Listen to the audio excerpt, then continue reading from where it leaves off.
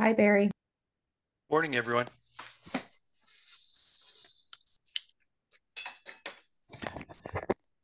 Oh,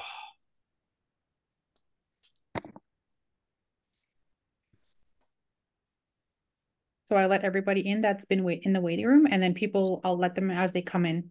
I'll just allow them in. Okay. Okay. Yay. So do you want me to get started? Perfect. So Dunjay, welcome to the 2024 Northern Links to Learning Virtual Forum. My name is Medea Alatini, and I'm zooming in from Whitehorse. So Dunjay, ING Medea, Shun Kajat EJ. I'm from the Crow clan. Kluan Man Kai Kweche. So I'm from the Kluani area here in the Yukon. Kwanlin Yunin J. I live here in Whitehorse. Ama Gudia Uye. My mother is Mary Jane. Ata Ken Wilson Uye. My father is Ken Wilson. Asua Tutlesen Uye. My grandmother is is Lena Johnson. And Atia Fred Chambers Uyena, my grandfather was or is Fred Chambers, and he's passed now. So just introducing myself traditionally as a Southern Shoshone woman from Kluane country, Kluane First Nation here in the Yukon, and I am zooming in from the shared traditional territories of Kwanlin Dun First Nation here in Whitehorse and Ta'an Quechan Council, also here in Whitehorse, Yukon. So pleased to be able to MC or let you guys facilitate this conversation today and get you guys through a very important agenda and update you on a lot of work that's been going on through Can Do. Um, I wanted to acknowledge that all of us are coming from different traditional territories.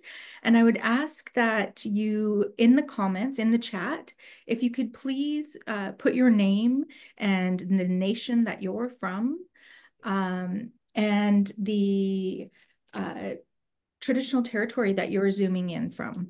That would be much appreciated, and we can all get to know each other. One of the other things that I'd ask people to do is put their full name into their identifier on the Zoom. A lot of you do not have your images on when your camera's off. So if you could please update, I think you just click where your name is, and there's an ellipses, 3 dots that show up in the top right-hand side, and you can update your name. And if you could put your full name and maybe the organization that you're with so that we can identify you as a speaker, call on you if that's necessary. Okay. So we've got people from Yellowknife, Coast Salish territory, Osongees in Victoria, Esquimalt, um, Treaty 5 territory. Nice. Alberta from the UK. Oh, work a lot in Alberta. Wonderful. Nice to see people from across the country. We do have an elder that is going to be joining us, I believe. Patrick Lightning. Okay. Is it Rick or Patrick? Rick's fine. Okay. Um, did we meet at James and Ashley's wedding? Yes, we did. How are you? I'm good. I just gotta answer the door real quick. I'll be right back. Okay. All right. Indian country is so small. I'm like, I know that guy. Uh, Wonderful. So Rick is going to do our opening prayer. Um, Thank you guys for all putting your names in there. If you have any trouble updating your name, I think Tara, as the host, can update your name. And if you want to send her a message directly. See some familiar names. Hi, Ethan.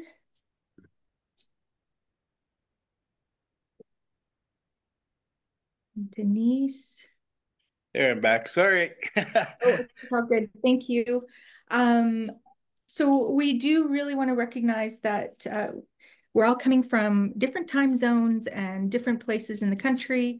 And Rick is going to get us started in a good way and set our intentions with an opening prayer. So I think you can all, if you can, turn your camera on and participate. I urge you to stand up. I'm at a standing desk, so that's good. Okay, go ahead, Rick. Tatamihin have mi katakis kami na ano ta. Tagakis ka o ta pisan pesagewet. Papa mas kasigason, paska mas tusawas sekta utsian. Mas katiwino kanitaisino. My name is White Bear. I come from the Buffalo Trail family, and I come from the Bear Hills people here in Musquetees. And it's another beautiful day. And it's always good, like this, I always tell people, we don't realize when we get up in the morning and our feet touch the floor, that's the beginning of our day ceremony. In that day, people live, people die, people get married, break up, babies are born. All these things are amazing things happening in that day. And then we don't realize how important each day is. We just take days as we get up. Oh, another day, but every day is so important. And when you get older, you realize how more important the day is, because you get up to see, and you get the Creator gives you another day, and we give thanks to have that day. As you get older and older, each day becomes more important, because that's the time you have to spend with your family and to create memories before you leave this physical world. So that's something I want to share today about what day it is. I'll say a short prayer and a blessing song, and then for everyone across the land on Mother Earth. We talk about Turtle Island a lot. I hear that, but I think we need to expand to Mother Earth, to the people around the world that's out there. Because in our prayers, we say Mother Earth, and we always refer to her as that, as our mother. And that we need to bring that back, and say that in our prayers, even in general discussions. Instead of Turtle Island, we need to talk about Mother Earth, as all of us are on that. So that's something I wanted to share this morning. Ano tawi ma se wasiet. Kami na nas kami na minigis kami na. Hawa pati ni tayo sila ko sa kamaskinan, wistawa pagsitas giyamyo sa nano sa mapigskweta mo. Wat nan mawana ito mon sexuan. Mi inan kwes wapatama, kwes petama, kwes pigskwaya. O mata, pagsita, was ka maskinan, o ni tayo sino, peto tetsikota, wistawa giwe no te skate mo. Agwama skate mo, gigiweta mo. Ago, wigawa, askiwa. Ako magkwetsem no tawi ma sewas yan. Sawayim na, tamaga mewan na, no tawi ma sewas yan.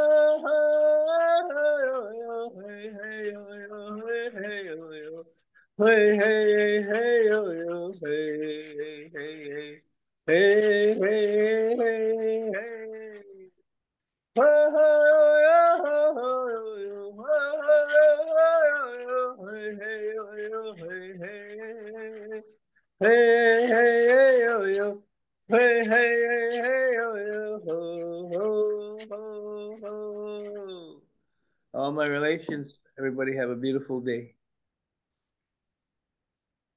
Sheesh, thank you, Shothan. That was so good. Thanks. What a good way to start our morning.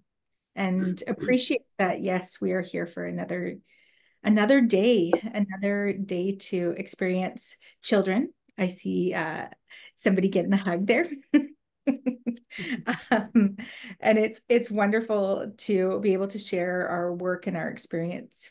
Again, thank you so much, Rick. Really appreciate seeing you again. That's so nice. And we get to celebrate that James and Ashley are having a baby. Yay.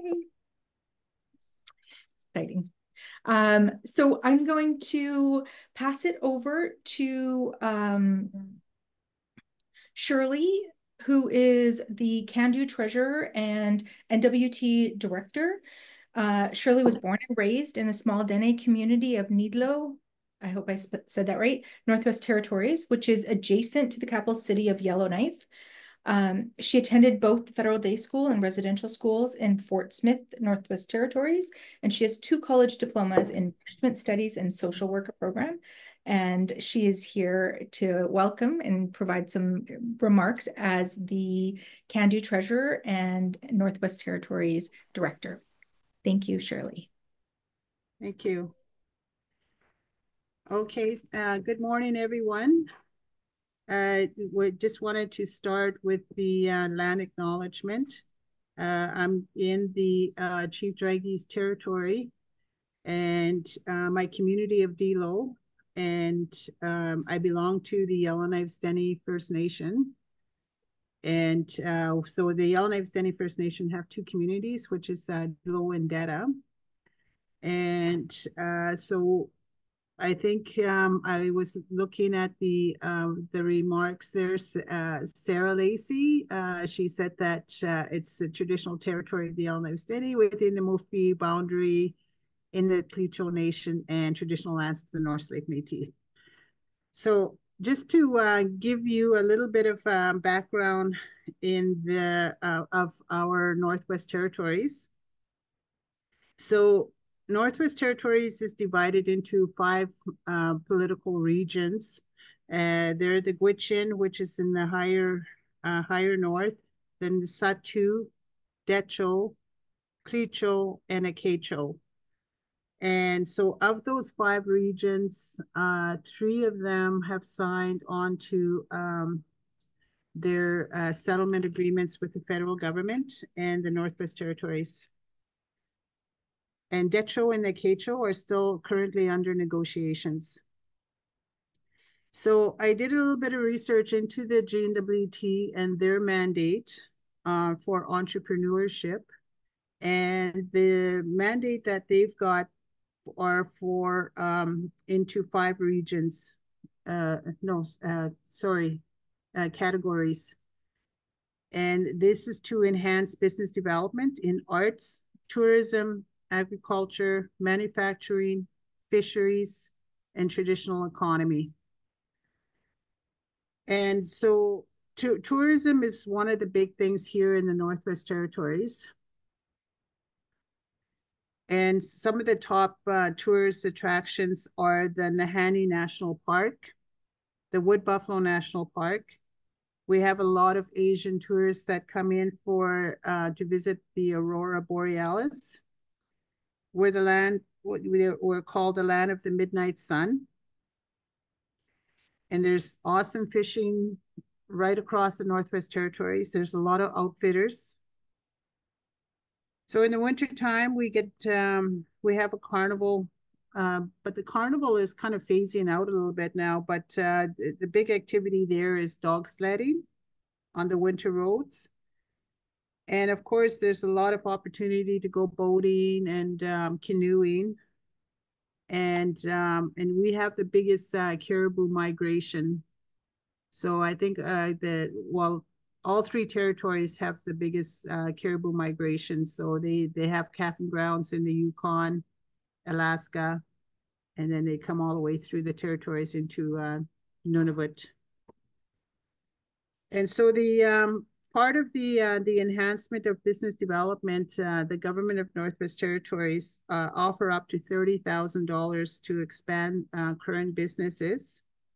and up to 25,000 to advance research or product development. On the board that I sit on with the Acacho Business Development Corp, we fund small businesses, and a lot of small businesses have asked for top up on their current loans to expand or to buy capital, some products. And so one of the business opportunities that Aboriginal people have always been involved in have been in fishing, hunting, trapping, harvesting. And so, and the other big economy in the Northwest Territories is the mining sector. We have 3 diamond mines in Northwest Territories. And in those diamond mines, they have what they call the impact benefit agreements with the First Nations. And part of that impact benefit agreements, they have business opportunities.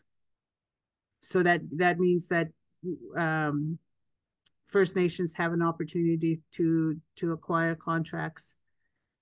With the Yellowknife Dene First Nation, we have what they call an evergreen contract, meaning that we have a contract for the life of mine for housekeeping and catering. And I believe there are other contracts that the other First Nations also hold, which is site services, catering, and we also have an opportunity for our First Nations to teach their cultural knowledge to the remote workers. So we have it's a fly in, fly out remote sites for the mines. And part of that is that we share our traditional knowledge with the fly-in workers they come from all over the world, right across Canada. So in territories, I think the other big industries are, of course, the government of Northwest Territories. They have the biggest employee base. We have the schools and the justice system, and the healthcare, the hospitals. And part of the traditional economy are people actually sell a lot of their arts and crafts, like mucklucks, fur mitts, moccasins, earrings, purses. And a lot of our people actually still retain their language. And we have 11 official languages in the Northwest Territories. And every time an elder or someone that English is their second language, they offer the interpretation. So you have an interpreter right at the hospital that can provide you that service. It's not only at the hospital, it's at the schools, it's at the justice system as well. So thankfully, we still have our language, which is pretty strong. And a lot of people did lose their language through the residential school, which I did when I went to residential school. I went to residential school when I was 5 years old until grade 6. So, but my mom and dad were traditional hunters and trappers. The English was their second language. So I had to speak to them in the language for sure. So I just wanted to say that the Aboriginal people have a long history of being self-sufficient and self-reliant. I read a few books about when Yellowknife was first starting in 1930s and 40s. They have a diamond mine here, and that's how the Yellowknife city started, was because of people coming up here to do prospecting for the diamond, for the giant mine. And there's a book called The History of Yellowknife, and there are some stories in there about Aboriginal people actually providing a lot of country foods to the prospectors and their family. So they were their earliest entrepreneur for sure. And like, you know, of course there was the fur trade, but just recently here in Yellowknife, it was a lot of people that were providing caribou meat and fish and ducks and all of that kind of stuff for a lot of people that were just starting to live here.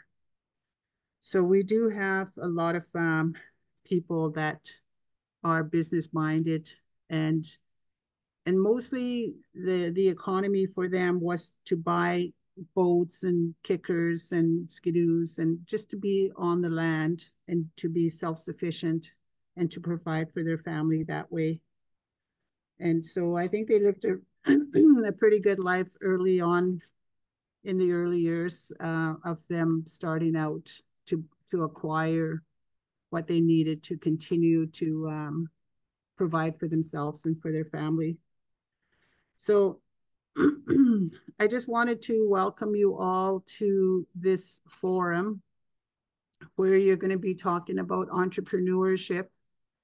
And there are a lot of opportunities that we have. And what I wanted to say was that as part of the Truth and Reconciliation that is happening in Canada with the First Nations people, is that government needs to open the door for Aboriginal people to take on a lot of the government contracts. And as part of the reconciliation process, that they need to build capacity in the community, and they and they need to provide the business opportunities. And part of, you know, there's so much that the government can actually piecemeal out their contracts so that it could go down into the community at the you know, for the average person in the community to take advantage of some of those contracts. They don't need to be massive contracts. They can break it down, because the reason why I say that is because I worked with the diamond mines here in the Northwest Territories, and they always gave out huge contracts. And a lot of the feedback from the community was that you need to break those huge contracts down so that we have an opportunity to bid on some of those contracts. And so some of them are like the,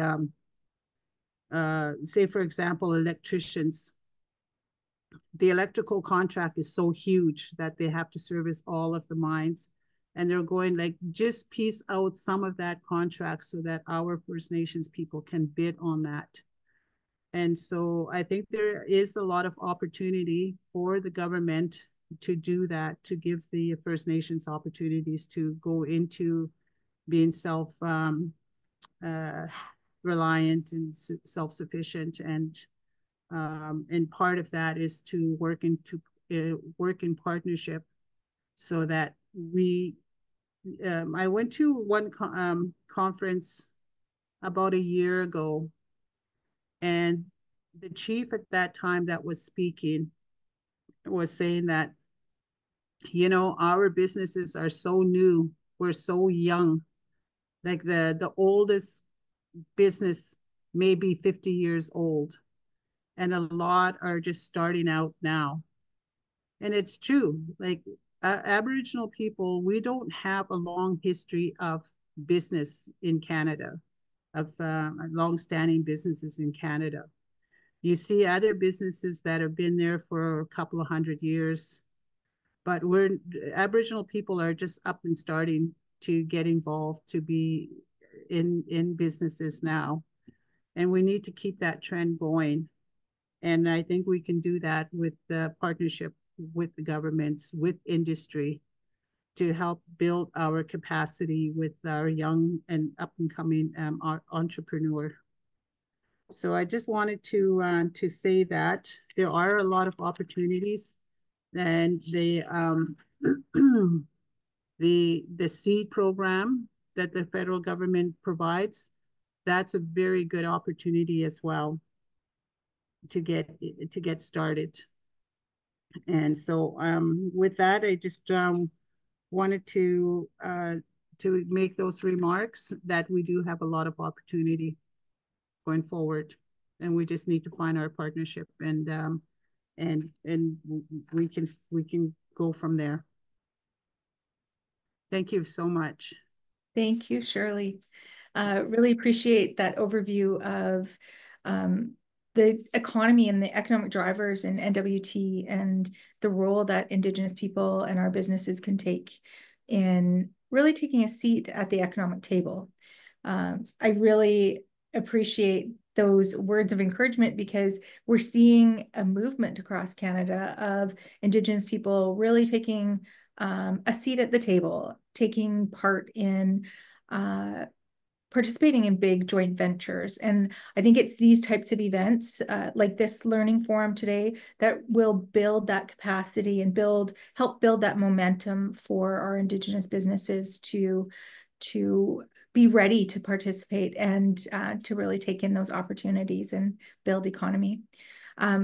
So I'm going to run through the agenda, but I think one of the, reflecting on the comments that you made, Shirley, I'm just going to put a item in the chat for people to respond to, our question around the economic drivers that you're seeing for Indigenous peoples in the regions that you're working in, because I think that's one of the things that we can all offer is participating in events like this, but seeing what are those opportunities in the other regions across Canada, because it's big. We've got such a big country, and it's our governance systems are so different in all of our communities. And even though we have some same taglines, I'm like, Yukon, I thought we were the land of the midnight sun. That's awesome. So I put that in there. If you guys can just reflect on what those economic drivers are for your community. Thank you for joining us, Shirley. I see that you have a board meeting that you have to run to. Yes. I'm Thank you so much. I'm going to quickly run through the agenda and just a couple of logistics. So the Northern Links to Learning virtual forum is an opportunity to really offer, deliver dynamic technical training for First Nation economic development officers and land managers to enhance their ability to undertake successful land and economic development ventures. This is going to be recorded, so each of these sessions will be kind of discrete sessions that can be added to the website later or shared later. So we'll treat each of these sections as discrete sections and learning opportunities. So with that, we do have a little bit of time to ask questions at the end of each of the sessions. So I really encourage you to write down your questions as you're witnessing the presentations, and use the hand up icon at the bottom. So it's part of the, in Zoom, it is under the React, if your Zoom is updated, and the menu bar at the bottom, and there should be a item that says raise hand. And after you ask your question, you have to lower your hand. It doesn't automatically do it for you. So there's that. There are some door prizes that are going to be offered. So your attendance today puts you in the draw for a $500 gift card. And I'm not sure what the gift card is for, but it's $500 gift card. And there's also a $100 gift card draw for completing the evaluation. So at the end of the session, if you could please complete the evaluation, and I believe Danielle or Tara will be distributing that for individuals, your name will go into a draw, and we'll hopefully have the draw for the $500 gift card at the end. So you have to be here to win. Yay. We will have our speakers share their screen, and I believe Tara is our technical person. Yay. Yeah. And we have the one lunch break at 12 o'clock Mountain Time. And it's only a half-hour break, but please feel free to just go to the bathroom and do what you need to do during throughout the sessions. And I'm going to quickly run through the agenda. So we have a session on technical writing, and that will be presented by John Johnstone. So that's going to be one of our first presentations.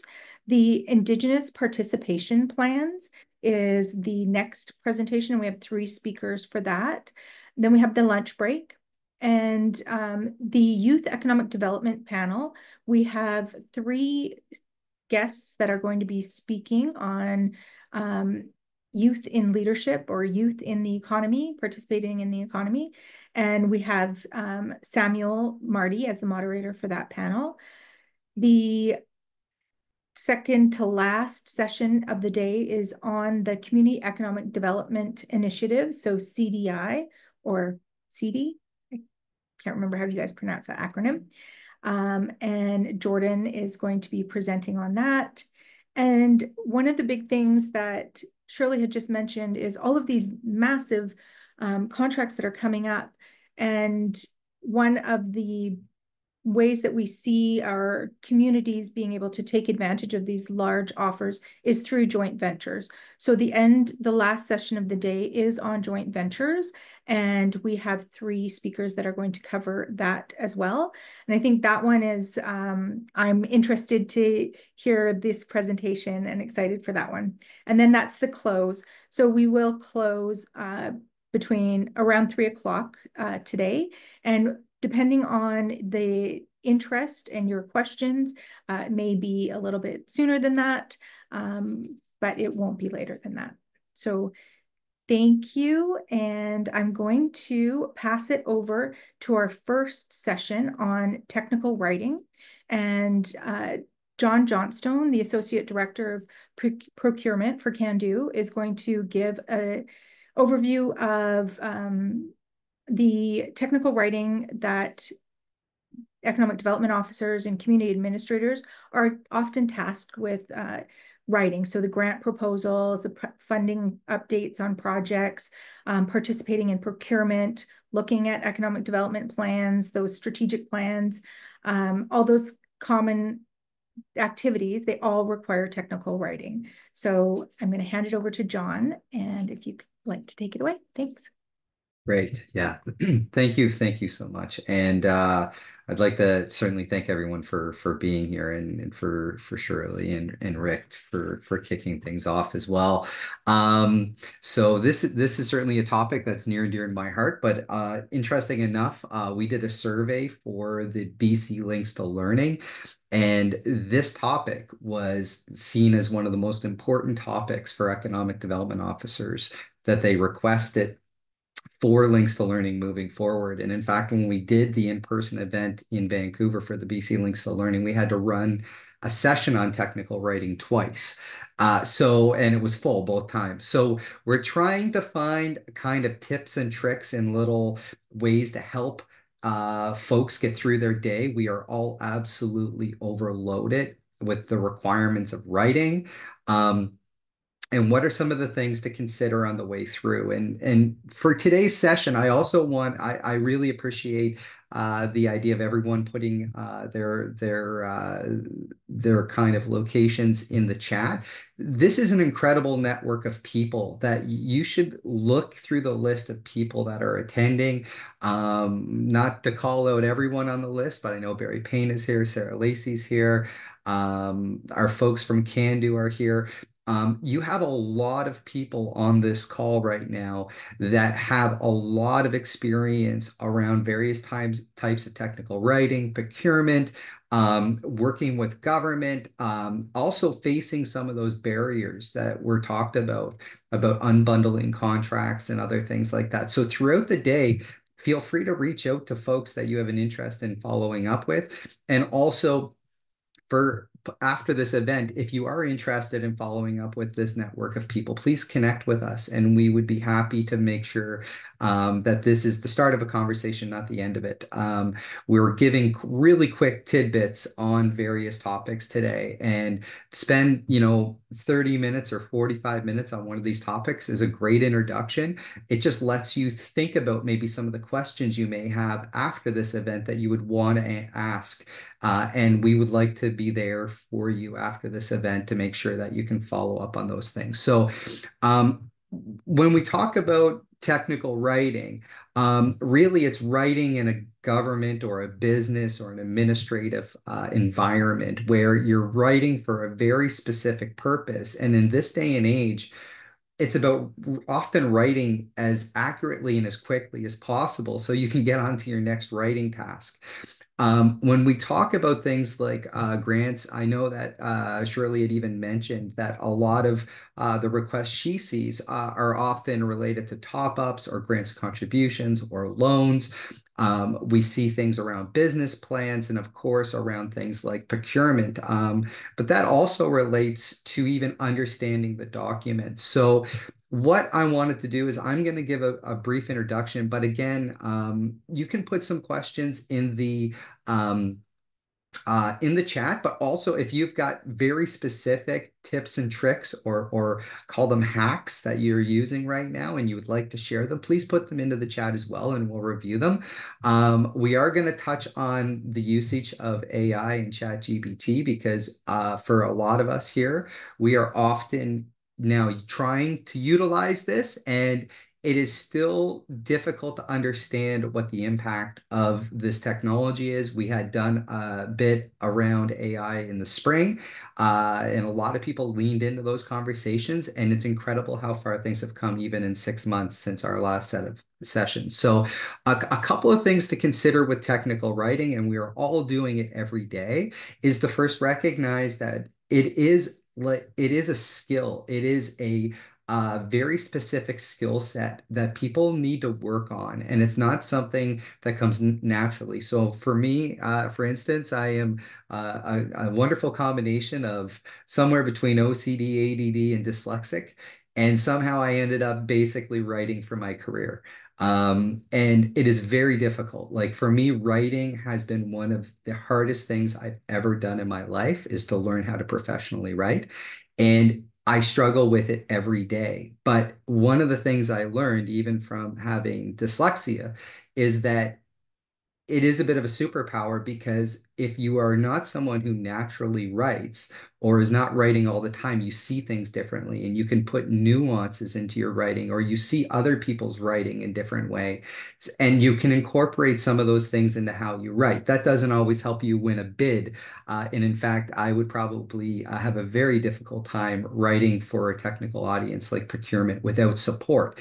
And I think that's one of the biggest things about technical writing, is that you don't have to do it yourself. You often will do it in a team. You'll have people reviewing what you're doing. I certainly, in my experiences, have used a lot of different tips and tricks, such as even using different formats, printing things off, using things as PDFs. But what I usually do is I start with a process of organizing my thoughts, reviewing why I'm writing, and starting to look at some of those elements on the way through before I even start the writing process. So why am I even writing, and what is the purpose? What is my goal? But what is my audience's goal?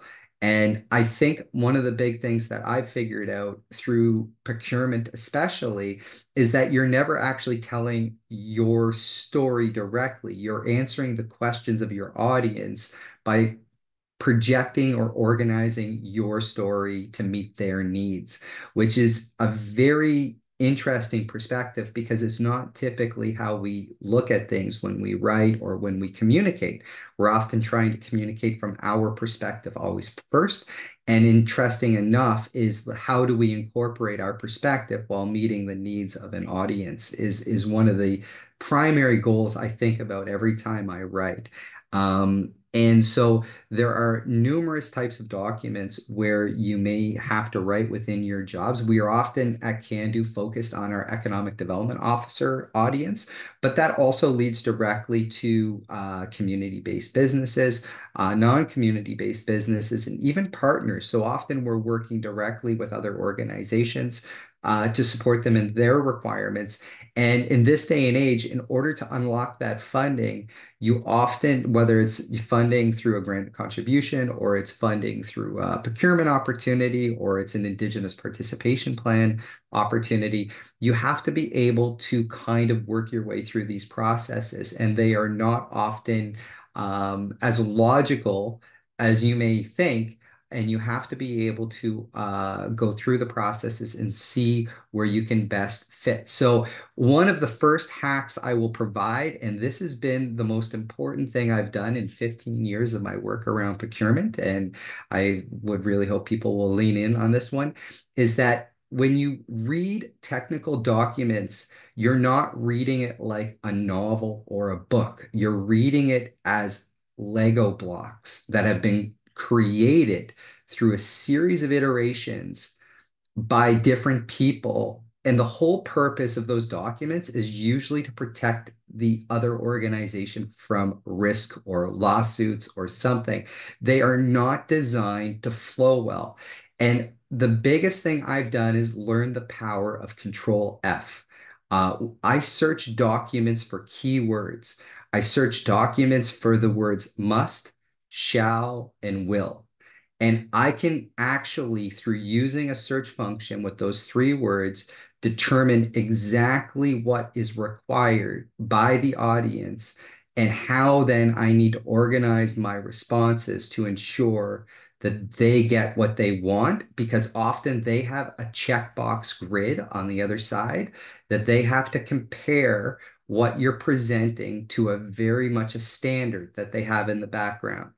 And all you typically have to do to get through this first gate of getting a connection point to that audience is ensuring that you can answer anything that says must, shall, or will within the document. And we'll talk a bit about some of the power of whether it's AI or other elements later, in the fact that there is now technologies that can help you with your Control F search to some extent, but these are still developing or maturing on the way through. So I want to stop there, and I'm just going to check with the chat function. And I would like to also ensure that, oh, and then we actually, okay, thank you for putting that in.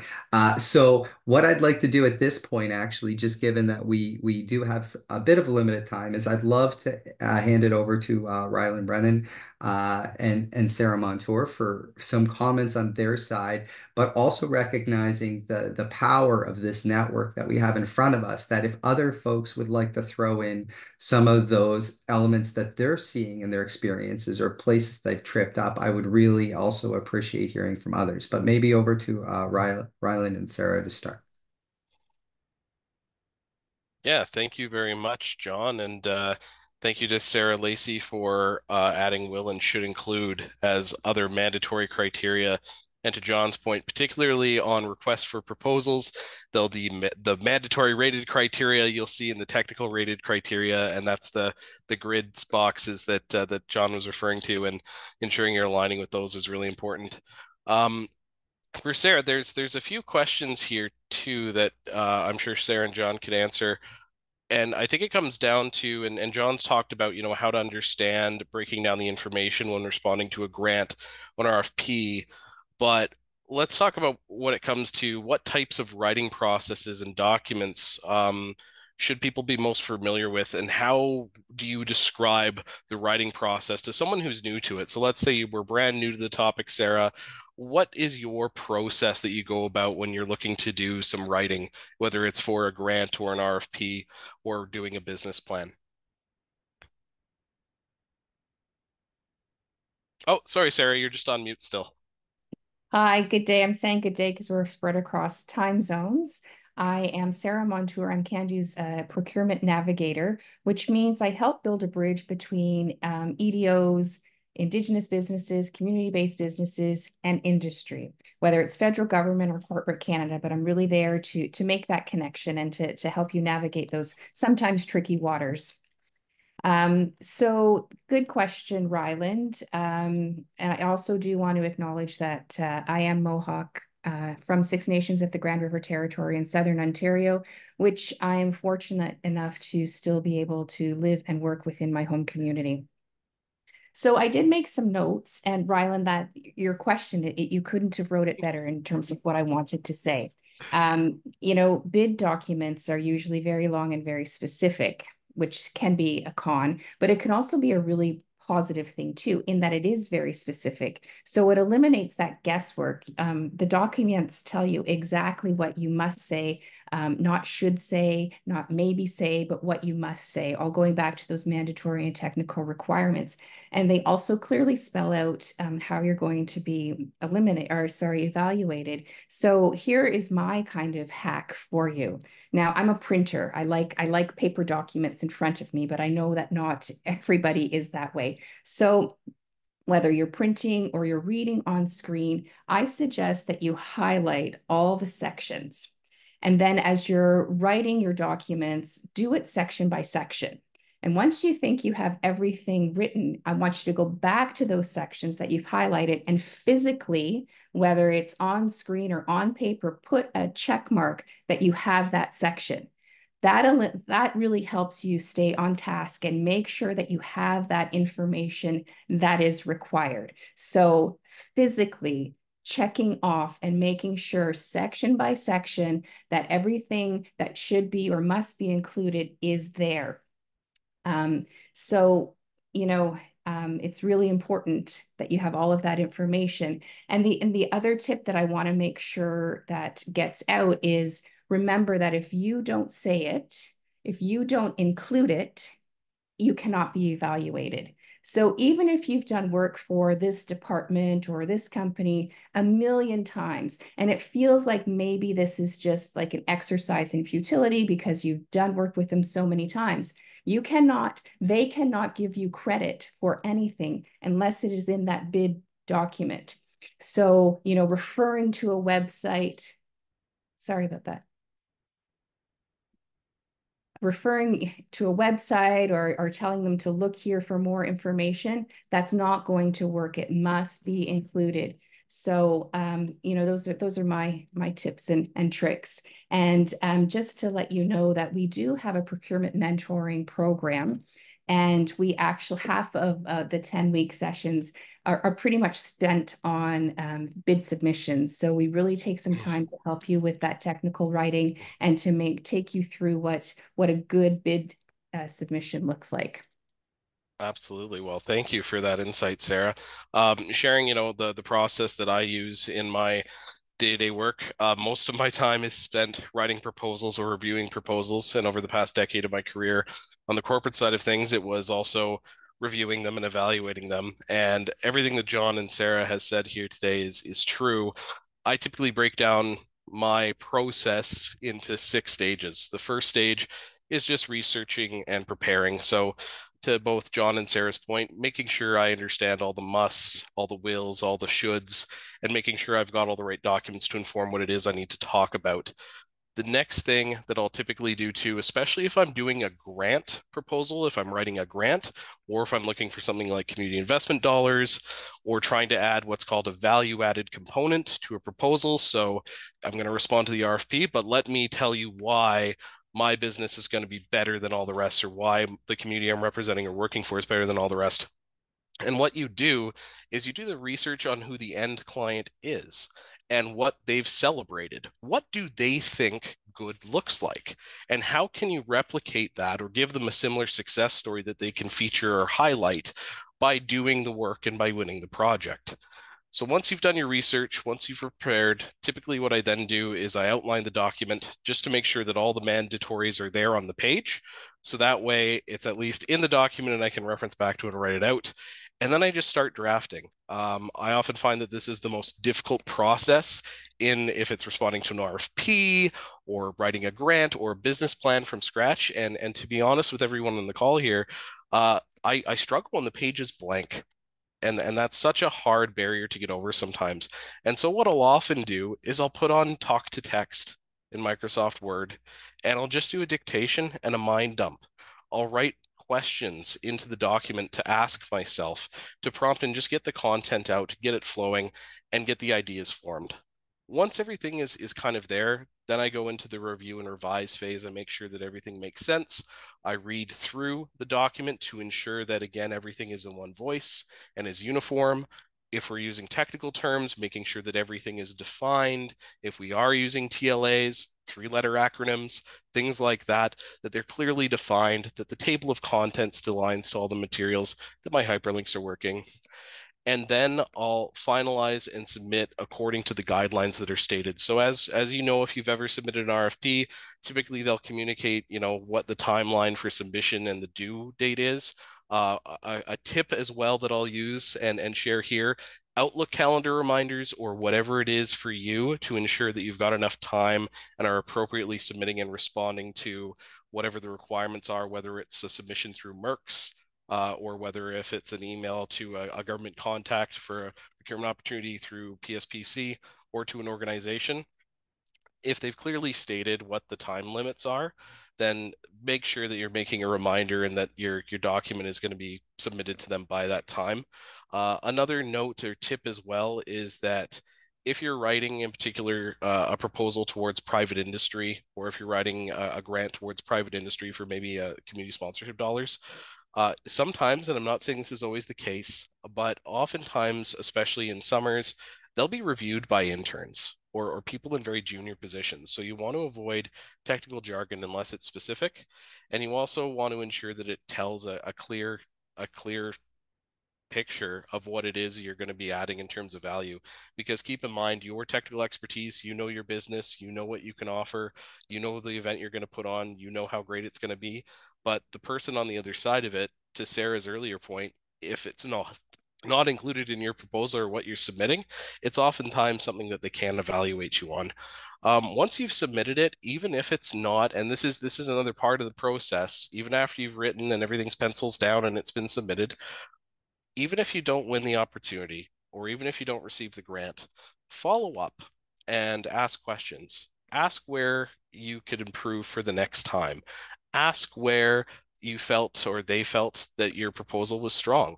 Start building a rapport and to better understand the business needs outside of this single opportunity, because you never know what ancillary opportunities might come along or when the next time for business is. So, and that's often a part of the technical writing process that's left out, because people don't think, oh, well, that's not writing. But the reality is, knowing your audience is such a key component to technical writing that to not take advantage of that opportunity for interaction, it's just negligent. And it's something that you can do to ensure that you're writing stronger the next time around. But those are basically the 6 steps. You've got research and prepare, outline the document, start drafting, review and revise, finalize and submit according to the guidelines, and then do a courtesy follow-up after the deadline for submission. Great, yeah, and thank you, Ryland, for that. And a couple of things that Ryland and Sarah touched on that I think are really important are how to get past the blank sheet of paper, how to get things moving, especially given that a lot of these, whether it's an RFP or it's a grant or contribution, someone sends you something and you're like, oh my God, this thing closes in 2 weeks. What am I going to do? It is actually exactly what we should apply on. It is exactly in the wheelhouse of our organization or our community, and I have no time. And it's kind of like trying to convince yourself to go to the gym or go for a walk or something like that. It's a very similar type of process where you have to get over the initial procrastination or the inertia of not doing something. And Ryland's point about the voice to text, again, like my kids are in school right now and they've struggled in some ways, and the the schools now are providing Chromebooks and saying, well, you don't have to write everything initially in your first draft. Get it down so then you can go back and you can write around your words. And that voice to text idea has improved so much in the last couple of years that it can help you beat back some of those timelines or those time pressures that you're facing. And one more thing about the audience before we move to a bit more into technology is when I think about the audience, I always envision the leader of that organization, whether it's a politician or if it's the CEO, standing at a podium announcing my project. And I think about what they are going to say and what is going to make them feel important. And then I try to ensure that that messaging is wrapped around whatever I'm submitting. I basically write the executive summary for any submission as the speech. That's what I do. So I am like sitting back saying, I write everything, I do the proposal, I check all the boxes Sarah talked about and go through that process. I use the steps that Rylan has talked about to kind of get everything moving and to have a systematic approach. And then I come back and I write the speech for an announcement as the executive summary. And when I do that, I know that the audience, the first thing they're going to read is hopefully something that makes them feel excited about my proposal on the way through. And that's kind of how I look at it. But one of the things, maybe shifting gears on this to technology and the concept of things like voice to text or others, is elements like ChatGPT. And there is a huge debate currently around this. It's probably a similar debate that happened when we received computers in school for the first time, or when we started using the internet, in the early 2000s. And, is it appropriate? What's happening with it? And I know myself and Ryland have had many conversations about using different technologies on the way through in our processes and how it can be used, but not abused. And what are the correct ways to do some of this? And where I've found elements like ChatGPT, first of all, is not ever putting proprietary information into any outside tool like ChatGPT. So you should never, ever be putting things into an outside system that provides proprietary or confidential information from your organization. So I say that right away. The second thing is that I've found that ChatGPT is very good for that getting off the blank piece of paper to provide some guidance or direction on what is most used or what are structures I could use to respond to something when I am not sure where to start. But I would never allow myself to submit something that I pulled directly from something like ChatGPT as a submission. It would never represent myself. It would never represent my organization. And in fact, you could end up in a place where you are misaligning your messaging or your requirement between yourself and your audience, because ChatGPT may act like it knows your audience, but it's really just anticipating what are the next things that should appear in a sentence, or what are the things that are most present based on the body of knowledge it's working off of. And it hasn't matured into a space where it has the capabilities of doing that yet. But we have used ChatGPT to get us started in some of our writing processes. And in fact, it's probably saved us the most time by just making sure that we started. But maybe over to Ryland to start, and maybe for others if they'd like to let us know about their experiences. But I know myself and Ryland have had lots of conversations about this. So over to you. Yeah, thank you, John. So yeah, and just to focus quickly here on ChatGPT as one example, there are a number of different AI tools that do the natural language generative text. But ChatGPT is one we'll chat about just because it's the most popular one, or it's the one that most people tend to be using these days. As John said, it is at the end of the day an AI language model that is trained on a large body of text from a variety of sources across the internet. and you can self-train it within the certain modules to store information in its memory to try and make it a little more accurate. The transformation algorithm is able to analyze and understand a large amount of data, such as text, and use this to generate text that is similar to human conversation. But that's the thing, is that it just does that kind of predictive language progression. And oftentimes, and I'll share a story here that I had with another client. I was brought in to help review applications for a posting that had gone on with a major corporation. And I started reading through people's resumes in the cover letters. And at about the third letter, I noticed a pattern. And that pattern was that all three of these cover letters started with the exact same salutations, the exact same focus on that they're great communicators and they're hard workers, and they've got, 10 years experience in this area of business. And wouldn't you know it, that the cover letters for all three of these applicants were the exact same. When we started going through it more, and I ended up having a discussion with the HR lead, um, is the amount of AI generated resumes and proposals that they're receiving are through the roof because people are putting way too much trust in the tool. I can speak to it as well from managing other projects. Some of the proposals that I've received or grant applications I've received in programs that I've supported there, all of the responses, because whatever has been plugged in to the ChatGPT model is the RFP package or is the grant application. And then it's the same structure every time because it's an algorithm.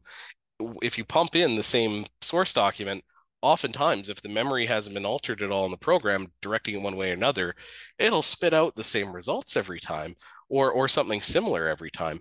And so as a result, when I was reviewing grants applications in the fall of last year, I saw the same pattern again. So again, if you're going to be using this tool, it's a good thing to get things started, or it's good to handle basic tasks. Where I find it most useful is plugging in calendar information. I put my calendar availabilities in and the times, and I ask it to print out windows where I can meet with people for half an hour or 45 minutes to discuss certain things. And it tells me what I need to do. If I need to figure out, where to look for additional information, it's a good glorified Google search tool. But in terms of trusting it to build out an application or to build out a proposal, it's honestly not at the level that it needs to be able to provide that nuance. And if you are using it as the benchmark to, just get words on the paper and get things started, what's important to note is that what you bring with your writing and what you bring in communicating the nuance of what it is that your business or your community or your organization can do, that's where the difference is going to be made. Because right now there are people that are, pulling as many proposals as they can or grant applications as they can, pumping it in ChatGPT, taking whatever it pumps out and submitting it. Where you're really going to shine is when you differentiate yourself from everyone there. And the biggest way you're going to differentiate yourself from everyone there is being authentic and speaking to what it is your business or your organization can offer. So that's where we're kind of at with ChatGPT. The other thing I will say about using it right now, just because it's an important conversation, is on the generative art side of things. Try to ensure that you're not using it to generate art, especially Indigenous themed or Indigenous stylized art. Try and support or use authentic Indigenous art where possible and whenever possible. It's been becoming more and more of an issue that we've seen recently in private industry, especially in some of the spaces I'm supporting there. And that is a feature that ChatGPT has of using different styles of artwork. So just a general reminder too, that when you're using the tool, it can be abused. And if you see others abusing the tool in that way, maybe have a corrective conversation about the harm that they may not realize they're doing when they go to an AI generative tool to try and create a piece of Indigenous inspired or Indigenous looking artwork rather than going and supporting actual Indigenous artists. Thanks, John. Yeah, great. Thank you, and especially on that point around art, Ryland, and anything that's intellectual property, is where that's a really important conversation. One piece, Ryland, I may love to hear from you about, and this is something that I've slightly experimented with, but at the same time, is it is the you just beat me to it, I think, and with the RFP into ChatGPT and the fact that you can actually have something like ChatGPT analyze a piece of work to give you some direction. And again, I think one of the key elements on this is to make sure that you're using it to create a potential path for yourself, but you're not relying on it. And not even fully relying that the must, shalls, and wills will be sifted out or mined out of that document. But Ryland, maybe talk a bit about the opportunity for an engine like ChatGPT to put a technical document into it in order to help you read and analyze it. Absolutely, John. So to the point in the chat there, yeah, it's a great tool to help build that framework and to get that understanding and give you something that you can read through to go, okay, it's saying that for this project, I need to have a project kickoff meeting to align with what the expectations are. That makes sense. Oh, my first step then is, doing a little bit of, research and analysis of what it is the client actually wants here. And let's say it's construction. Okay, maybe I need to do a schedule and need to get involved with ordering the right materials for the job site, and then I need a checklist of what all those materials are that I'll need for the job site and what the order lead times are for those materials. Okay, that all makes sense. So let's say ChatGPT, you put in the RFP and it gives you that framework. That's fantastic. Again, you don't want to be putting proprietary information in there, so you don't want to say, hey, ChatGPT, make sure that we're using, John's lumber for when we're procuring lumber on this project, because that's your proprietary information on what the preferred supplier you'd be using and bringing forward into it is. The other thing that you want to ensure is that it's right size fit, because sometimes what AI will do is it'll build you out these very elaborate and big frameworks that, again, you're going to have to perform to if that's what you've said in the proposal. So to John's earlier point about ensuring that it is actually what you're writing down and what you're proposing is fit to service. Does this actually meet the need? And you as the subject matter expert are going to know that the most. Sometimes what ChatGPT will propose as frameworks might be the best practices. So they may suggest that, okay, in this project to ensure that delivery is on time and delivered with quality, we're going to do weekly touch base meetings with the client that are going to be established, and we'll be doing meeting summaries after each meeting to ensure that we're staying on task and aligned. The reality is that if the project is only a month or two, that might not be a best use of your time or the client's time if it's not specified in the RFP. But because it's the best practice from the large language model that's pulled off the internet to ensure that you're meeting regularly to push projects forward, it's going to put that in your framework. So again, it's that reminder to ensure that you take whatever it is that ChatGPT puts it out, review it in a common sense assessment to what it is the actual ask is, and if what it's proposed as a framework makes sense for what your business or community or organization can deliver to, and then adjust and personalize as appropriate. Yeah, great. Thank you for that. And maybe just with a couple of minutes left, if there's anyone else that would like to share an example or an element, I know Barry's been putting some stuff in the chat as well. Maybe Barry, I don't know if you have a couple of comments you'd like to add in as someone who's been on both sides of this coin. Please feel free. And others, if you have a point, please just let us know or raise your hand. Thanks, John, because I was just typing and it'll take me forever to finish what I was going to say. Two-figure typist. Something I actually like to talk about now that I'm on this side, I kind of been following the RFP process. A lot of what you're talking about was a little bit outside of my space. I was mostly involved in goods, and so that's why I threw in the specs and things like that. Something I actually and it comes from personal experience is people don't realize RFPs, when they put them together, the contracting people, it's put together based on the knowledge they have on hand at the moment or information they've been able to put together. And a good example of this is when I was in the office furniture business, Department of Foreign Affairs in particular. When I first approached them, they didn't know who we were. They actually had a different company, a manufacturer out of the U.S. who was there, held the contract. And we started out slow, like low dollar value, getting into the department. And so over a couple of years, actually 3 years in particular, they got to know we existed. They got to know about our products. They got to know like all about us. And when the RFP came out again for 3 years later, they knew we existed. And they when they put the specs out, it was open enough for us to be included to bid. So I always say they don't know what they don't know, right? And that's why it's important, I believe, to, I hear these things, well, an RFP, when it comes out, it's pretty much pigeonholed.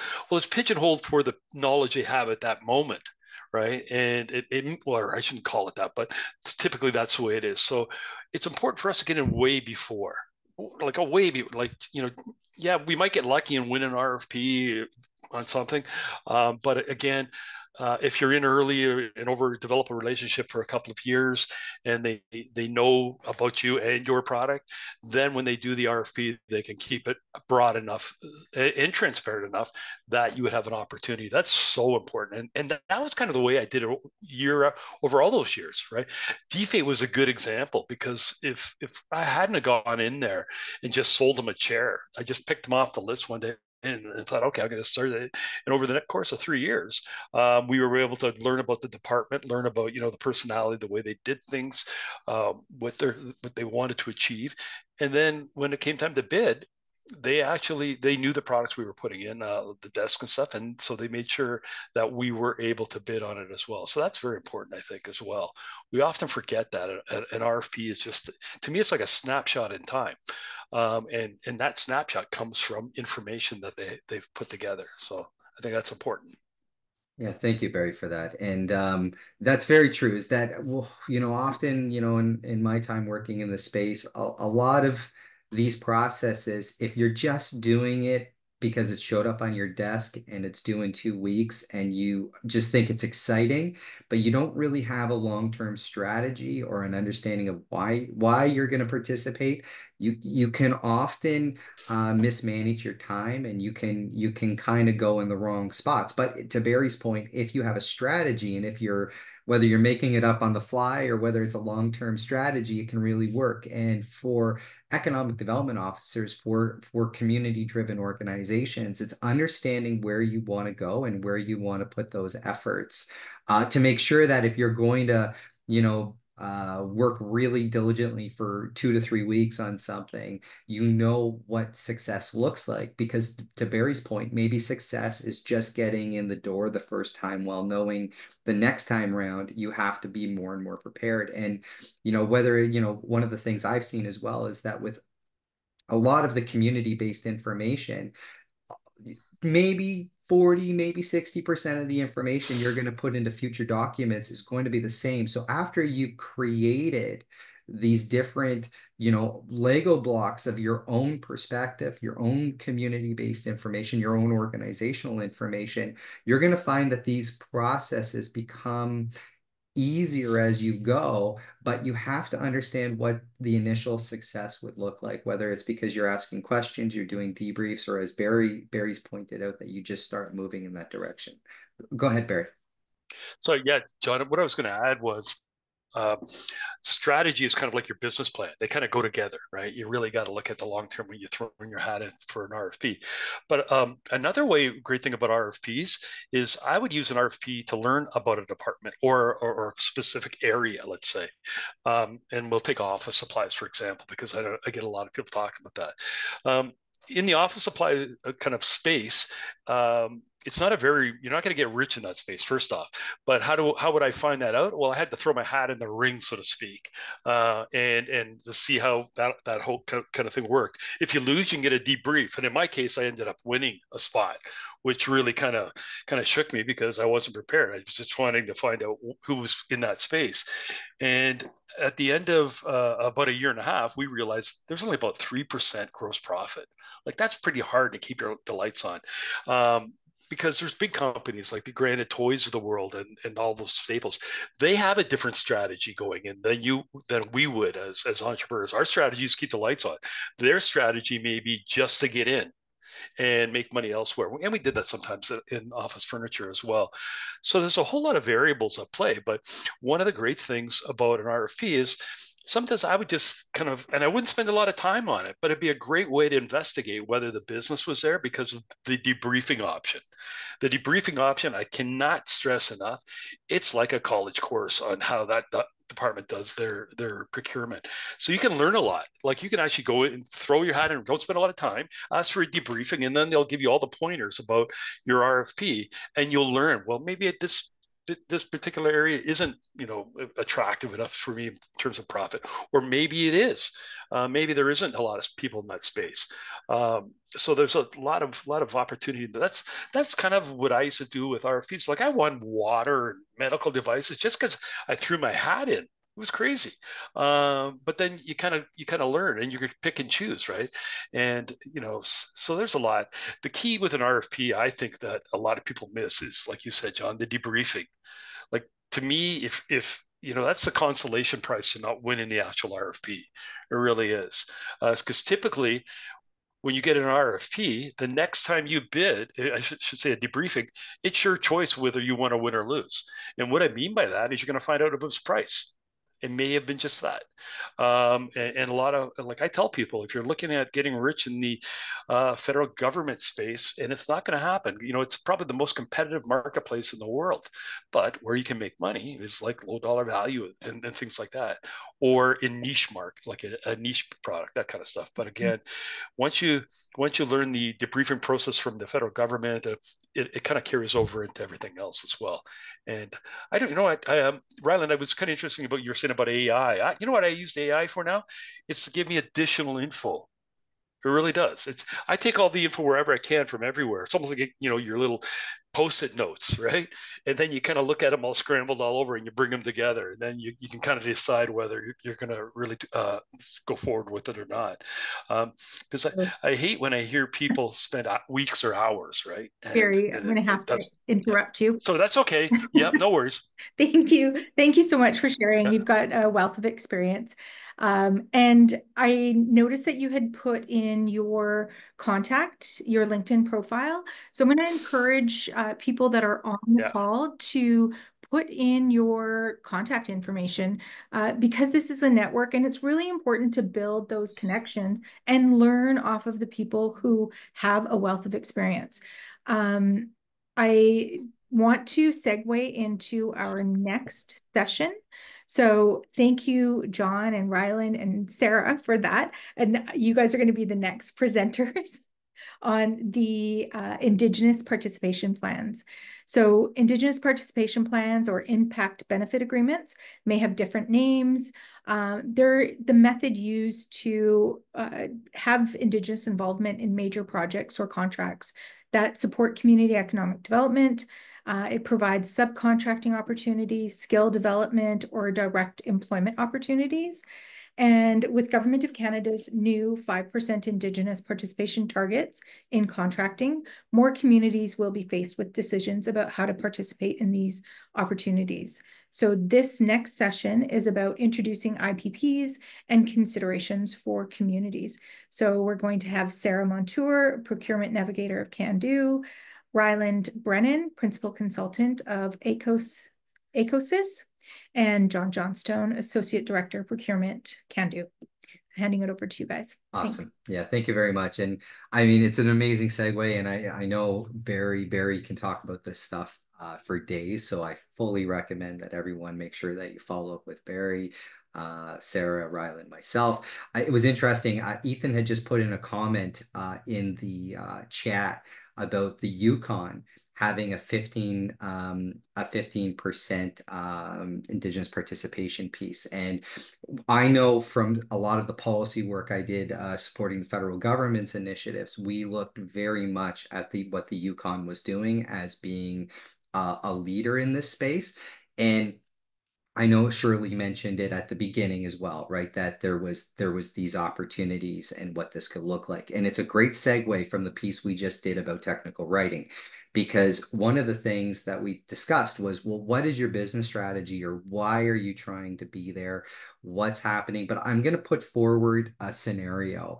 As an economic development officer working in a community already faced with many challenges. You're sitting in your office and an email comes into your inbox or the phone rings, and it is a prime contractor, not necessarily a level of government, but a prime contractor saying, I'm about to bid on this piece of work. There is a 5 to 15% Indigenous participation requirement within this process. Your community is specifically one of the communities that has an opportunity here. What do you want to do? And you're sitting there as an EDO in community, and you've never heard of this. You may not even know what an Indigenous participation plan is. You may not have any idea about what that opportunity is, even if there was proper consultation done on it. And now you're sitting there being like, oh my gosh, what do I do? And basically, for the next 45 minutes, we're going to try to answer some of those first, what do you do questions. We're not going to dive into an absolute look at this. And in fact, Candu is developing a full links to learning session that would be multiple hours to look at Indigenous participation plans. And another segue, we're also looking at one for joint venture. So with this afternoon, we won't be able to answer all of your burning questions about JVs as well, but we're working towards that. So, but this is not whether you're the EDO or whether you're a business leader. Also, businesses would be contacted by those primes, because if the prime businesses have access to business lists, which they will, or through the community, there may be a very short opportunity to figure out how community-based businesses, the community itself, or non-community-based businesses could participate in some of these opportunities. So what I'll do is I'll just introduce the topic, and then I'm going to hand it over to Ryland and Sarah. So we just put this slide in for everything to let you know Candu exists and that we're also here to support you. And even after this session, if you've got questions or you're trying to find someone who was presenting and you can't find Ryland or Sarah or Barry or anyone else, you can contact us through Candu and we'll make sure we get you the information, because this is the most important part of what we're doing, is connecting you to the work. Okay, on to the next piece. So what is an IPP, an Indigenous Participation Plan? And what I'll do is I'll just go through this slide first and then move through it. But it's really, when we're talking about Indigenous Participation Plan, that's the Government of Canada's wording that they're using to describe benefits that would go specifically to Indigenous communities or Indigenous businesses to increase participation, which is the whole purpose of why we're doing this work. It can basically look at a number of elements that will be talked about through this session, but the big thing is how do you respond as a community? How do you respond as a business when you're faced with these opportunities? And the number one thing I will say as we're going through this is you don't have to do anything in that moment. You need to gather your information. You need to seek feedback. You need to discover what the actual economic plan is for the community. And the reason I'm going to say that is this scenario is that someone comes forward with a construction project that is just on the edge of a traditional territory that looks valuable. And let's say the community's like, well, we haven't really seen this before. Let's go for it. It looks good. It looks like a great opportunity. And the community then decides, and the community businesses decide that they're going to invest their efforts in this project without thinking about, is it fully within the direction the community members want to go in. You decide to do it, you invest all your time and energy in this project, and 6 months later, another IPP shows up that was absolutely in your wheelhouse. It would have provided so much for the whole community, from youth to elders to businesses, but you've now invested all of your efforts in another project that may be of lower value. And the idea is to make sure that you take the time, even if people seem like they're rushing, to stop and make sure you're doing things that are in the best interest of your community, in best interest of your businesses, and the best interests of your future opportunities, for the whole process, which involves the community-based decision making, relationship building, not only necessarily with the prime contractors, but why you didn't hear this from government first, who are the government advocates that are looking in the space.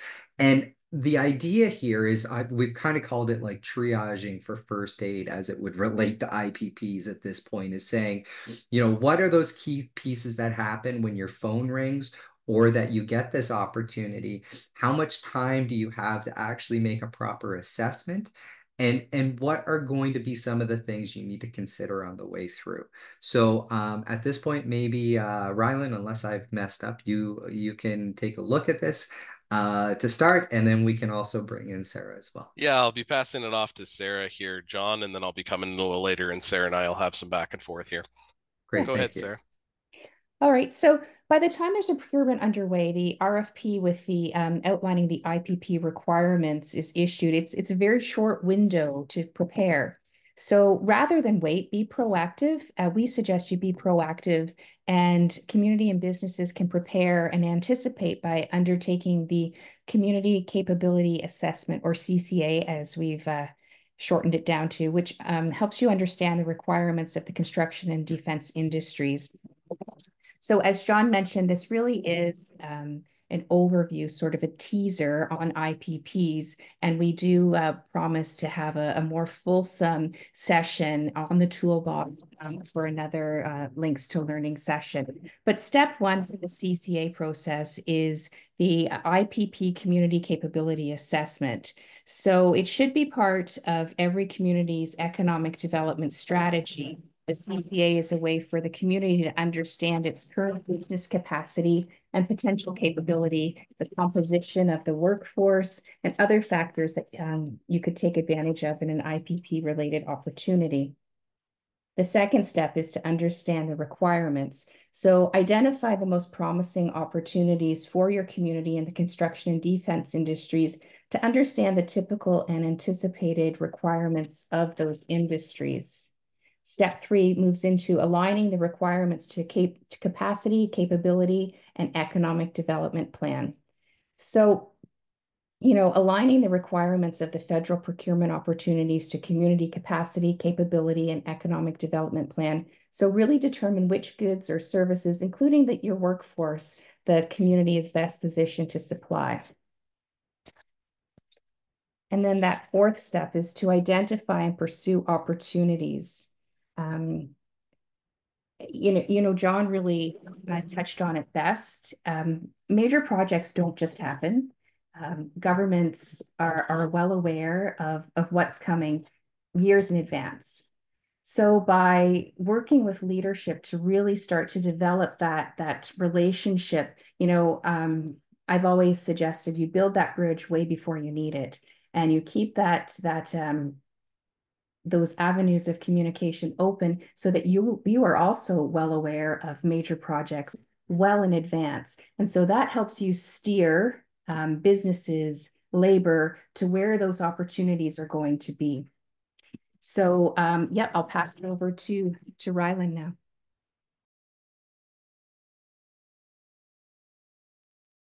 Thank you, Sarah.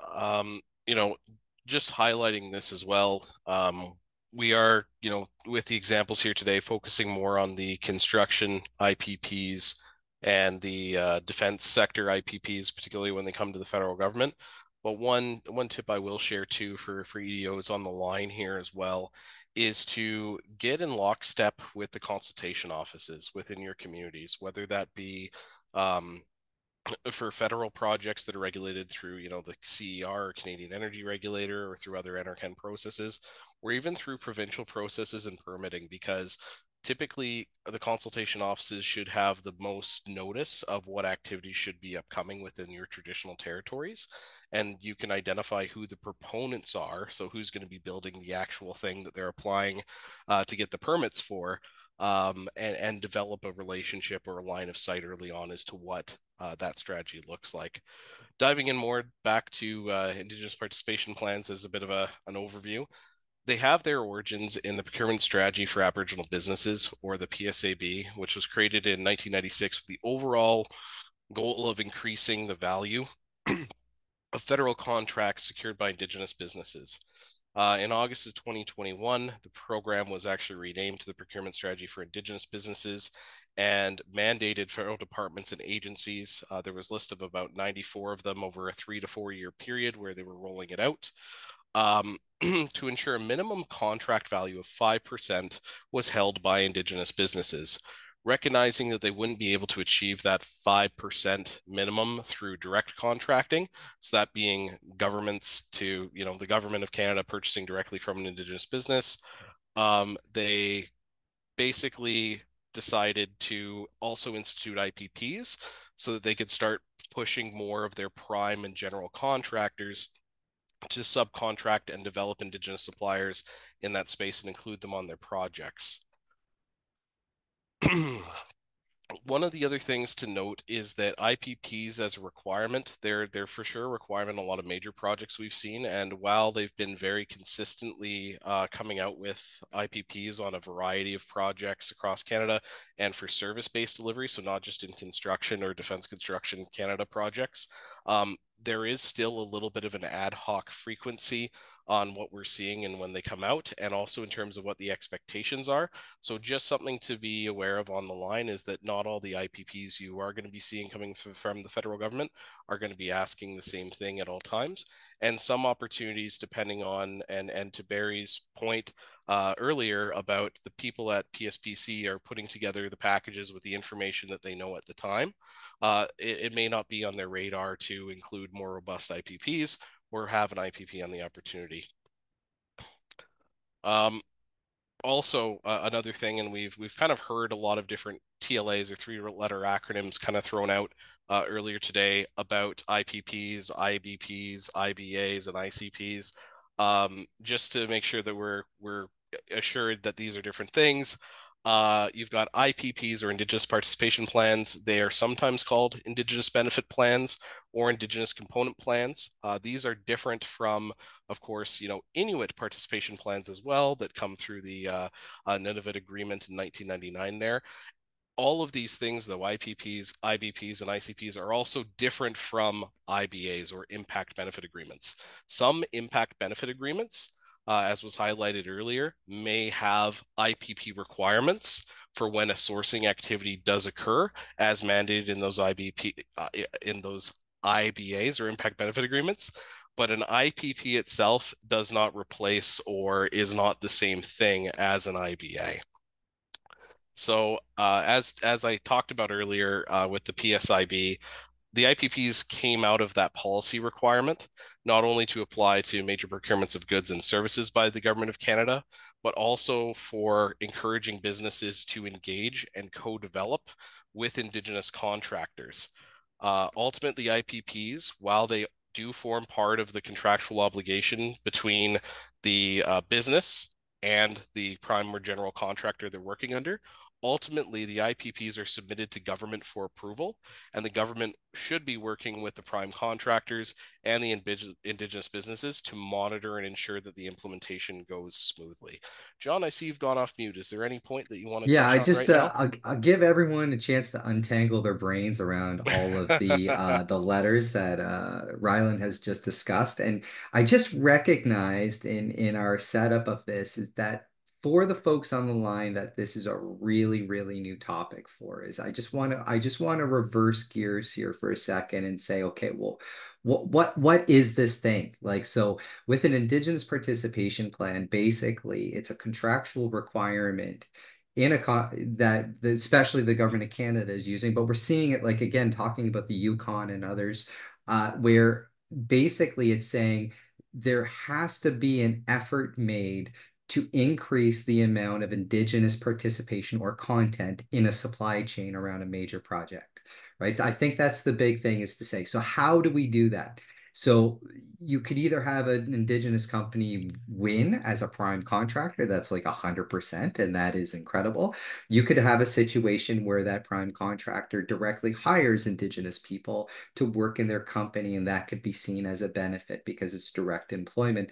There's also the opportunity, and this is where it really comes into play, is around subcontracting. So one of the elements here to look at is where prime contract contractors have a really particular way they typically do business and already have formed all of their supply chains. They know who they typically do business with. But the government of Canada, let's say in this circumstance, is now going and saying to those companies, you have to adjust your supply chain to actually include more Indigenous businesses in order to get the points you need in the procurement process to win this contract. So what happens is that company obviously wants to win this contract, win the opportunity. So what they then do is they have to readjust, but it's done very quickly, as we talked about, with very little time and effort, and often they're freaking out to try to figure out how to do this the first couple of times, and that creates a bit of a rush. The other way that this can actually happen is by direct benefits to the community around skill development and training, so that in some circumstances, they could actually be putting on training courses to hire people or to invest almost in those Indigenous companies to make sure that skills are developing that enhance the supply chain. So these are the elements that are considered the Indigenous participation plan, that prime contractor has to do a technical writing exercise of writing all this stuff out, filling out these forms and submitting this as part of their bid. And then once they win the bid, is that they then have to see all of these requirements through as part of the contract to do the work. So I wanted to stop there because I recognize for some reason I had not had a slide in the first part that gave that definition. And before we lose too many people around the acronyms, I really wanted to make sure that I brought it back, gave you the 101 on what this is, and now it'll be hopefully clearer as we move forward to make sure that's there. And John, there is a question in the chat that I'm hoping you guys will be able to address during your presentation. It's around municipalities and whether they have to have IPPs. Rylan, you want to take that on now? Absolutely. So I think I did respond in the chat already to Sandra McLeod. Great question. It was, do municipalities have to produce their IPP? So some municipal governments have their own procurement policies in place that do require IPPs or mandated Indigenous spend. A great example of municipality that's leading the way in this right now is the city of Regina. That has a mandatory IPP requirement as well as an Indigenous spend requirement for a lot of their procurement activities. However, unfortunately, no, and I see that is it Alantony, our fantastic host today, has stated that municipalities do not have IPPs in the Yukon. However, the territorial procurement policy as a benchmark and incentive to get territorial funding. I do also believe that Ethan highlighted the 15% policy that exists as well for Indigenous businesses. So again, not all municipalities are there yet. You see some municipalities across Canada kind of taking the initiative. What I will say is that typically you'll see it in large urban centers that have very active Indigenous communities in the surrounding area. I'm not sure if it's been formalized yet, but I know that the municipality of Toronto was working on one or renewing their existing one. I'm not sure, Sarah, if you are aware of any of that work that's going on in the GTA there. I also know that the city of Halifax, when they hosted the Indigenous Games last year, made an announcement that they would be updating their Indigenous policy as well. So hopefully that answers the question. Primarily in the GTA, they talk about community benefits agreements. And there is an Indigenous component to that. Fantastic. Well, and thank you very much, John, for coming and bringing it back to, a very basic level and again, ensuring that we're all on the same page here because, yeah, there's a lot of acronyms and it can get very complicated very quickly. Some of what John has said, too, we'll be touching on again in later slides here. But basically, what the big takeaway here from all the acronyms are is that there are different plans for different situations, and we're particularly going to be highlighting the difference between IPPs, IBPs, and ICPs and IBAs. The rationale for why they're going to be included on federal procurement plans or influencing federal procurement. If it's an IBA, it's going to be policy or legislatively driven, especially if it's north of 60. The rationale for including an IPP or an IBP or an ICP is it's basically policy driven in the case of the Government of Canada. So that's going back to PSIB. You may also have IPPs, it's unrelated to Section 35 rights. If the project involves construction, those rights are going to be addressed through a socioeconomic assessment phase and have required, approvals before construction actually starts. Typically, as well, before they award a prime contractor, typically the proponent will have the actual contract in place. Whereas IBAs are oftentimes intended to address potential adverse impact on Section 3 rights through mitigation and or accommodation. Another difference is that on the engagement and consultation front for IPPs, potential suppliers engage communities and businesses during the bid development phase and often post RFP issue. So again, in the example where you've got a private industry going in there building a project, they will be engaging the community already to get their permits in place. They may release the bid early to ensure that prime contractors have time to develop relationships with communities and to inform the RFP. But there may also be some tweaking post-award after the RFP stage to basically finalize the IPPs.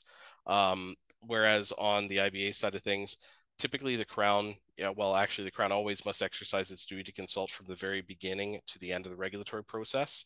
Project proponents during the course of that duty to consult consultation can negotiate the agreements with communities during the regulatory process to secure either social license, or to help support a positive decision from the regulator in their favor. And that's often where you see IBAs come in.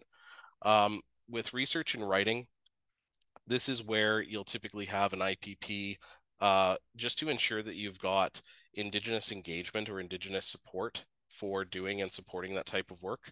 Whereas typically for an IBA, if there's an IBA in place, it's very prescriptive that if there's any research or writing going on in this area, it's going to be co-developed by the community and the proponent. The community is going to be specifically mentioned, and it's going to be mandated that they be involved. Whereas if you've got a research and writing component on an IPP or an IBP or an ICP, likely there may not be a prescribed community that must be involved, and co-development is likely something that is going to be a nice to have as opposed to a must have. When it comes to the content as well, the strategies and the approaches that IPPs and IBAs tend to take are different because they serve different means, right? So the IBA is going to be looking at measures to address potential adverse environmental impacts, monitoring and accommodation, very specific in terms of what they're going to be able to offer or the proponent will offer in terms of training and approaches to employment and contracting, and other measures to support community projects or programs. Also, they typically include agreements surrounding monitoring, governance, reporting, and things like first right of refusal for contracting opportunities. Whereas IPPs are really more focused on, just the life cycle of the activity of the project, and strategies that are focused on really just driving that subcontracting piece, committing to some training. But having mitigations if that training doesn't work, then we'll try and find other measures to increase the amount of subcontracting to ensure that we hit our Indigenous spend commitments or Indigenous participation commitments. Typically, IPPs or good IPPs will always include an agreement between the Indigenous businesses that are a part of them and the prime or general contractor to ensure that they're monitoring and reporting in a transparent manner. So that way, what's being shared to the Government of Canada when they're doing their IPP reporting is in line of sight of the Indigenous business to verify. When you look at ownership and control as well, the documents for IPPs are typically co-owned by the prime supplier and government, whereas IBAs are typically a document that's owned between the community and the proponent that they entered into the agreement with. I'm going to pass things over to Sarah here to talk briefly about some of the great support that is also out there. And we actually have a few special guests from them on the line today. And you've already seen the great value that they can bring to a conversation. So Sarah, please go right ahead. So the Government of Canada procurement refers to all goods, services, and construction services purchased by the government. The Government of Canada purchases over 30 billion in goods and services annually. So you can see that it's a tremendous opportunity. Public Services and Procurement Canada, PSPC, more acronyms for you, supports federal departments and agencies in their daily operations as their central purchasing agent, real property manager, treasurer, accountant, pay and pension administrator, integrity advisor, common service provider, and linguistic authority. Procurement Assistance Canada, or PAC, who we are very fortunate to have some representatives here today. While departments may leverage PSPC to issue and manage sourcing events for goods and services, a specific part of PSPC called Procurement Assistance Canada is a responsive and support-oriented resource for answering general questions. You can see how responsive they are. Look at how quick Barry is firing into that chat. Answer general questions regarding federal procurement opportunities, processes, and systems on a non-opportunity driven timeline. So again, thank you to our PAC representatives for attending and participating. We appreciate all of your support. Maybe a quick shout out to Sarah Lacey, who is located in Yellowknife or adjacent to Yellowknife, as well as a local rep for folks in the north as well. What you may find though is that if you're in the Yukon, you're going to be dealing with our with PAC's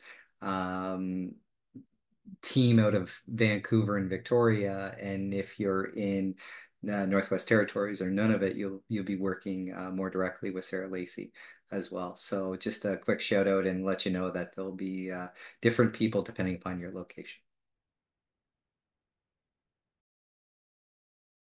Absolutely, and you know, I can speak firsthand. You know, I work for an Indigenous-owned business, and reaching out to PAC has been a really helpful thing for our business to do over the years to help grow. And I've had the pleasure of meeting both Barry and Sarah Lacey, and I encourage everyone here, again, part of this is about networking.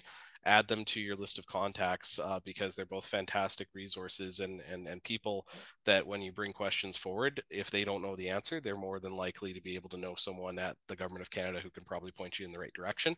I just want to, again, go back to the chat. Again, Sandra McLeod asked a good question about the provincial requirements to have IPPs that John responded to, saying it's on a case-by-case basis. Again, each province or territory will have or is in the process of developing their own strategy. So again, today we kind of focused on contracting employment opportunities in construction with a bit of an overlap in the defense sector and building out these kind of introductory materials.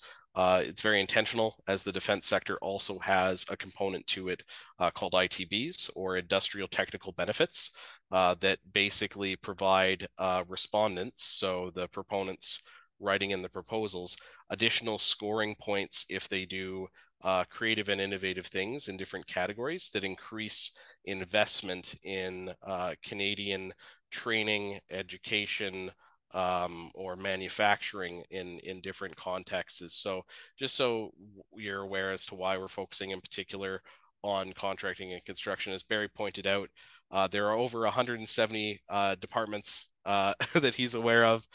So it's, you know, focused on construction and employment opportunities and contract opportunities there today, but there are definitely other things. So one of the big things here is that the construction industry employs over 1.6 million Canadians and contributes $151 billion annually to the economy. And many of the federal government led projects will consider having IPPs. In fact, I've been supporting a number of different respondents to federal government construction IPPs. And I will say that actually in the last year, I haven't seen any gone out that don't have an IPP requirement. So definitely trending the right way there. PSPC and DCC, so Public Service and Procurement Canada and Defense Construction Canada. Those are the two acronyms there. They're the ones primarily responsible for the sourcing events on the infrastructure construction directly, including the developing of the IPPs for sourcing events. Why we focused on this as well is that while we're missing data from the northern industry, if we look at the amount of Indigenous peoples in Canada overall at about 5%, and you look at the Indigenous construction workers percentages across Canada, it's actually higher than the national average is actually higher than the Indigenous population, with spikes in Saskatchewan and Manitoba of around 16% of the Indigenous population involved in the construction field. So that's why we chose to focus on these ones today. One of the big things for Indigenous participation plans in the construction industry is that they typically are a good entry point to focus on because they have very clear articulated expectations on contracting, employment, and training. We need this material delivered to this job site by this date, or we need to ensure that we have this service provided to ensure that this building is ready for construction or is ready for in service by this date. Employment is well understood, and there's a strong amount of existing Indigenous capacity as reflected in the numbers. But also, there are plenty of opportunities, or there's an easing of opportunities on the training side of things, because there's already typically established mentors in place and successful programs in place that can lead to an easier transition in working in these areas. One of the things that you'll typically start seeing as well as a part of the IPPs in the construction industry is that it's moving beyond, though, the general and skilled labor and moving into white collar job expectations as well. So things like project management, things like scheduling, things like HR, things like payroll.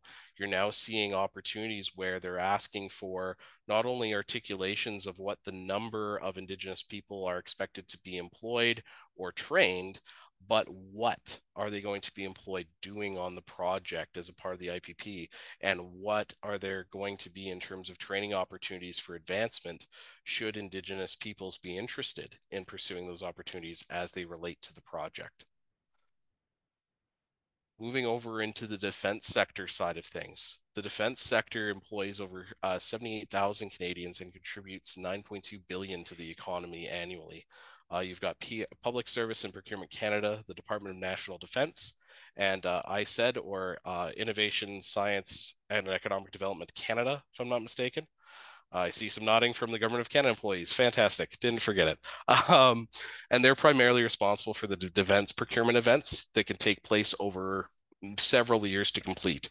Again, between the complexity of these defense contracts, as well as just the timelines for when they need to implement a lot of the requirements, particularly around things like security clearance and access to secured sites, means that the sourcing events too for the higher dollar values may be phased or tiered over a number of years. When it comes to Indigenous participation in the defense industry, one of the big and interesting overlaps is that Indigenous communities are near actually 80% of the Canadian Armed Forces dispositions and defense industry activities in Canada.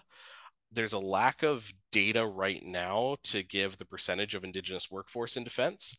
And while historic involvement from business we know is low, just anecdotally from conversations we've had with EDOs across Canada, there's a promising upward trend of Indigenous businesses getting more involved in the defense industry. Additional incentives, and this is what I highlighted earlier on with the ITVs, or in industrial technical benefits, is that there are additional incentives as well for defense contractors, distinct from the IPPs, that have been introduced to help further support Canadian content in defense opportunities, including Indigenous groups, businesses, and peoples. Particularly, the ITVs award different points or additional points for things like the development of a business, or development of manufacturing capacity, or development of skilled workforce and training. And because a lot of programs in proximity to, or a lot of programs already exist in Indigenous communities, think of your ISET holders, think of your Indigenous-led learning that occurs on reserves, because those institutions and those organizations are on reserve, and the proximity to CAF bases is 80%. There's a natural synergy opportunity that we're seeing in the defense sector, where they're realizing that, well, communities, from an employment perspective, we don't have to have people relocate or apply to these jobs. We can have someone live in community and commute to base for when we need work to happen, or when we need to have different personnel trained or be able to support this project, we can actually go to these organizations that are already in place and that are already successful and know how to train people, and just give them more content or help support them to develop content to be able to train currently a potentially underutilized workforce. And the prime contractors putting these plans together will get rewarded for it by the federal government in terms of how they're scoring their proposals that they're putting forward.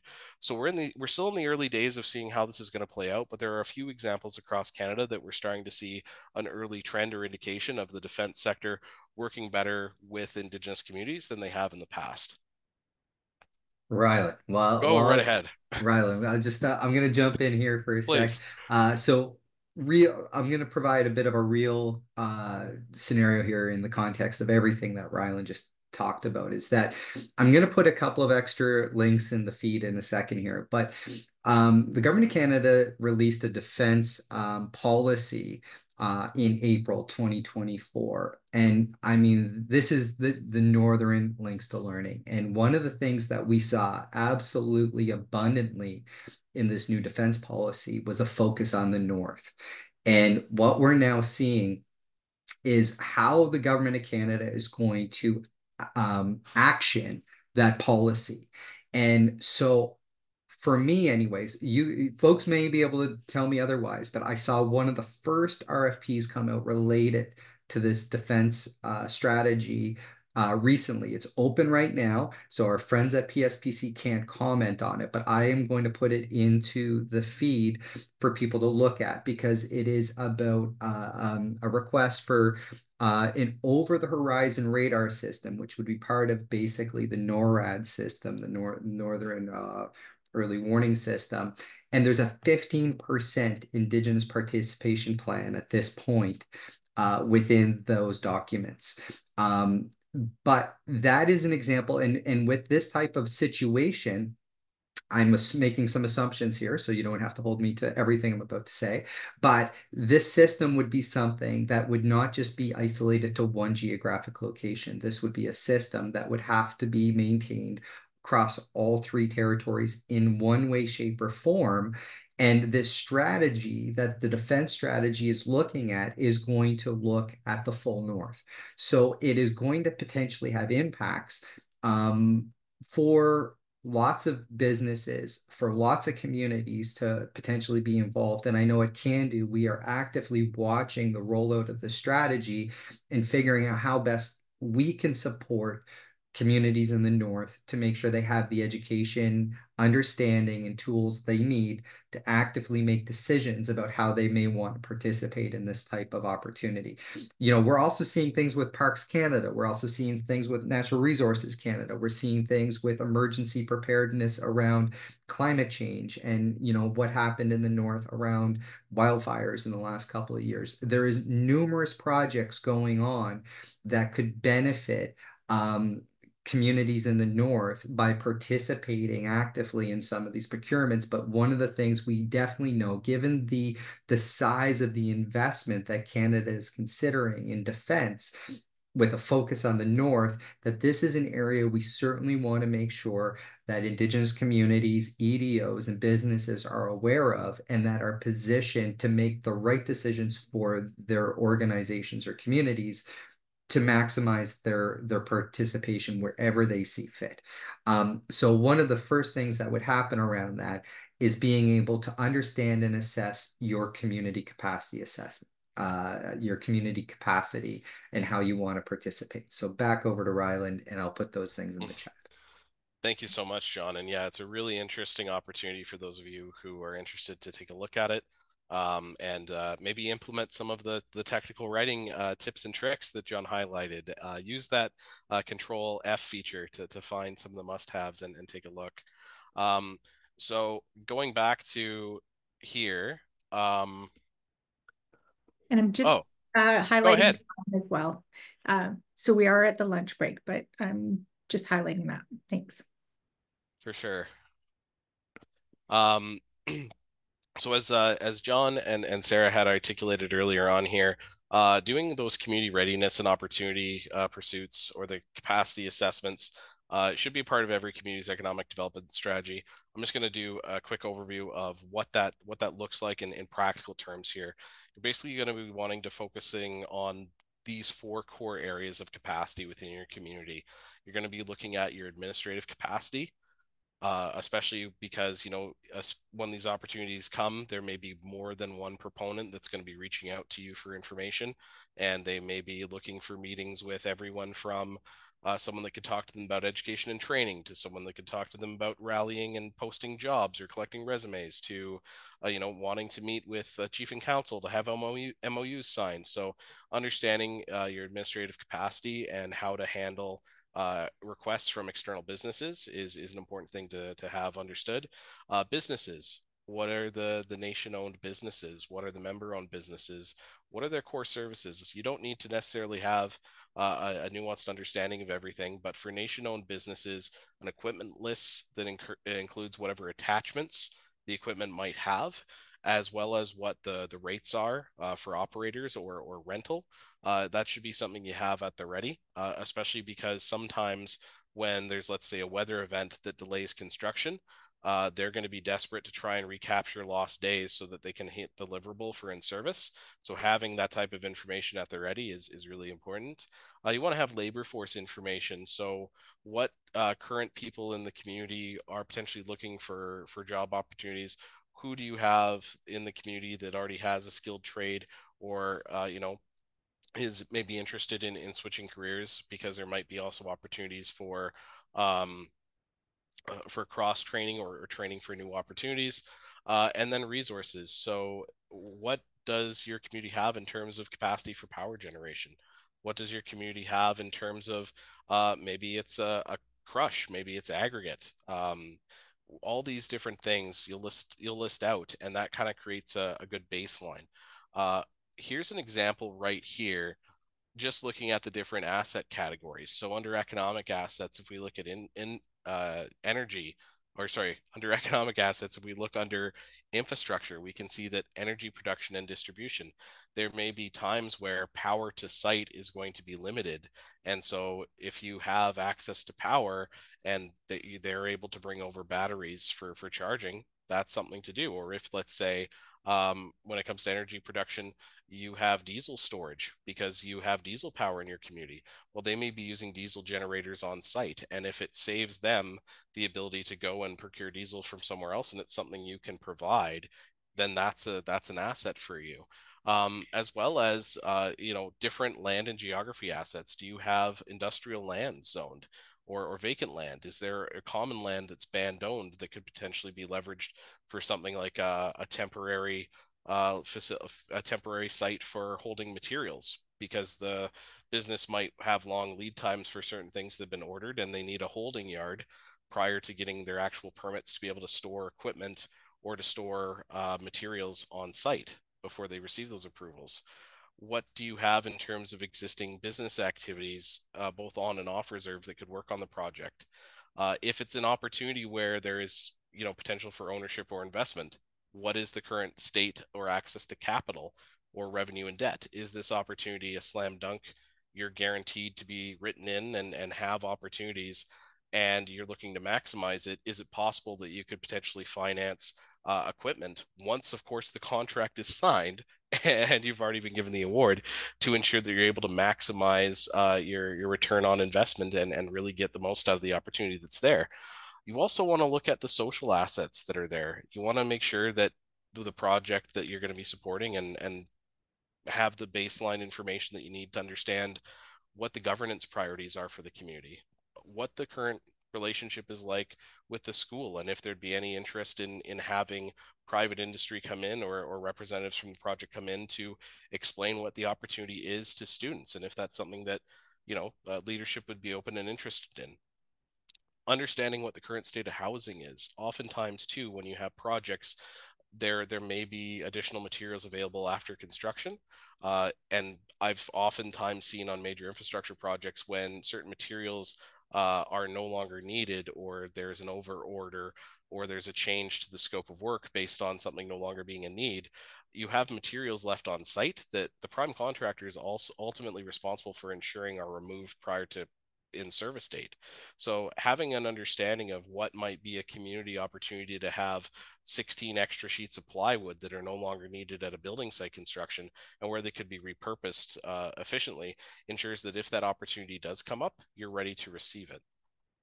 The other asset categories here, and I see John's gone off mute, but I'm just going to hold you at bay for one more moment, John, as we run through some of the more nuanced questions here. And this whole presentation list here that you see embedded here is actually from the IPP toolbox that the Can-Do has developed.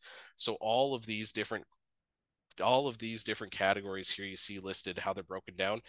Each one of these economic assets, where we go through infrastructure and what those different things are, has correlating questions associated with it. So that way you're able to go in and not do this all from scratch, but it literally walks you question by question to ensure that you have the right information, so that if and when a proponent does reach out to see how your community can best fit in their IPP, you have all this information at your fingertips. And a reminder to something that John said earlier as well is that when someone does reach out to you asking for your information to participate in an IPP, it's okay to say no. Give me a minute, go and collect the information you need before committing to anything or responding. John, please go right ahead. Yeah, I just wanted to say thank you for that, Ryland, and that, we will be sharing this presentation. I know we have the joint venture toolbox, which will be a product we'll be fully releasing. We're kind of test driving parts of it even here today as a bit of a focus group setup. And I just wanted to make sure that we checked in with Sarah Montour and gave her the last word on this section before we get people out for a bit of a break. Yeah, no, I'm not going to stand in the way between us and lunch. So, no, again, this is meant to be a teaser. We will have a more fulsome presentation at a later date, and we really will have time to really do a deep dive into IPPs.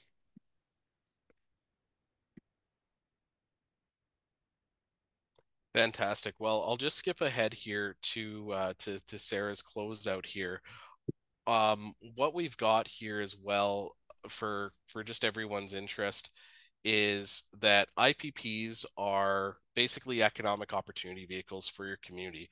So when you have the baseline done, and it doesn't need to be a robust or deep dive on the community capacity assessment yet, but one of the biggest things that you could do for your community is start by just making a simple list. And Sarah, I'm going to pass this over to you to walk through what that procurement opportunity checklist looks like, and to dive into the Can-Do toolbox here when you have the time, and start building it out piece by piece, section by section. And once you have it to a point where it's really robust, don't hesitate to reach out to your professional network to say, hey, can you give me a second opinion on this? Am I interpreting this accurately? Because again, that's what the network here is for, is to ensure that you've got that second set of eyes, or that guidance to help ensure that you're in the best position possible to take advantage of these IPP related economic opportunities. So Sarah, I'll pass over the procurement opportunity checklist for you, and then we'll be off for lunch. Yeah, so this is really kind of building again on everything, the hacks and tips and tricks that we mentioned through technical writing, specifically that checklist. You want to, it just gives you a chance just to look through everything and make sure that your feet are pointed in the right direction. So we talk about identifying opportunities. There's several activities an Indigenous community or business can take to identify and pursue IPP related opportunities. So before, like I mentioned before the tendering process has even begun, it's possible to get advance notice of potential or planned procurement in several ways. So really creating and nurturing a network is an excellent way to learn about upcoming procurements before the process has begun. So again, building that bridge well before you need it. Participate in industry trade shows and other conferences. Again, that's a really good way to learn about IPP related procurements, and it's an opportunity to uncover opportunities that might not have IPP requirements. Lobby companies to be placed on their approved vendor list and to pre-qualify for specific services or projects. And once the procurement process has begun, the Government of Canada, including PSPC and DCC, they issue tender documents on Canada Buys and Mercs. And the tender documents normally specify if an IPP is required. These sites should be monitored on a weekly basis. In a perfect world, that will happen. Canada Buys also has a feature called Partner with Another Business, And this allows the community or business to express an interest in the procurement and invite other businesses to partner with them. The tendering process for major projects requiring an IPP will also include a supplier day. And this is where federal contracting authorities and the procurement partners will present information about the project and answer questions. And there is a real opportunity for leadership and community engagement. So once that opportunity has been identified, or even before, it's time to engage leadership. And if they approve pursuit of the opportunity, then your community or community-owned business. So again, it's all about making those connections and really being aware of what's happening around you, not just tomorrow or next month, but looking at that bigger picture in the future. So that I'll leave it open for John and Ryland to close it if they want to. I don't really think we have time for questions, and we've been answering them as they've gone on.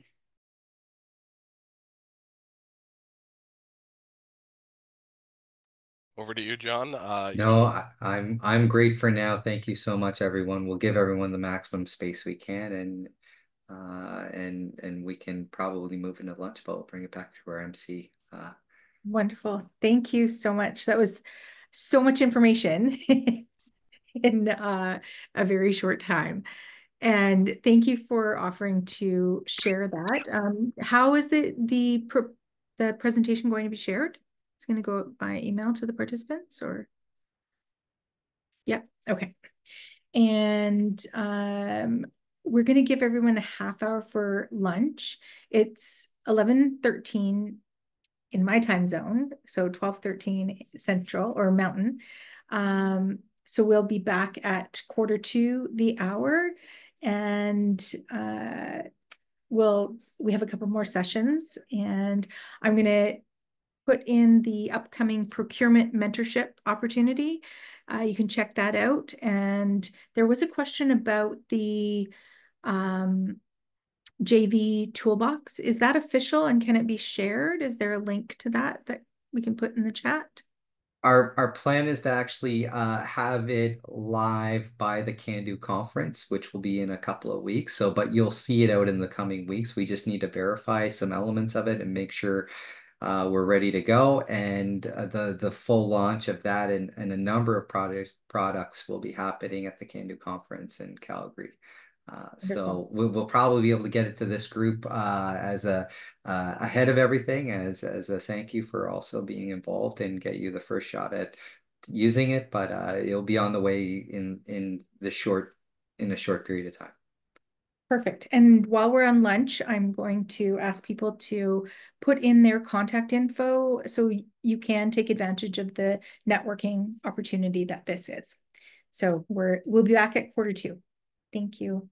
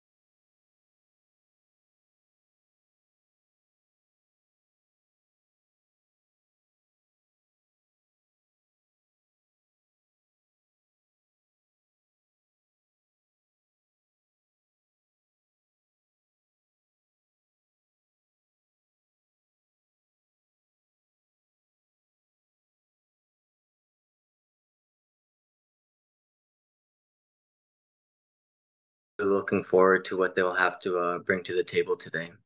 The final, but surely not least, Joyce Ann Lafferty. She is the Economic Development Officer. She is out of the Northwest Territories from the community of Gemeli. I hope I said that right. I'm just been notified that Joyce Ann is not able to join. Oh, okay. I just thought she was in earlier. Sorry about that. Okay, well, excluding Joyce Ann, but we have two marvelous panelists. So without further ado, how about we move into the first line of questioning? Can you share a success story from your community and or organization in economic development and why you think it was successful? Nolan, would you like to take the reins on this one? Sure, thank you, Sam. Pianami.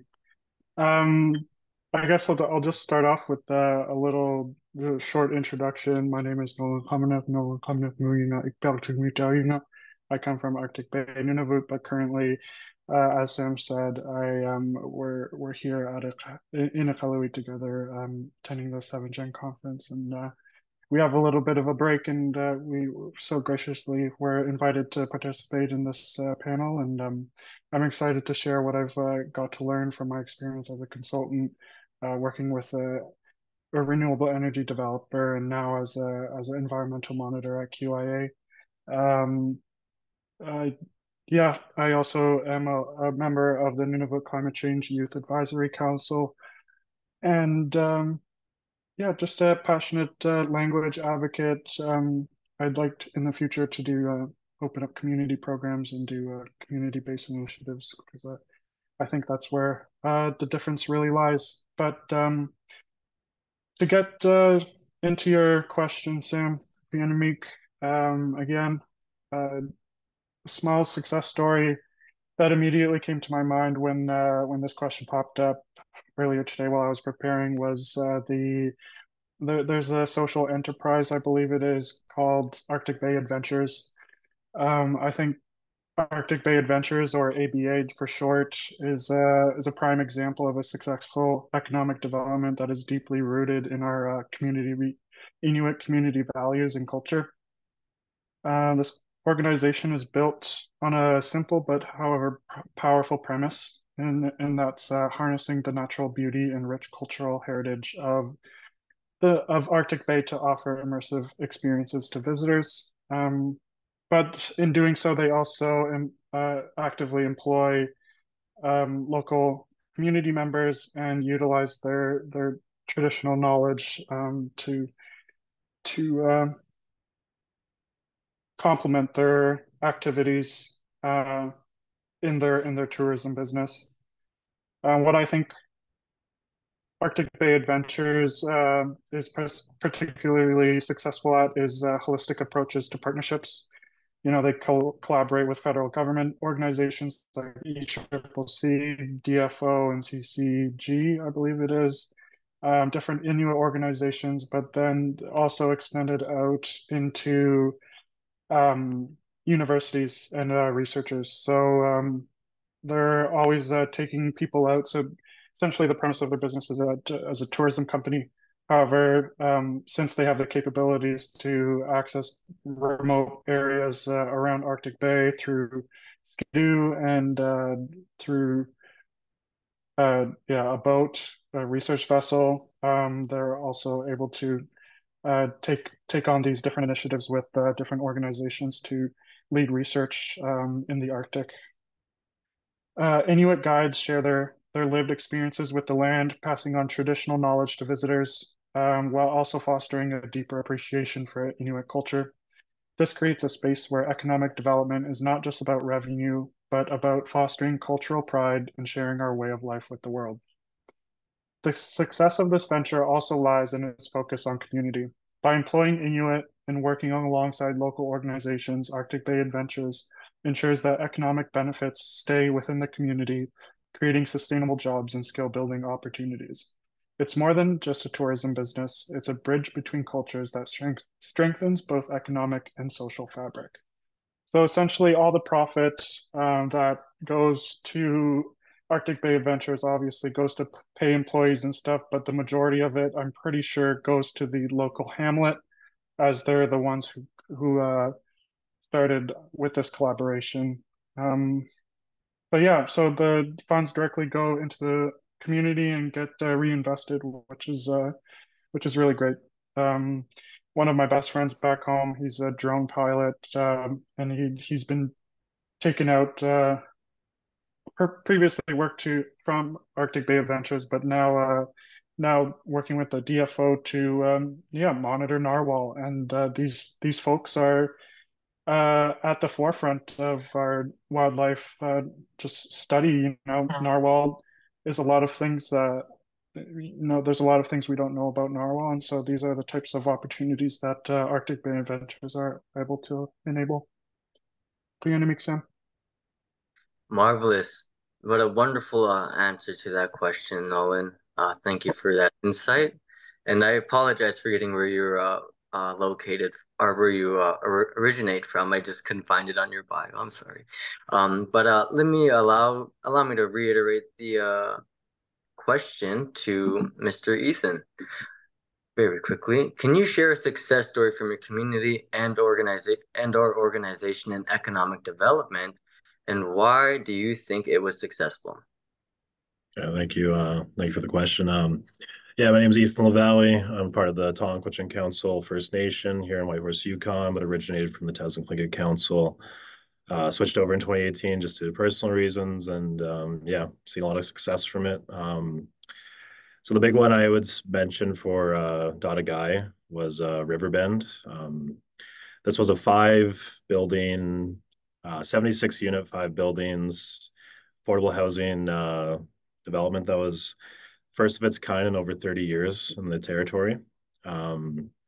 We had a certain amount allocated to Yukon housing for low income families, and then a certain amount allocated to our First Nation for our citizens. So we did that, started off in 2016, did 3 buildings for phase 1, and then phase 2.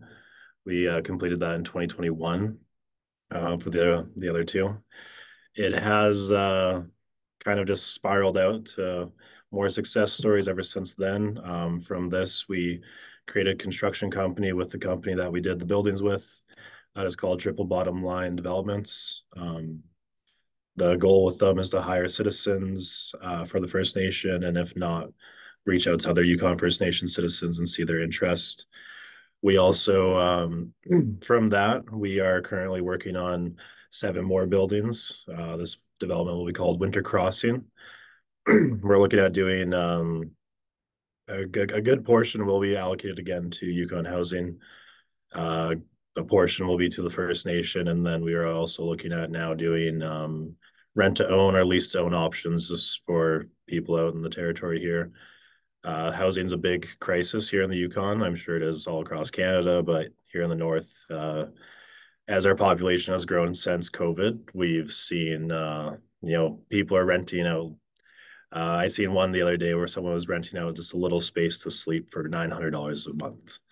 And we are looking at, fighting that, doing our best to bring more housing into the territory. And then also, as we grow and get bigger, we will look at purchasing more rental units throughout the territory, or trying to do more partnerships where we're doing apartment buildings or condos and stuff like that.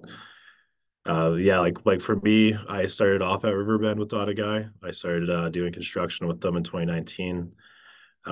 Just seasonal work because I was doing firefighting, and from there they got me here. So success stories from it are there's a lot, and the biggest one I take away from it is employment for our citizens and for Yukon First Nation people. Thank you. Wonderful answer, Ethan. It seems like a lot of great initiatives are going on in your area, and you're one of the stepping stones towards that. So that's really wonderful answers. We got a little bit of spare time, and I guess we will use that to move into the next questions. So our next question we'll be leading into is, how can communities effectively prioritize and implement emergency preparedness plans to address the specific climate change-related risks they face, such as flooding, heat waves, and/or wildfires. How about we start with Ethan? Yeah. Seems Yeah, I'm gonna go. Yeah, so like here in Whitehorse, I know there was a CBC, I think CBC North segment on it maybe a month or two ago, but the big one we have here was the fire break. I did work on that when I used to do firefighting. I helped cut about 4 hectares. I think in total now, because we use machines eventually, we're up to at least, well, I may be wrong, but my guess is up to 200 hectares now. This fire break is a big thing for the territory. Like when I worked firefighting, we had like if it was a fire within 10 kilometers of the city, then you'd have to evacuate. We did have fires close where we were able to put it out in time, and that was never an issue. But as things continue to climate change here, it's getting pretty bad. Like even right now, we don't really have any snow at all. It's just snow in the mountains. And when I was a kid, there was snow by, mid-September. The increase in temperature has been massive across the territory. And what I've seen now is that we are going back to the old ways of involving more First Nations in these discussions when we're looking at fuel breaks or pile burning or fire smarting, stuff like that. One of our partners, Yukon First Nations Wildfire, they are currently working on doing community assessments across the territory. So that will be super good for everyone across the board. And, hopefully there's a lot of buy-in from community leaders and elders and youth as well. I think it's important that we don't just have one person that's a community champion to take on this role. I think it's important that we have everyone at the table when we're doing these discussions, because we're not just looking at, what's going to happen next year or the year after. We're looking at 5 to 10 years out and really prepping for a little bit of everything, I guess you could say. Like where I live in Lake Lebarge, it's 30 minutes out of Whitehorse, and right now we're doing our First Nation is doing fire smarting around our fish camp. It's a big piece for our people, and it's important that we make sure it's safe. And if a fire does come, once it hits the fire smarting, it'll be fine. It will hopefully won't take off on us. Another thing too, with Tesla and I worked on floods there in 2022, and the big thing they did was build a berm. At first it was getting kind of crazy. A lot of like the Yukon Motel there was almost underwater eventually, and then other houses we had to build sandbags around and try to pump out water. Since then, they did build a berm with equipment and citizens from the town, and we haven't seen any flooding happen since then. All across the territory, it's kind of hit or miss every year. We see Dawson flood almost every year, but it's nothing super major. But I know within the next year or two with YFNW's community emergency preparedness plans, they should see, I guess you could say less or mitigate the risks and the hazards from emergencies. Thanks. wonderful answer. Just allow me to refresh the question for Nolan, just so he could have it nice and ready.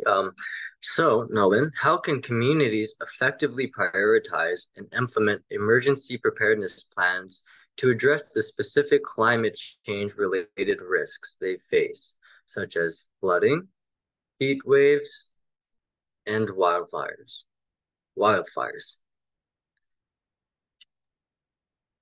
Goeienaamik Sam and goeienaamik Ethan for your answer. Yeah, I think leading the discussion with the talk about wildfires is while not directly relevant to Nunavut, as most of, or if not all of Nunavut doesn't have trees.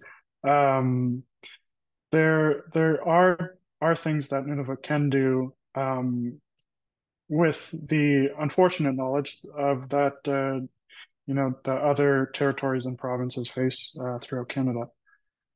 When I say this, I say that this is Nunavut's wake-up call. While we don't currently face wildfires, there are different types of threats that kind of work to worry us, especially our elders, especially our youth, the ones who are active out as harvesters. And yeah, in coastal communities like Arctic Bay, climate change is an ever-present threat, just as most indigenous communities in the north, particularly as rising sea levels and unstable ice conditions impact both our safety and our way of life.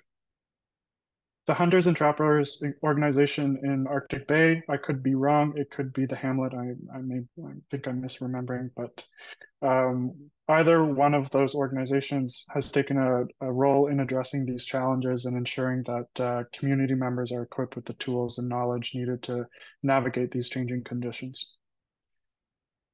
A key initiative has been the distribution of spot devices. So we're looking at a more, smaller scale emergencies, boat accidents, being stranded, not having enough gas to return home.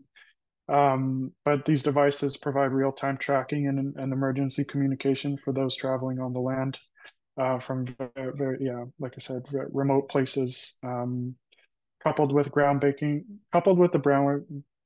groundbreaking work of Smart Ice. Smart Ice is a social enterprise also that works to employ Inuit to monitor sea ice conditions using a technology called the Smart Kamutik or a smart sled.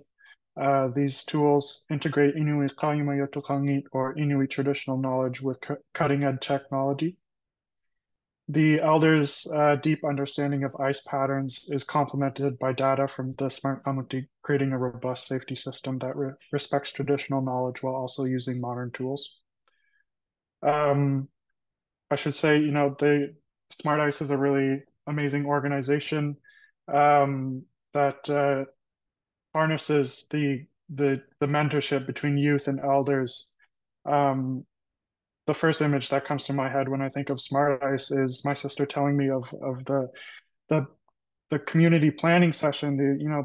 They invited a bunch of elders and harvesters within my community, and they gathered them around a really big map. And I don't exactly know what the conversation was about, but they were talking about the sea ice and the patterns and which routes were safe to take now. And a lot of that knowledge is starting to be lost. And so any documentation to support that, I praise that highly, and I think Smart Ice is doing a great job.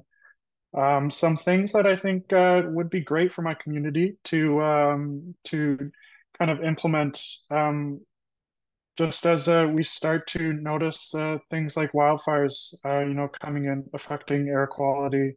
Like I said, rising sea level conditions as our houses are really close by to the coast in some places, and the sea ice changing conditions. I think one really important thing that we could look to integrate within our community would be like a seasonal change when the season changes. I think it would be really awesome to have like a safety meeting, kind of like an emergency planning meeting, where everyone's invited and we bring together hunters, harvesters, elders, local leaders to discuss risks associated with boating, skidooing, and other land-based activities. The blend of traditional knowledge and new technology not only increases safety, but also ensures that our community continues to adapt to the ever-changing environment. This kind of preparedness rooted in local leadership is the key to building resilience against climate change. You know what I mean? Wow. It's so interesting to see kind of like the two sides of Canada and how yes, we are all the same, but we all have our own difficulties and, land-based problems. So it's really interesting when, where we have Ethan really dealing with the fires where he's at, and it's, we get the smoke down where I'm at in Frog Lake, Alberta sometimes, and it can be terrible. So it's really great to have ready preparedness plans like these in action and in ready.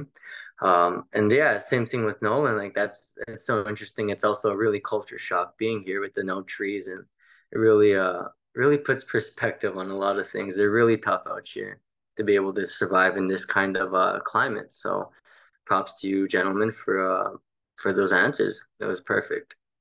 All right. One. Let's move into the next question. How can communities effectively transition to green energy solutions, and what role can local residents play in promoting sustainable practices and supporting renewable energy initiatives?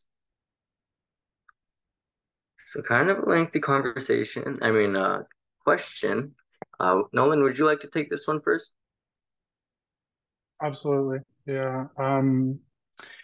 Yeah, I'm pretty passionate about this. As I said, I worked for a renewable energy developer here in Nunavut called Nunavut Nukiksoti Corporation, who just recently presented here at 7Gen, and I encourage you to check out that page. They're doing some great work in this space in Nunavut. And together, as we look forward with NNC towards a more sustainable future, one of the more pressing needs in our communities is the retrofitting of homes and buildings to improve energy efficiency. Our homes built for cooler climates are now facing the reality of a warming climate, with some houses even requiring air conditioning during hotter seasons. This is where a comprehensive and community-driven approach to energy efficiency becomes essential. One promising solution is pump storage. So I've done some engagement in these communities up in northern Canada, and yeah, so they folks have been really attracted to pump storage solutions, and I'm not sure if folks are familiar, but it essentially uses gravity to uses gravity from one reservoir, and kind of I think it spins a hydrokinetic propeller into another reservoir and kind of rotates that water, generating electricity. However, in Sanikidoak, in our most southern Qikitani community, a wind turbine was recently installed. I think it was in 2022 or 2023, cutting the community's energy costs by half. So just for an example, in Arctic Bay for a small trailer, sometimes during colder months, a lot of folks end up spending an entire paycheck on their electricity bill, and so cutting that cost in half, goes goes a really long way, especially in a small community where there's not much where you can buy. This is a prime example of how tailored solutions can bring immediate benefits. Working closely with the Khudla Corporation, which is our local utility up here, we can replicate similar models across Nunavut, ensuring that the local residents are involved with both the installation and maintenance, building skills that will serve the community for generations. So really looking at that capacity building piece. Alongside these technical solutions, public education initiatives are key.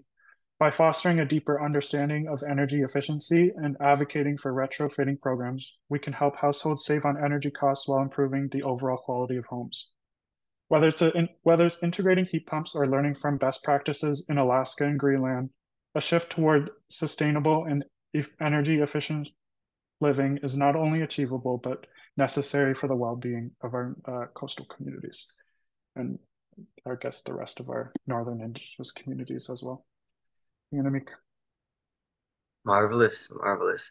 Now we'll move into Ethan. How can communities effectively transition to green energy solutions, and what role can local residents play in promoting sustainable practices and supporting renewable energy initiatives?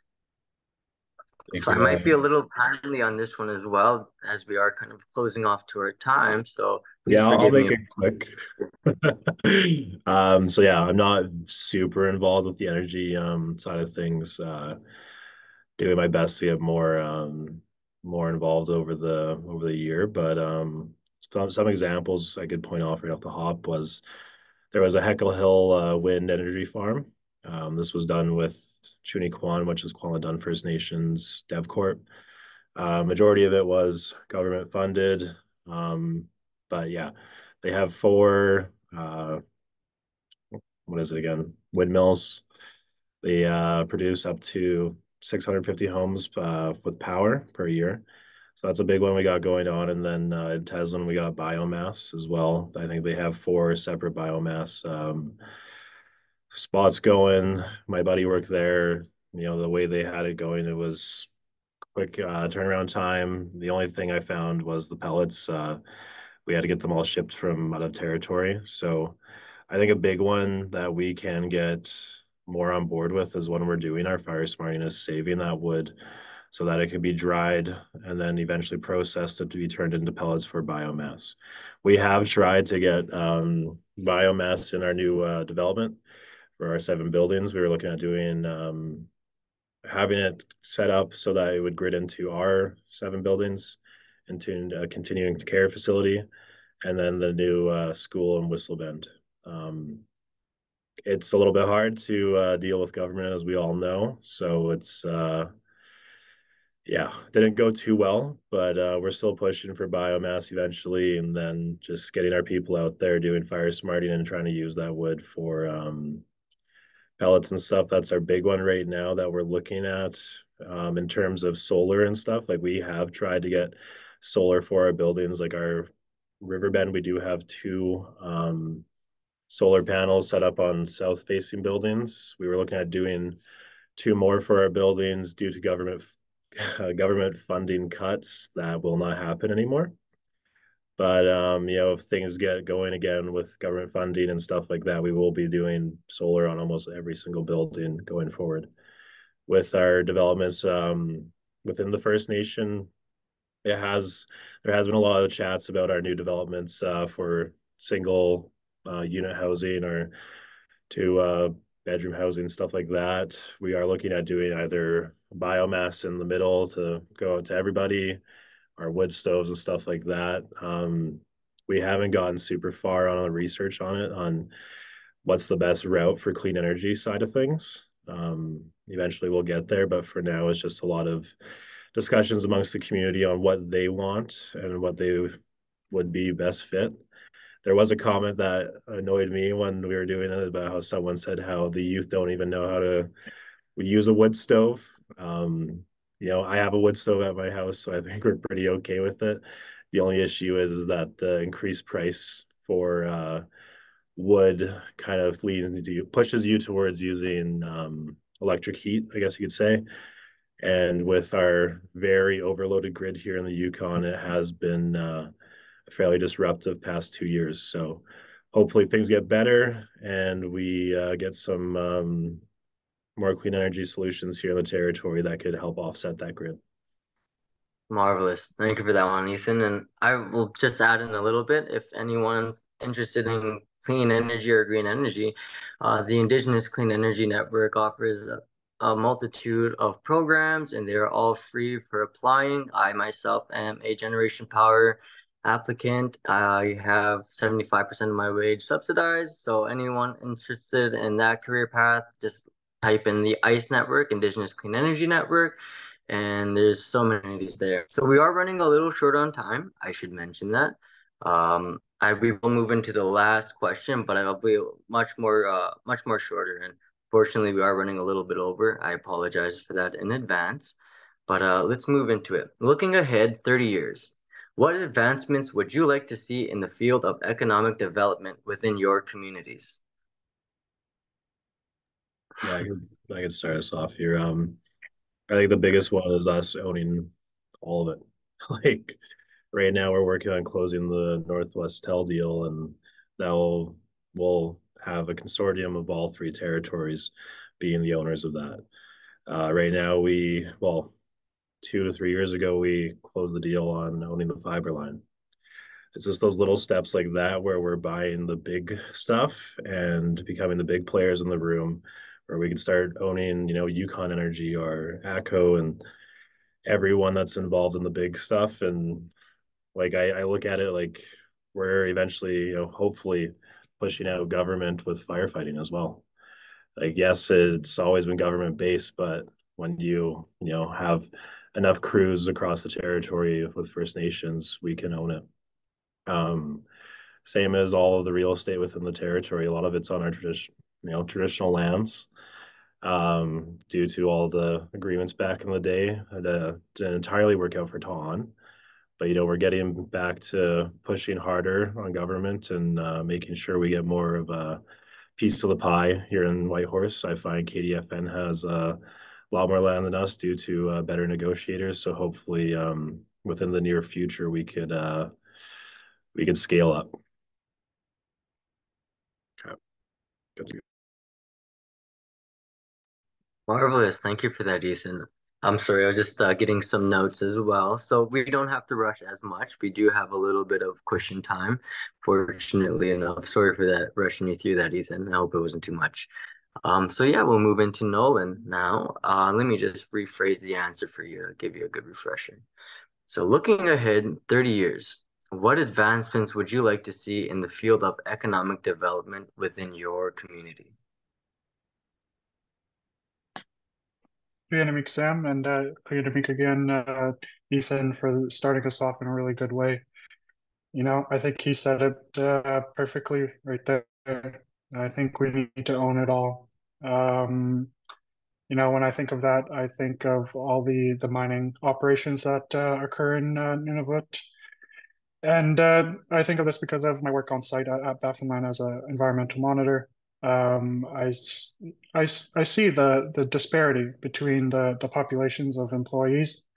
Um, and it's honestly, it's a little depressing. We have so many bodied people to, potential field if they chose to. However, a lot of the logistics make it an unattractive option for a lot of our community members.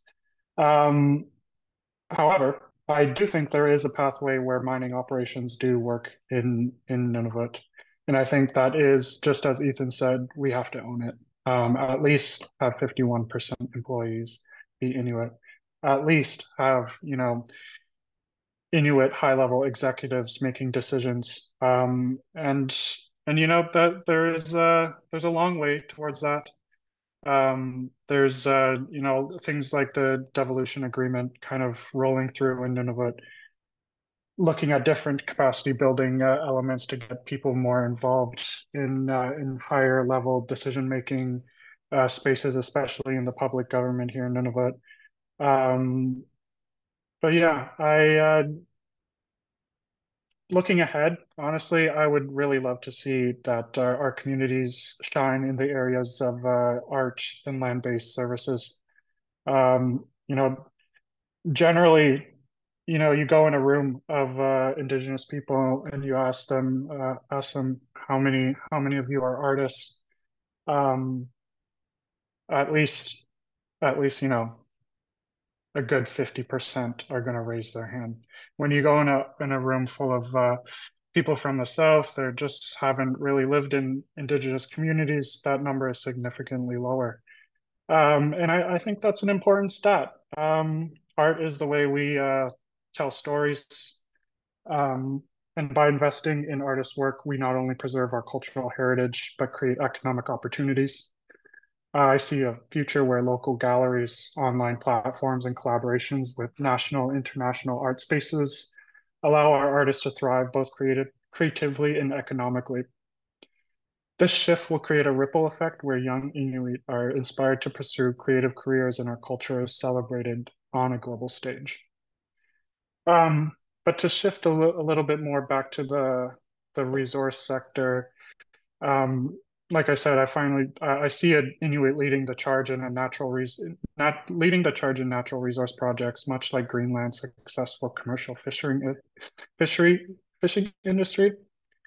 We're starting off pretty small in Nunavut. I believe we only have one actual fishery up here. The Nunavut Fisheries Alliance does some great work at involving locals in different fishing projects. I've had family members, taken from Arctic Bay, and they head out into the seas near Greenland and deep sea fish for weeks at a time. This shift requires a significant investment in training and education, but it will allow Inuit not to just participate in the resource sector, but own and lead it. I imagine a future where the majority of workers at mine site are Inuit, and our leadership steers projects that are sustainable and culturally aligned, ensuring that our resources benefit our communities first and foremost. Yanamik. Wow, just wonderful answers all the way around. It's so inspiring to see youth in our nation, making these steps towards a greener and more successful future for the indigenous peoples. And allowing me to echo them, we do have to take back what is ours, whether that be our language, whether that be on our land, and whether that be our own businesses. Let's stop doing the 49-51. Let's take it to 60. Let's take it to 70, where we own a majority of these stakes and ownerships of these businesses that we are developing. So kind of further than that, let's take back, what is ours rightfully. And I also want to also echo that portion too. We're all artists too. I can agree with Nolan, but it's just awakening that sense in you. Everybody's an artist, whether you speak, whether you do art, like actual paintings, or whether you're a singer, even if that's in the shower. I consider you an artist. Living is an art. So I'd just like to thank you all for your time. I'd like to thank Ethan Lavalley and Nola Kamanak for making the time to join us today. Such a beautiful presence set today, and I really look forward to the work that you gentlemen are going to be creating. So we have a few minutes left. It was truly insightful. I'm really excited to see if anybody has any questions or any form of notes. It was such a pleasure being out here today. But without any further ado, I believe we are ready to conclude our panel. Yeah, we do have 5 minutes for questions if anybody has any questions. And Nolan, there was an ask for people's emails. If you could throw your email into the chat, that would be great. Absolutely. Yeah, I'll pop that in there. Awesome. Thanks. Are there any questions? You guys did such a good job. So much information, so much going on in all of our communities across the North. And Nolan, I'm really happy that you mentioned the alliances or the potential alliances with Greenland, because that is our Arctic neighbor. And we should be thinking about how we include Greenland in discussions, not just with economic ventures, but thinking of Arctic sovereignty and our northern borders, all of those opportunities that we heard about earlier with the Department of National Defense. There are a lot of opportunities there. So thank you for raising that. And Ethan, I know there's so much going on in the Yukon, and Dadagai is in the middle of so many developments. If you guys are ever in the Yukon, it is an excellent opportunity to do a tour of housing in the north and how First Nation development corporations can actually be leading that charge and changing the housing infrastructure within community. So hands up to you guys, our youth leaders of tomorrow. And thank you, Samuel, for moderating such a great panel. Absolutely. Thank you for the opportunity. And it was a great first moderation. So it was very nerve-wracking, and I hope it wasn't too bad. You did a great job. Thank you for the opportunity. Beautiful. We're going to segue right into our next session, which is the Community Economic Development Initiative, or CEDI. First Nation Municipal Community Economic Development Initiative is a joint initiative between CANDO and the Federation of Canadian Municipalities, FCM, that enhances the capacity of participating First Nations and adjacent municipalities to engage in joint community economic development planning and initiatives. This presentation will provide an introduction to the Stronger Together approach and CEDI's program best practices and tools. It'll highlight past and current partnership experiences and provide opportunity for question. So we have Jordan Assels, who is with the CEDI program manager. Can do. Jordan, are you ready to go? Yeah. Yay, thank you. So thanks for so far today. It's been a lot of good information. I've been catching myself taking a lot of notes and just learning as well as I've kind of came to tend to be a presenter, but I've become a student. It's not very often either that I am not the most northern person in these meetings, and so it's nice to see some other northern folk in these meetings. So I'm just going to share my screen here really quick, and we'll get started.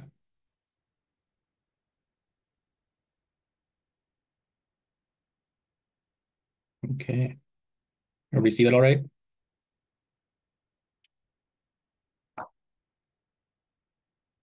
I guess so. Okay, yes, thumbs up. Sorry, I have multiple screens, so I'm just trying to find where everything just went now. So yes,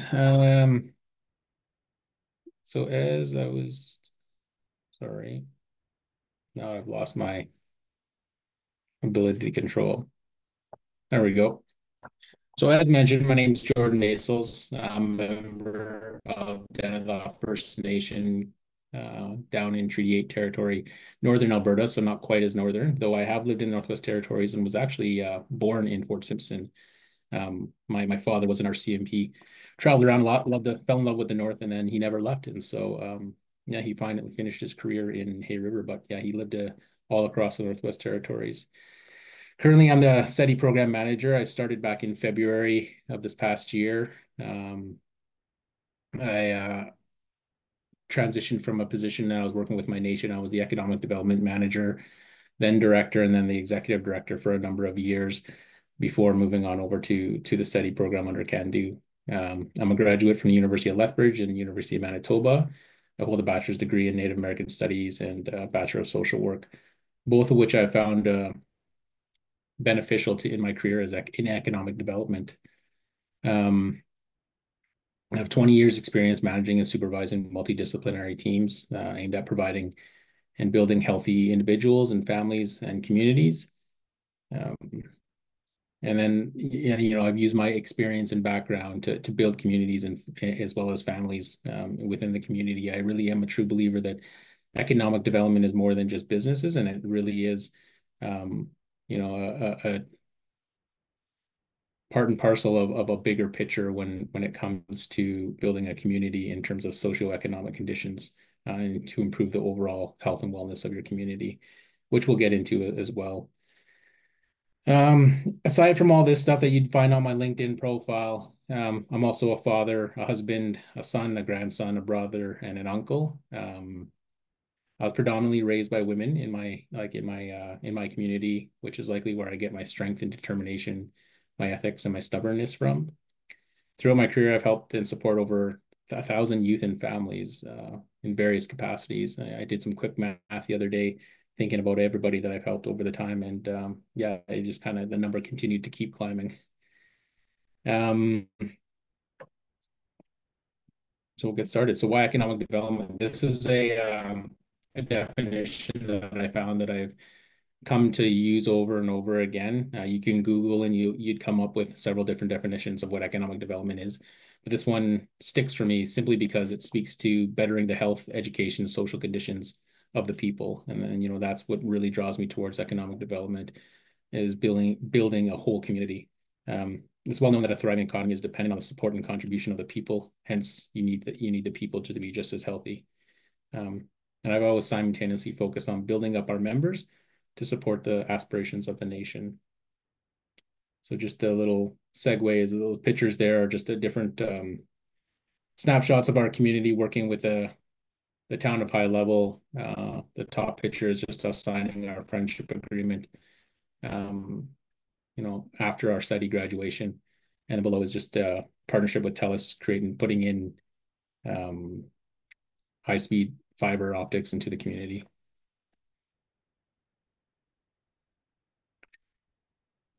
So since 2013, CANDU and the Federation of Canadian Municipalities have co-designed and co-delivered the SETI program. We are two distinct organizations with unique cultures, processes, and policies. While we differ in organization size, we each have unique strengths that we bring to our partnership.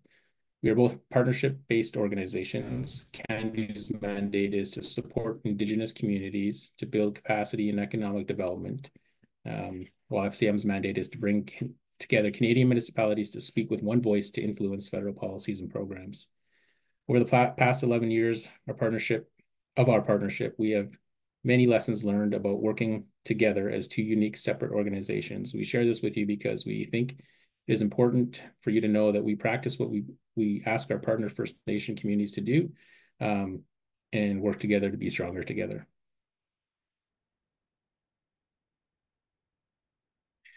So beginning with a pilot in 2013, SETI has now worked with 15 formal partnerships across the country over 2 phases. We are currently supporting 8 partnerships in phase 3 that began in 2022, and it should run up until the end of this fiscal year. So March of 2025, we'd have all those 8 partnerships graduated.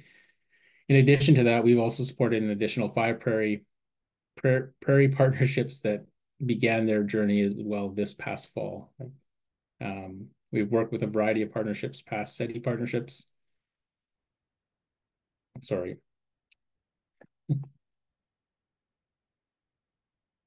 So we have worked with a variety of partnerships that have varied in number of partner communities per partnership, strength of relationship, geographical distances between partner communities, remote, rural, and urban partnerships, and economic development sectors and opportunities.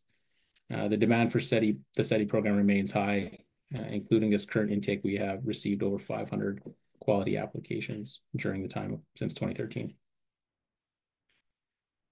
So the SETI program operates with 2 main program goals: to support communities to establish sustainable and resilient relationships between economic officials, senior administrators, land management, and economic development staff, and the broader communities; to increase the capacity of communities to engage in and develop joint long-term land use and community economic development plans and initiatives. When only one of these goals is prioritized, partnerships can be transactional and will not be sustainable over the long term. Meaning that that's kind of currently what happens now, is that, one of these goals is typically is only achieved in the current partnership status, is what right now when First Nations work with the municipalities. And so in doing so, that they're more just working together for a specific project rather than the long term over years to come.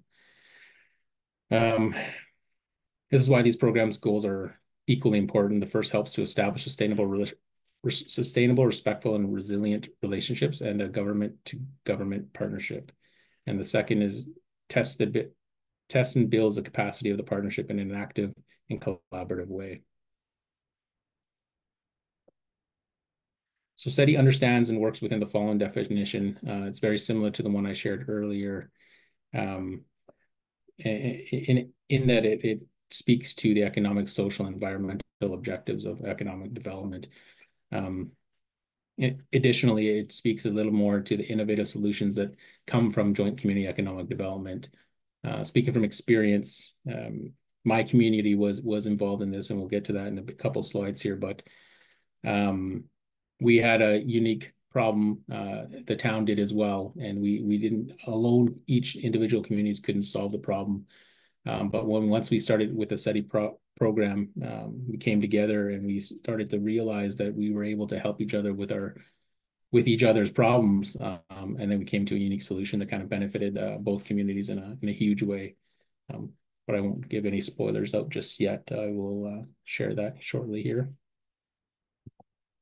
So some of the benefits of First Nation municipal collaboration is, as it has been shared with us from past partnerships, although First Nation and municipalities operate under different legislation and jurisdictions and governance models, the First Nations and municipalities have the same vision to improve the lives of their members or citizens in their communities.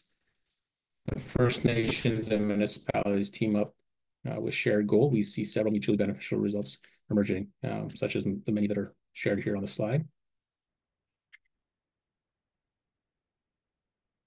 And please, if there's any questions, I can't see the chat, so just feel free to interrupt me.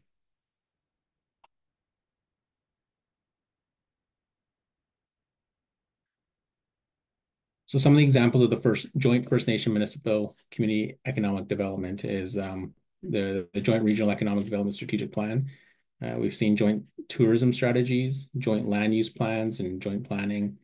Jointly managed provincial parks was one that kind of came up during my time during the program. We attempted to partner on something that was somewhat near to us, but it didn't come to fruition. Joint Indigenous employment strategies, that was also one that was quite popular during my time during the program, and I see it still being a focus of partnerships. Boundary interface protocols and strategies, joint active transportation plan, and like mentioned in the youth panel, the joint emergency preparedness and economic resiliencies. This was a focus of our partnership as well, and something that as years can kind of continue, there's more and more threat to our communities, and I think this is going to be an important one to focus on in the futures coming.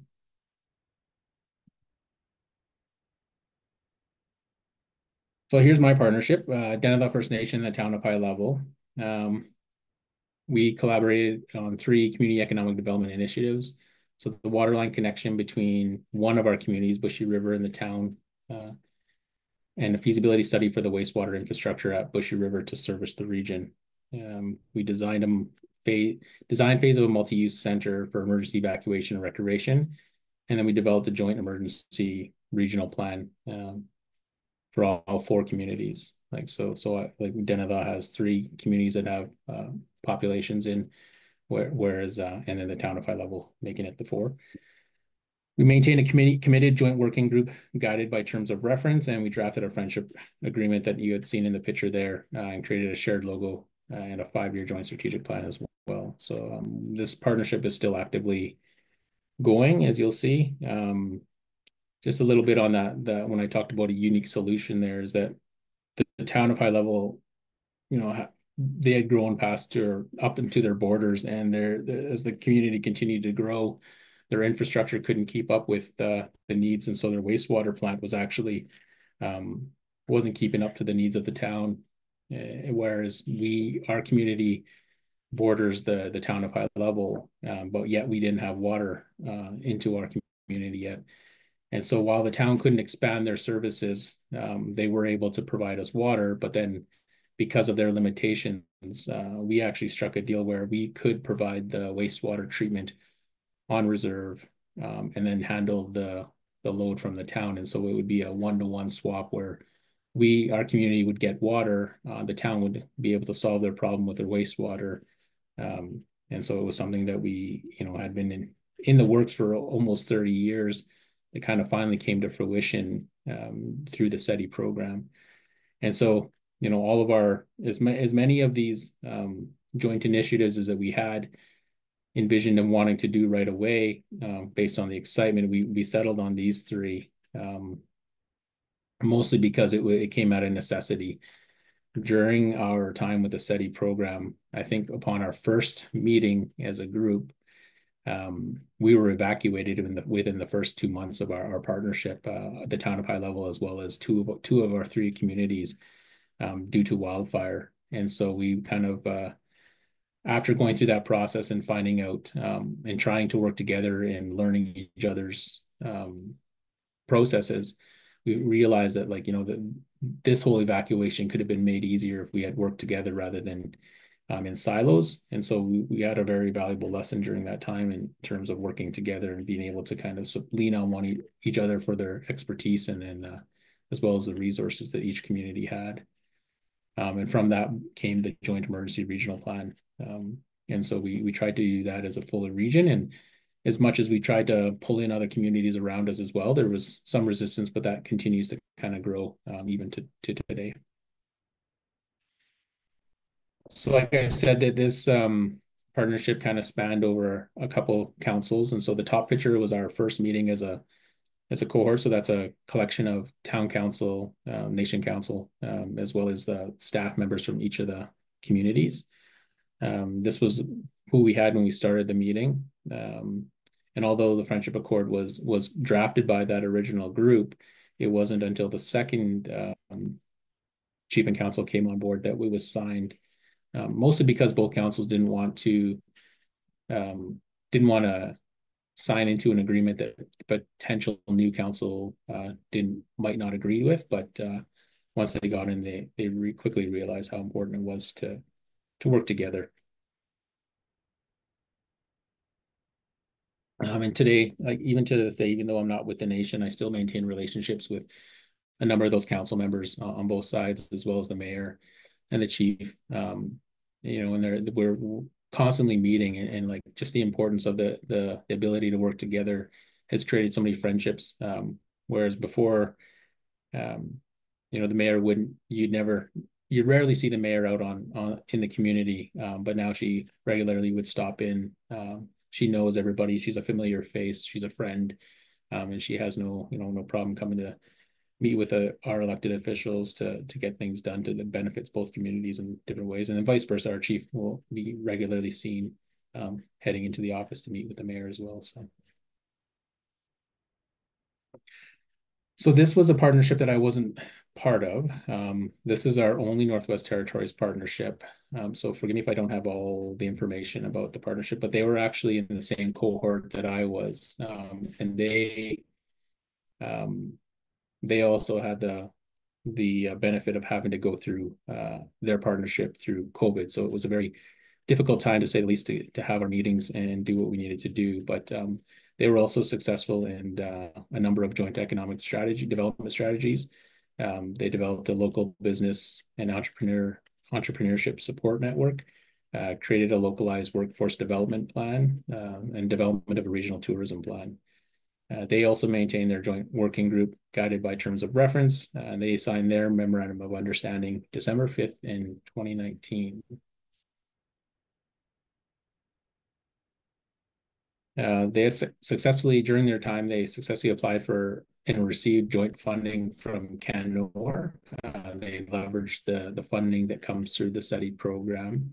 They created the shared vision statement. 3 communities work in harmony towards a sustainable, healthy, prosperous future with mutual respect in a spirit of reconciliation, honoring connection to land and creator, stronger together. And then as well as a tagline, the partnership tagline, with the beat of the drum, 3 communities, 1 heart. Fortunately, I do not know how to read the translation, but I'm sure many of you here may know how to do that. Another interesting fact about the Yellowknife, like this partnership, was that it was SETI's first 2-year accelerated partnership, which we learned a lot from in terms of how we can deliver the program in a different way. And because there was an established relationship already that was somewhat strong, they actually were able to complete the program in a quicker pace than my own partnership. So the SETI's Stronger Together approach is 4 phases, but they're not. It's not linear as is kind of depicted here. While it is fluid and cyclical and iterative approach that is led by the partner communities and we are working with. Stage A is connect. First Nations and municipalities meet, begin to engage in learning from each other, challenge assumptions and expand understanding, identify shared community development priorities, and commit to establish a partnership. Stage B, vision. Partner communities continue to engage in shared learning, identify shared values and vision, engage their communities and collaboratively define community economic development priorities. Stage C, decide. They decide on a joint community economic development initiative to work on together, develop strategic plan and work plans as required, identify funding as required, and set up governance structures to manage implementation. And stage D is act. Continue to work together to implement the joint community economic development initiative work plan. engage community members, stakeholders, and funders, create partnership agreements as directed by the partnership to and joint initiative and plan for partnership resiliency.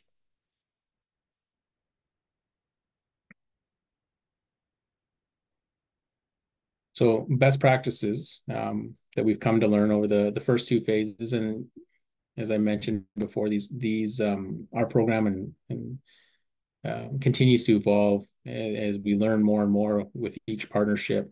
We continue to build into different ways to make it more effective and efficient. So one of the best practices we've learned is to connect. So even once the partnerships are accepted into the program, SETI will send them a letter of invitation into the program. So that's kind of like their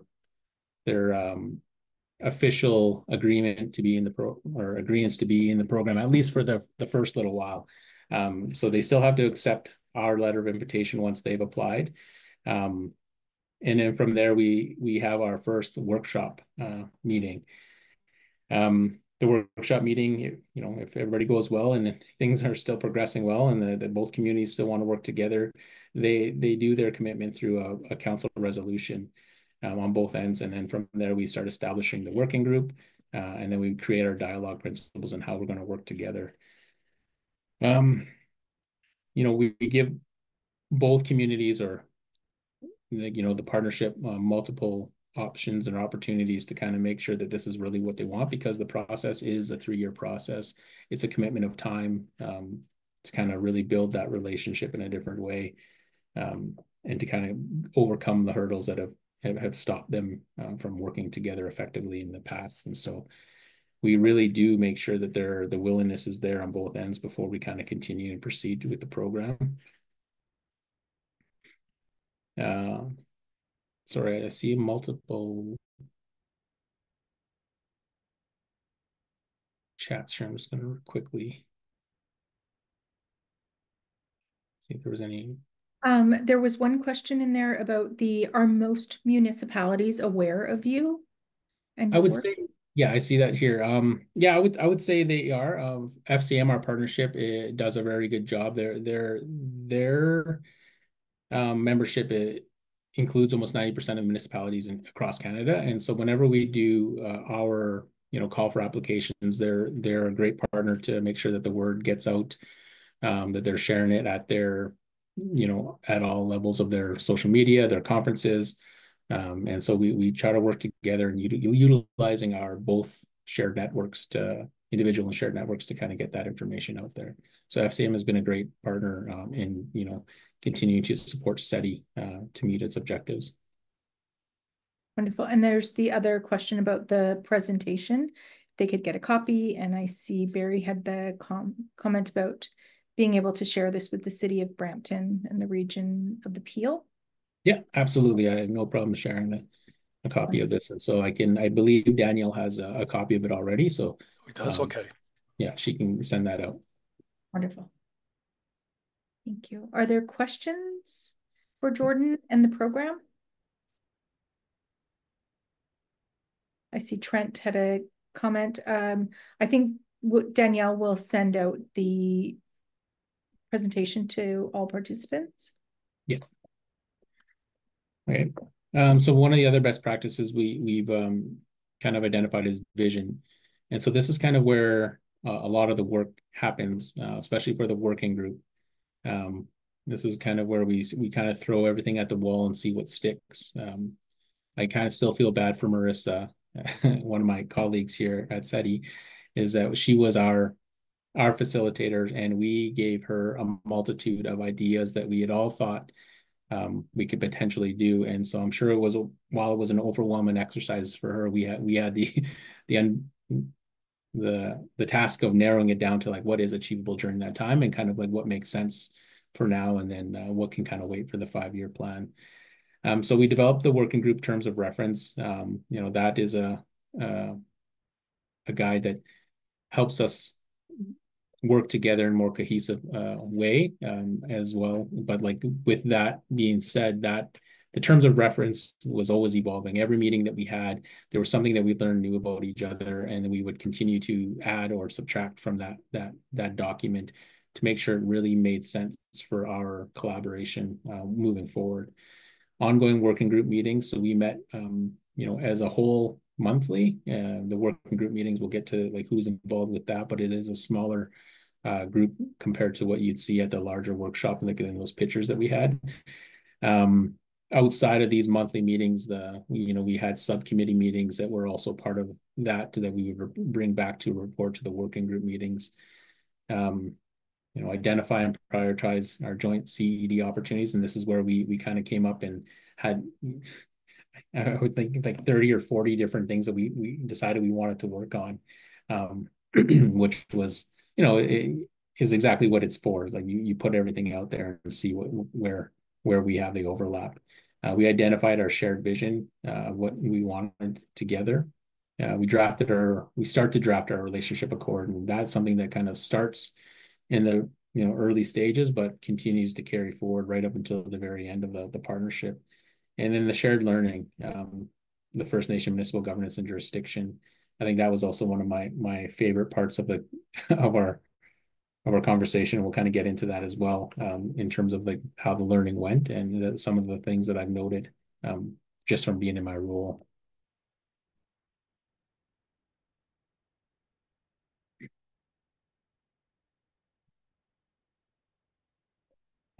So best practice decide. And so here from this point in time, the working group is really pushing the agenda and the objectives, really narrowing down what it is that this group's going to be, and then we bring it back to the fuller, larger group in a workshop. And so still at this time, the working group meetings are still happening, and we bring it to the workshop to kind of present to the larger group.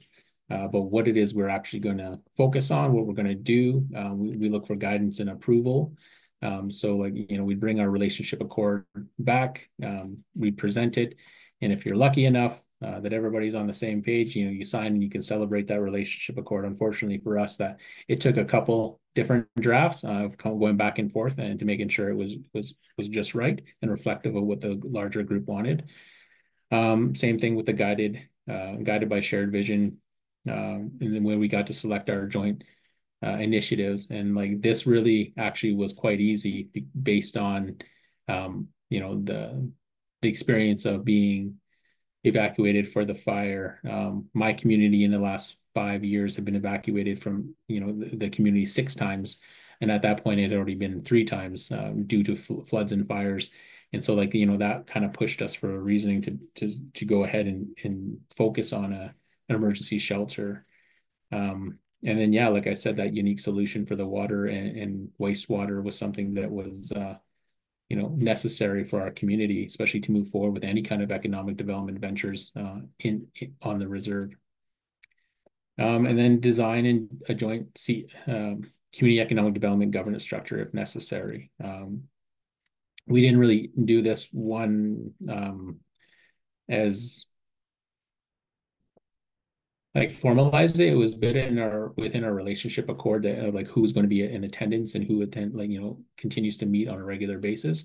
We did set it up that like there would be a joint quarterly council meetings for both communities, that they would come to each other's community, and so that was kind of built into our relationship accord rather than having a separate document for that. But all these things are meant to be able to really establish the rules of working together and how we work together. And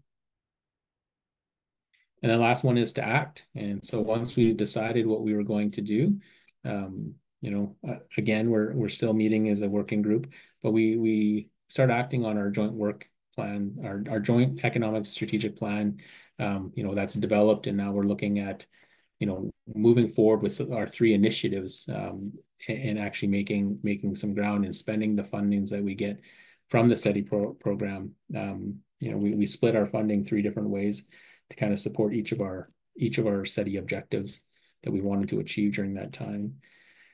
We created our 5-year strategic plan, and it's a document that still kind of lives to this day, and we still reference it as a community, as opportunities continue to grow. Like, it's been 3 years since we've been out of the program already. And we're just finally only on the third phase of our wastewater development plan. And so, it's 4 phases altogether to get the water and wastewater up, and we're only in the third phase now. We're just finishing the second and moving into the third. Given that it's almost winter, I don't think there'll be much building that happens until the spring. So it's slowly coming along, but it's still something that we're moving towards. And then, of course, we engage communities and celebrate the relationship accord, or MOU. So the picture that you had seen previously was at our annual tea dance, and we had both councils there. We had speeches from both sides. We signed the agreement. The communities were, well informed of what was going on prior to the signing. And yeah, we had everybody there to kind of celebrate that union, and we continue to celebrate that annually. This past year was would have been our first anniversary. Again, our communities were dealing with forest fires, and so it was a little difficult to have a full-on celebration, but it was referenced in the annuals tea dance again, but it was just at a different date.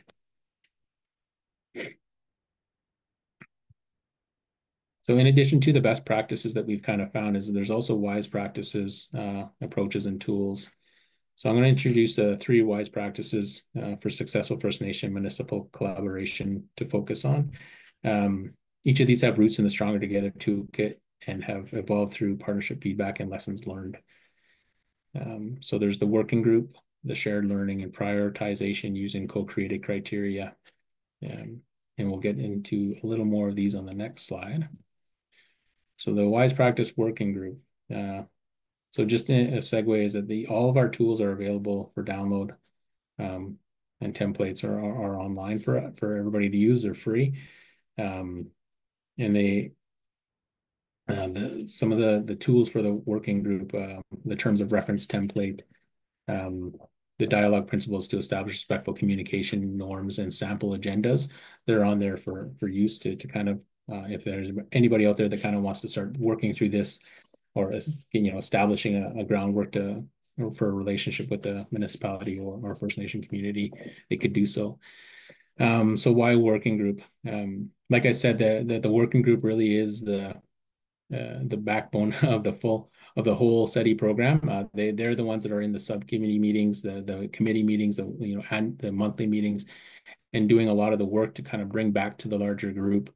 In those meetings, I found that that's where those relationships are really grown and strengthened, is because you have constant contact with the person that's your equal, or someone who's in the same field as you on the other side of that relationship, and so you grow those bonds, and you can quickly learn about how their processes are different, and how to work through the different policies and the red tape of both sides to make sure that we can kind of work together and move forward. And then also learning about each other's resources. Going through this process for myself was pretty eye-opening, because there's a lot of misconceptions that each side had, that we just thought were truths, but they absolutely weren't. And we were able to find out the actual processes of how things happen, and how to get work done. There was also many times where the nation would be developing something, and we didn't have the tools or the templates, but that the town of high level had plenty of resources in the same area, and were more than willing to share those kind of things for us, so we didn't have to recreate the wheel. So one of the wise practices is that who should be in there is absolutely, you need an elected official, at least one. Having multiple is a little better, just because if one can't make it, the other one can step in their stead and still be up to date on what's going on. And then having 2 or 3 staff members, senior administrator, and then 2 economic development officers, or a planner, or a lands manager. While I was going through this, I was the economic development officer for my community. And it was, the meetings worked well, but like I would say, like having the two elected officials work better, just because when that one elected official wasn't there, it would stall out the work that we were trying to do, because we still needed that leadership okay to kind of move forward until we can get to the actual larger group. And so like it was our role to kind of continue to develop the work plans and then share them with the larger group, but also present that stuff, present all the things that we've been working on to the group for decisions. And so it was a lot of kind of back and forth work. It's kind of like we get our marching orders from the larger group, and we continue to work together in different ways to make sure that this partnership is moving forward. And so every time we meet for our annual meeting or biannual meeting, we've made a lot of progress over the 8 months in between meetings. And so this is also from my community as well. So the purpose of the terms of reference here was just for us to have that shared understanding of how we're going to work together, and as well as to be able to overcome any kind of barriers or historical issues that have been there in the past. And like it helps us navigate each other's communities and making sure that we're still working together towards a common goal, to make sure that we're trying to achieve the same place.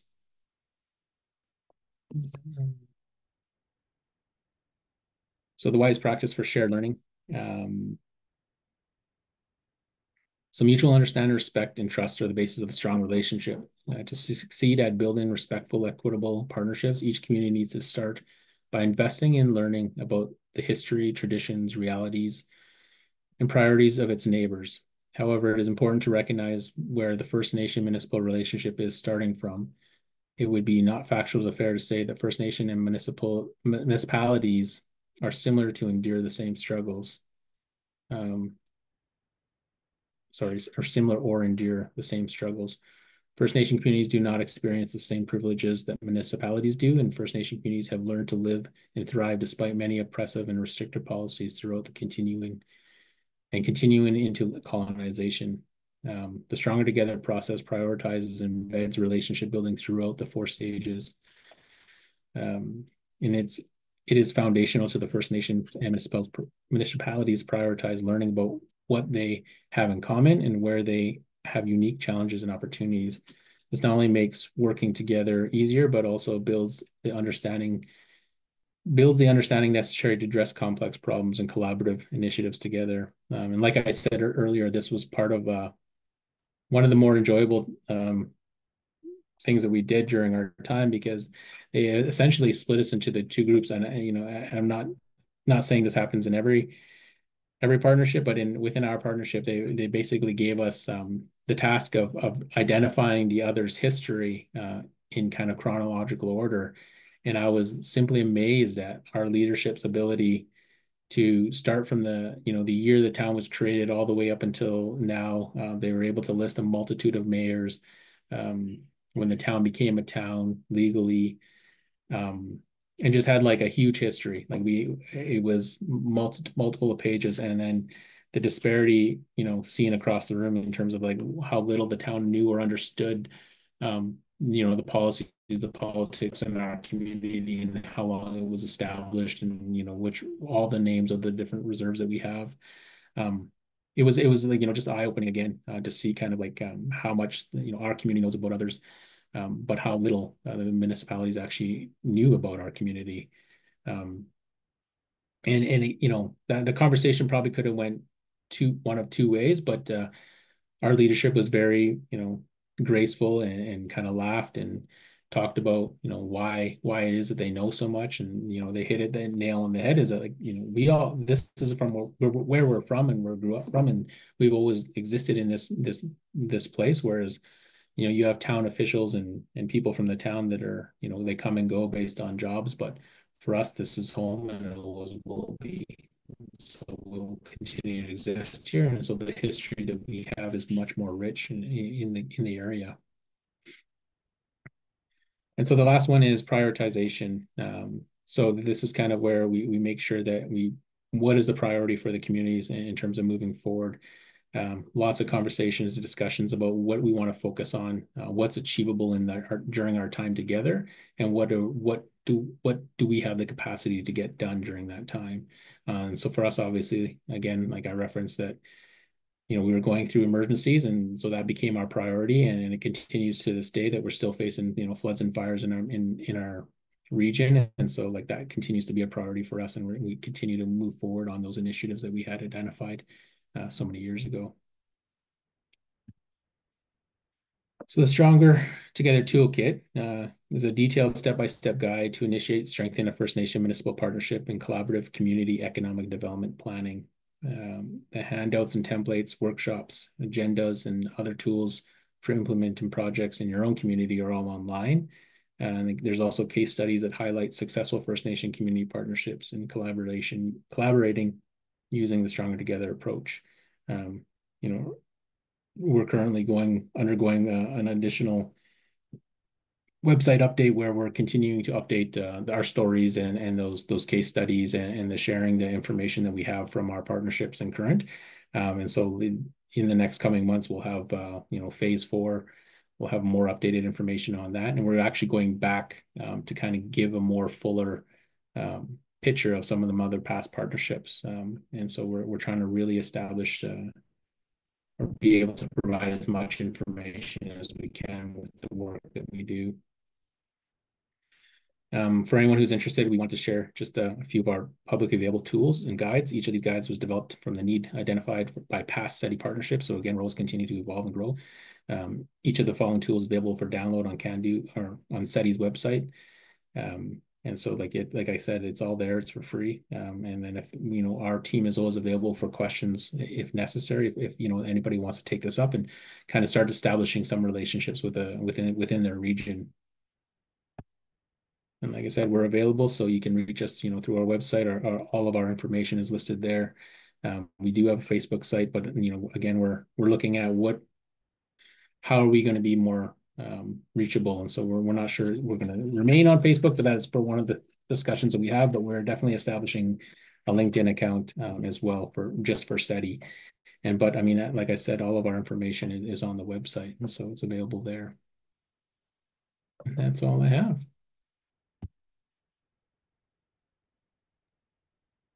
It's fantastic. That was a lot of information and really good work. Thank you for sharing all those resources. We have like 5 minutes if there's questions. Anybody has any questions, want to put up your hand? Thank you for all those resource links. And you did put your contact info in the I am chat. doing that right now.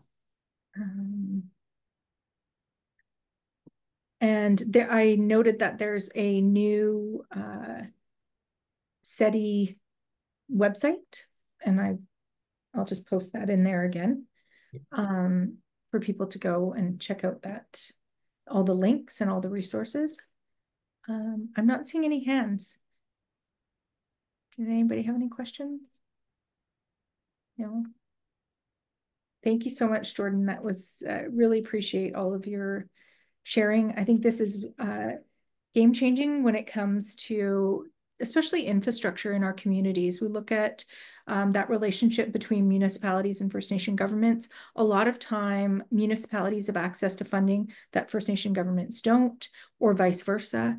And there's an opportunity to really leverage the relationships and look at how do we build communities stronger together. And you guys have done that and have best practices. I really like the framework of wisdom, wise practice, and just learning from those lessons. So really appreciate that. Thank you. I think we're going to go making up some time we do have time for a 15-minute break. Recognizing that we are a few minutes behind schedule, I'm going to ask if we can just keep it to 10 minutes and come back at 1:22 my time in 10 minutes. Your time? That's okay. Thank you.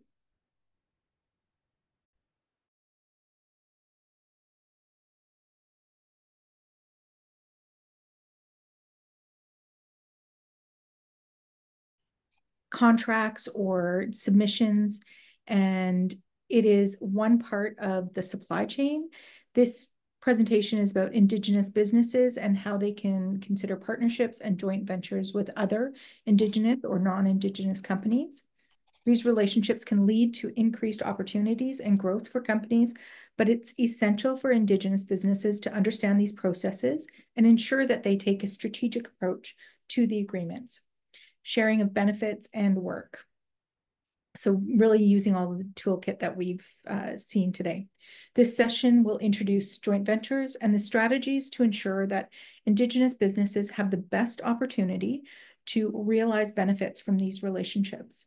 So our panelists or our presenters are Sarah Montour, Procurement Navigator for Candu, Ryland Brennan, Principal Consultant for Ecosys, and John Johnstone, Associate Director for Procurement at Candu.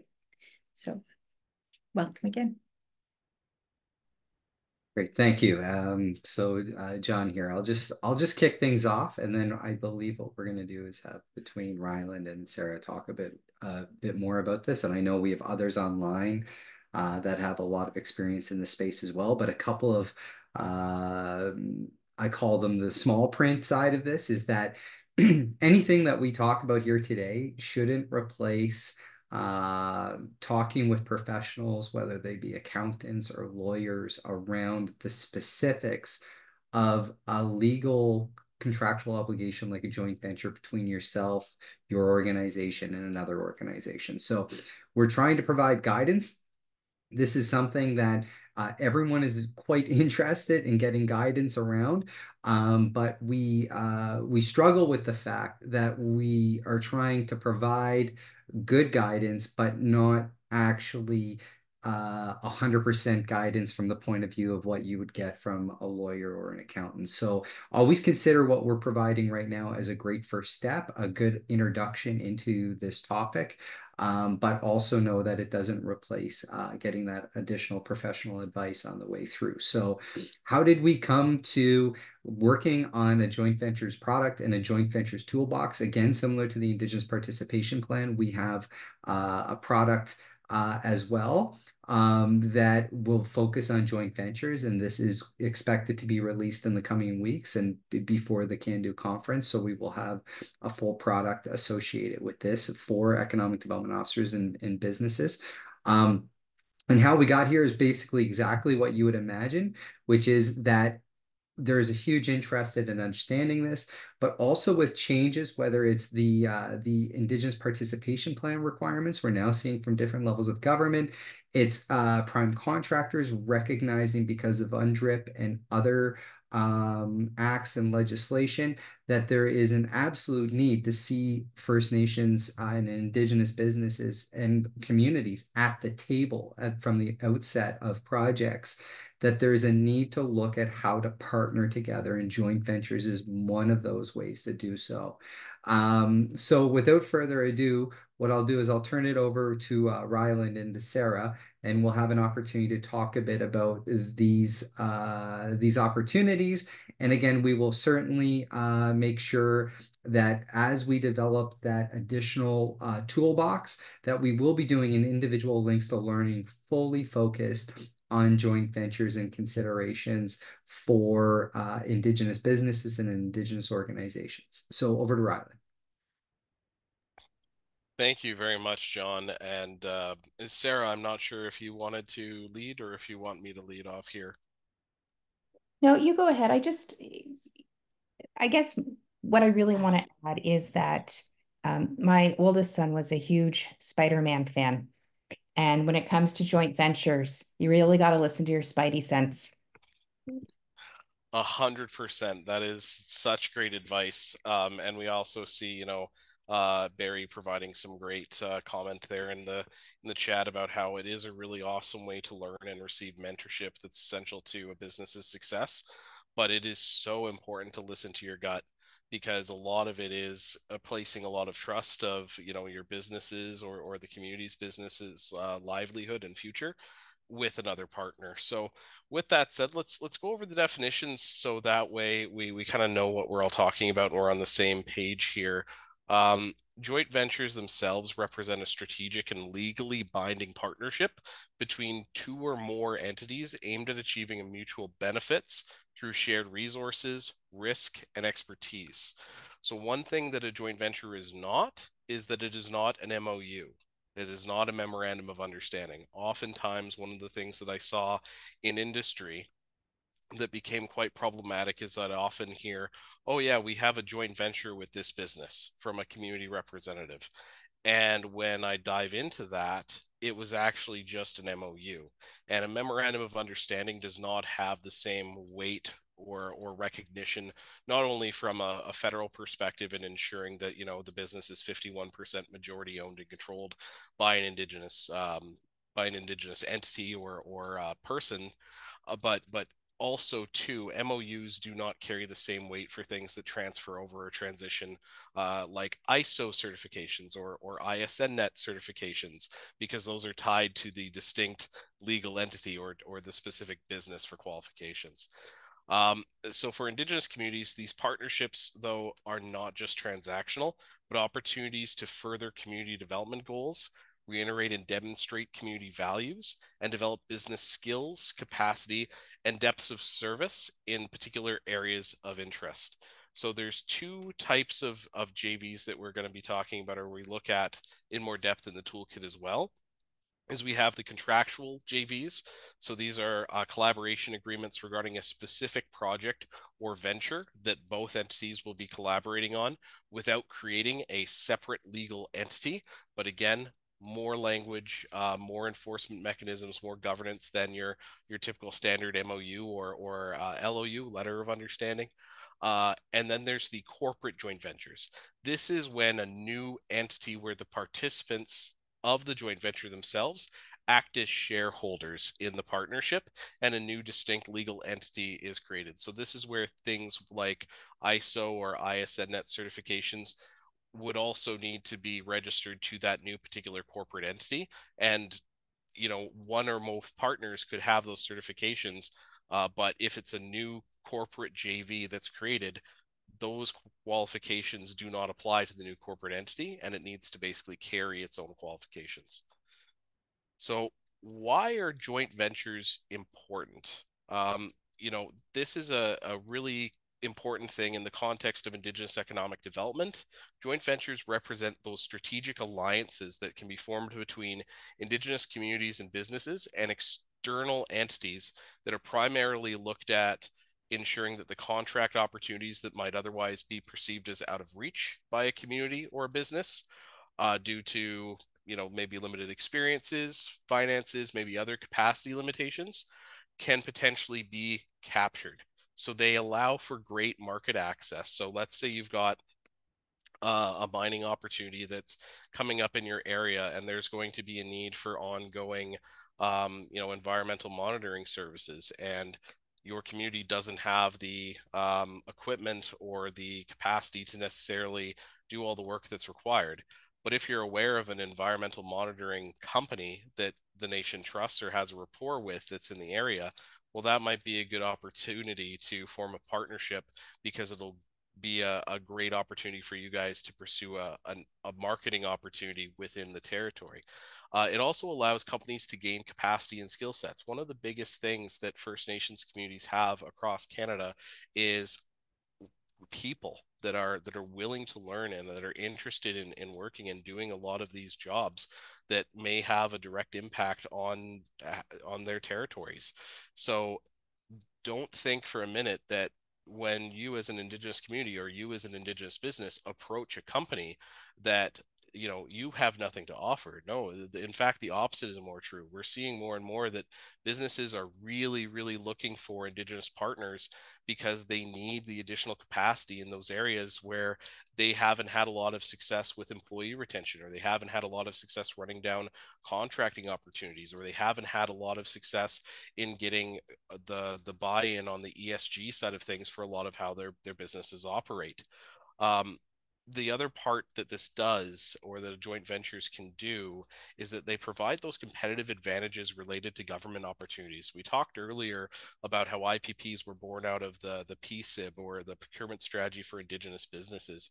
Again, there are dedicated federal procurement opportunities that are focused on increasing opportunities for Indigenous businesses.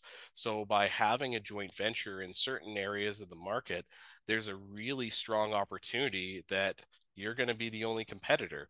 Or should there be enough Indigenous capacity responding to an opportunity, it may push the hand of PSPC or the Government of Canada when making these procurement decisions to do something like an Indigenous set aside based on the overwhelming amount of Indigenous capacity, which means that you're able to not compete with other members of the market, and it brings back the opportunity to potentially just being awarded to Indigenous majority-owned businesses.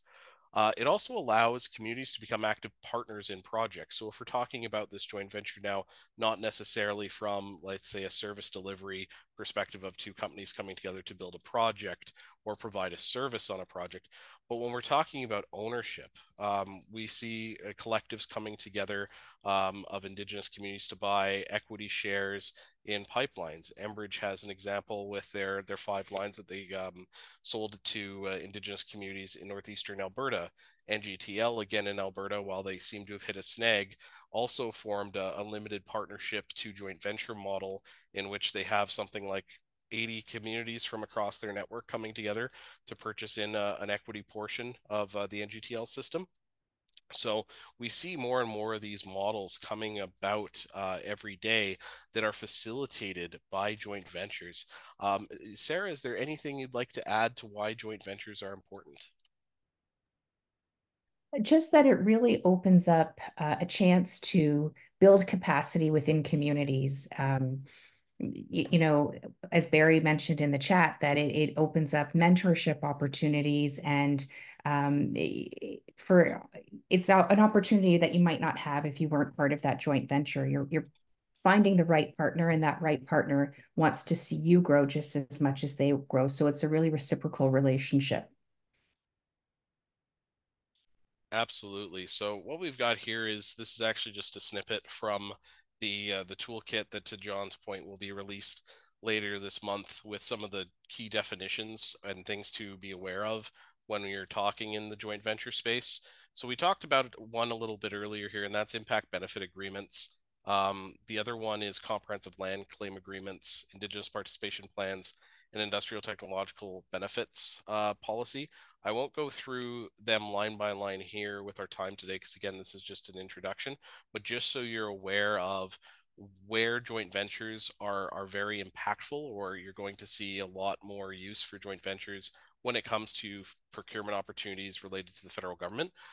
Joint ventures interact with IBAs all the time, because oftentimes IBAs that are entered into with private industry, they're going to need to satisfy, Indigenous spend requirements or that they've made to a community, or education and training requirements they've made to a community. If the community doesn't have the initial, capacity to start up a new business to provide a service, well, then one of the ways that a proponent that has an IBA with that community can often make sure that they meet their commitments to that community is to introduce them to their existing preferred supplier that provides the service, so that the community can gain the breadth and depth of capacity and experience to eventually potentially do the contract on their own outside of the joint venture that's used for, getting the training done and getting the business built up from the start. Similar things with comprehensive land claim agreements. Oftentimes with comprehensive land claim agreements, there'll be specific stipulations regarding first right of refusal for when contracting opportunities for certain protected areas may come about. And again, another way to ensure that you're maximizing when those opportunities come along, if there's a lack of capacity or a lack of depth of services in a nation, is to find a trusted partner that you could potentially joint venture with. And again, a joint venture is for a specific activity. It doesn't necessarily need to be, a 25-year plus marriage. It could just be, a long-term dating situation where it works. You develop the internal capacity that you need as a community through the joint venture. You learn and adapt from the governance structures from the reporting tools, from the asset management of the capacity established partner, until you're ready to go out on your own, or your nation's able to go out on your own for your own business. Where it interacts with Indigenous participation plans, as John alluded to earlier, and Sarah alluded to earlier, and our good friend Barry here today alluded to earlier as well. The federal government's made 5% mandates for Indigenous spend across the board for different departments, and one of the ways that they've been doing that is through Indigenous set-asides, and one of the ways that they can do that more often is when they have ample Indigenous capacity to make the business case that we can do an Indigenous set-aside, and joint ventures that are 51 majority ownership and control of Indigenous peoples is a really good way to do that, and we've seen that leveraged in a lot of ways. It also ensures too that communities or Indigenous entrepreneurs that otherwise we could do this work, we've got a business, we know this really well, but we just don't have enough equipment. We just don't have enough resources right now. Well, if you partner with a joint venture entity that has a bit more capacity, then what your business or what your community may find is that you're able to take on that bigger contract. So for things like roads and public works, Graham has a partnership with the Kainai Nation in southern Alberta that does a lot of road work contracts. And if I'm not mistaken, that whole situation came about in that direct response of Kainai Nation had equipment and capacity where they could do road maintenance and road construction and graveling in the wintertime, but the contracts kept getting bigger and bigger from the government of Alberta. They had an existing relationship with Bram on other items, and so there was a natural fit and a partnership developed out of there. That's an example of how an opportunity driven by an Indigenous participation plan can lead to an organic synergy of business interests and needs. The last one is the industrial technical benefits policy. So this one is one that, again, in the toolkit, we'll go into it in more details as to what those categories are. But industrial technical benefits look to bolster Indigenous community and Canadian overall participation and engagement in the defense sector, particularly from a technology, education and training, and manufacturing lens. So again, another great opportunity for a nation to potential partner with a manufacturer, let's say, of prefabricated components for an armored vehicle on a contract. That would be a situation where if you're near, let's say, Rheinmetall, one of the military contractors that does that type of work in Quebec, if you're a nation that's based out of Quebec that has a line of sight to that opportunity, and there's a chance to increase the scoring of the respondent through an ITB multiplier, then it would make sense to approach them with the opportunity for a joint venture.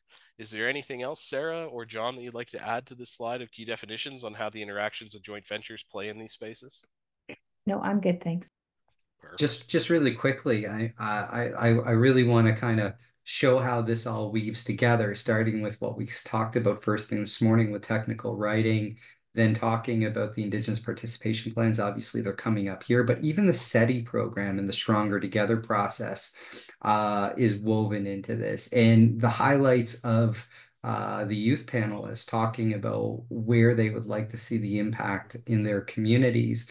You can see that there's a variety of tools here that are starting to merge together, and you'll start seeing more and more overlap between each of these topics because they all actually interconnect in a lot of ways on the way through. So the reason why you're starting to see things come up and again is because these are all interrelated topics. That's what I wanted to add. Thanks, Ron.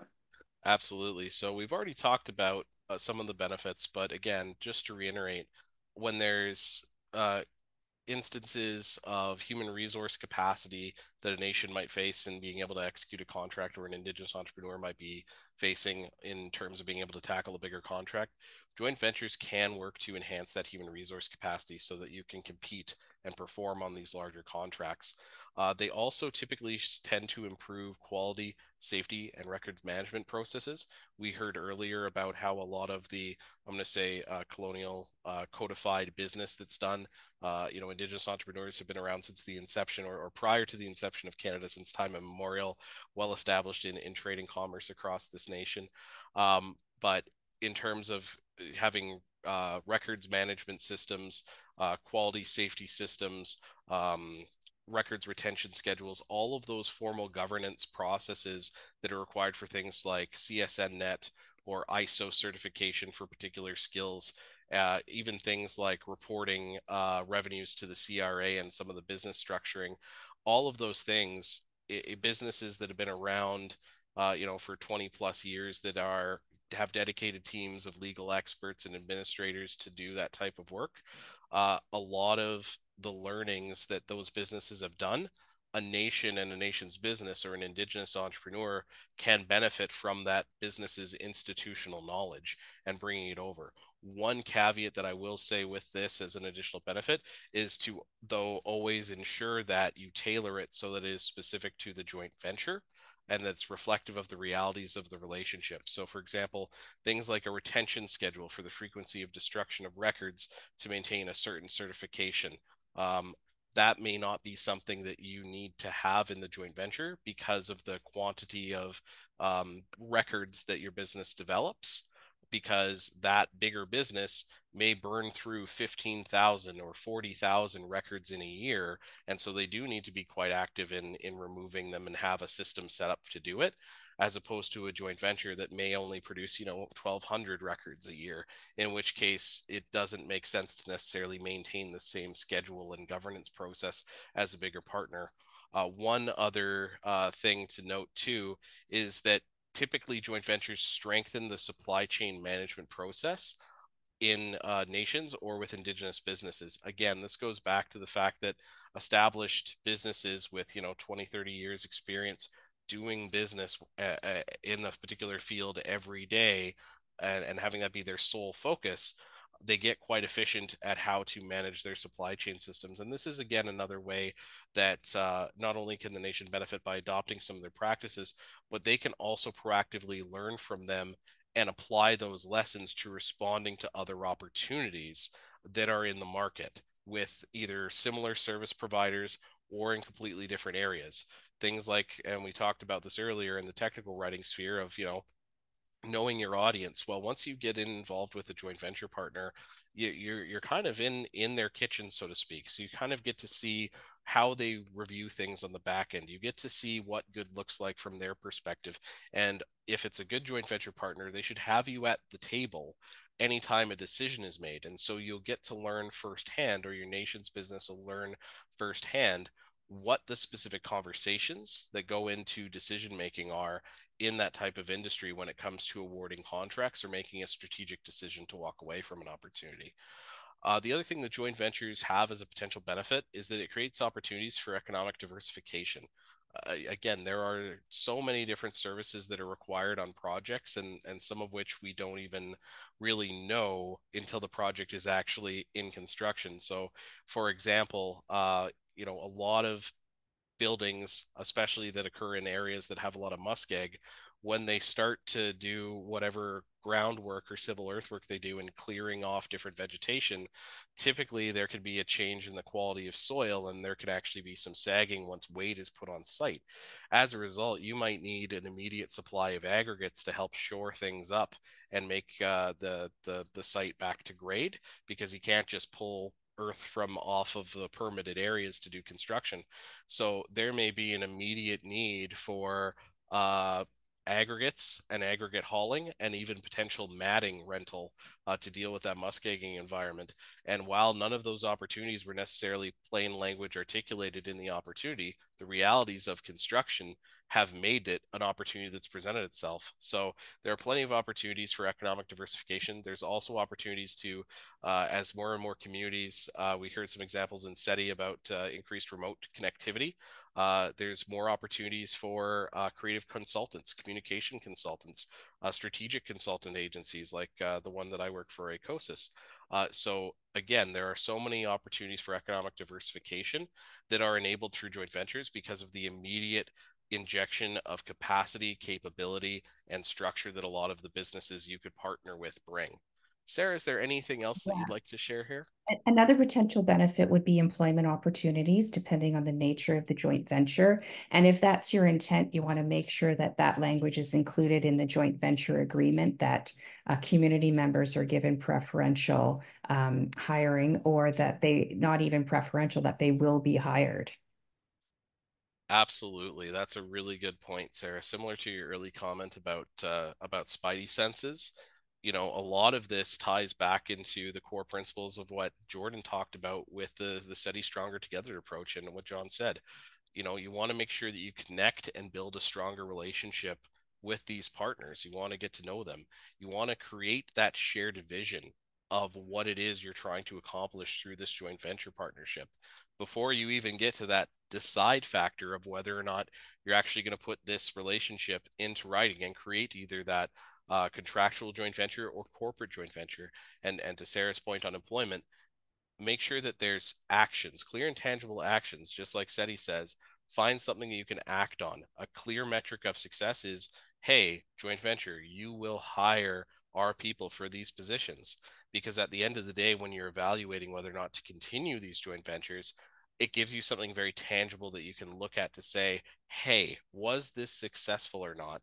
Because there are also sometimes, especially depending on how the risk model is on a joint venture, the joint ventures could potentially lose money year over year. However, if they lose, you know, some money on 1 year, but they were able to maintain employment of, let's say, 10 members of the community, well, the loss felt on the price line might be offset by the fact that they were successfully able to retain, you know, community members on projects over, you know, a year's period. And so you want to actually keep that relationship going.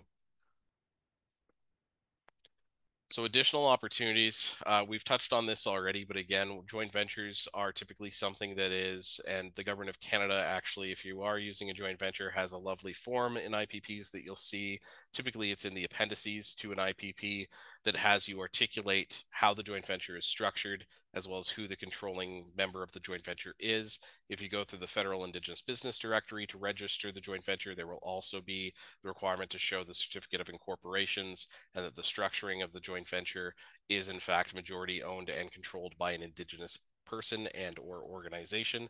The big things that they really help streamline when it comes to IPPs is that because you have this relationship with the you know, other entity, there's really good lines of sight into understanding what subcontracting capacity there might be for other nation-owned or member-owned businesses. If you're a joint venture partner, one of the first things you should be doing as an EDO, to, you know, Sarah's point about having commitments to hire people from the nation, it's also first right of refusal for subcontracting opportunities when the nation has the capacity to perform that service through another venture. So again, having a joint venture that's well established allows you to streamline the subcontracting process and responding to IPPs. It also helps ensure that there's a lot of consistency when it comes to skill development and training. One of the hardest things we've seen in the construction sector when it comes to training up individuals for specific skill trades or red seal trades like pipe fitting or welding, for example, is getting enough hours in order to get their certification, especially if we're trying to ensure that we're able to keep, you know, the person involved in their community while they're getting the hours, so they don't have to be away from home as much. They're already doing that for some of the in-person learning that's required at the technical college. So by having a joint venture, typically it's easier to find those skill development and training opportunities to keep them consistent across the board so that members can stay in community longer. And to Sarah's point, again, the direct employment piece is really a key takeaway. Also understanding too that there could be the instance of what are called transfer employees or swing employees, where you can have it established in the language of the joint venture that should there be no work that can be performed by the joint venture at this time, that there will be priority hiring or opportunities in the capacity and partner should an applicant from the joint venture wish to apply. So this also basically allows someone who works for the joint venture as a core employee, if there's a slow time or if they're interested in pursuing other opportunities to grow as a professional, it gives them basically a foot up and a foot in at the door where that partner may have other business interests. We've seen this happen with companies like Ballard on major transmission projects, where they'll have work in northern Manitoba and then the project will conclude. But then there's an opportunity that comes up in southeastern Ontario, and they're able to, you know, get into that project and get into that space a lot faster. Again, as mentioned earlier, another opportunity is that the more Indigenous capacity that's out there and accurately captured on the government's radar, the more opportunities there are under the procurement strategy for Indigenous businesses to set up these set-aside contract opportunities and ensure that there's more direct spend from Government of Canada to Indigenous-owned businesses. Is there anything else, John or Sarah, to add before we go on to kind of the initial steps? Nope, not hearing anything, so I'll keep rolling on here. So we've got this outlined, and everything you've seen here is detailed a lot more in the toolkit, but we want to just walk through what the initial steps in a joint venture process are. The first thing is to, of course, identify a contract opportunity or project, evaluate your community and business capacity, make a decision to participate or not if that opportunity fits your community's goals, aligns with your interests, aligns with where your nation wants to go from an economic development plan perspective. And then once you've made that decision to participate, or if you're interested to participate, identify those potential joint venture partners and start with the preliminary engagement. Again, it's as simple as having a coffee with someone that's within your network or with a business that you've seen within your territory that you have a solid belief in their reputation. It's not a problem. A lot of these businesses are quite eager to have partners. And I guarantee you, if as a nation you reach out, there will in large part be an interest in hearing what you'd be interested in working on them with. We've got another snapshot here of the preliminary engagement partnership piece and the steps to make, crafting an introduction, scheduling initial meetings, and leveraging those existing relationships. Again, back to Sarah's initial point, go with your spidey sense. Ensure that the first steps or the first people you'd consider for a joint venture with your nation or as an Indigenous entrepreneur are with businesses of repute and with people that you trust, because ultimately, if you're going to enter into business together, you're going to be sharing some dirty laundry, and you're going to be together through the highs and the lows of every type of business. So it's really important that you feel comfortable in being open and sharing with whomever it is the partner is you want to walk forward with.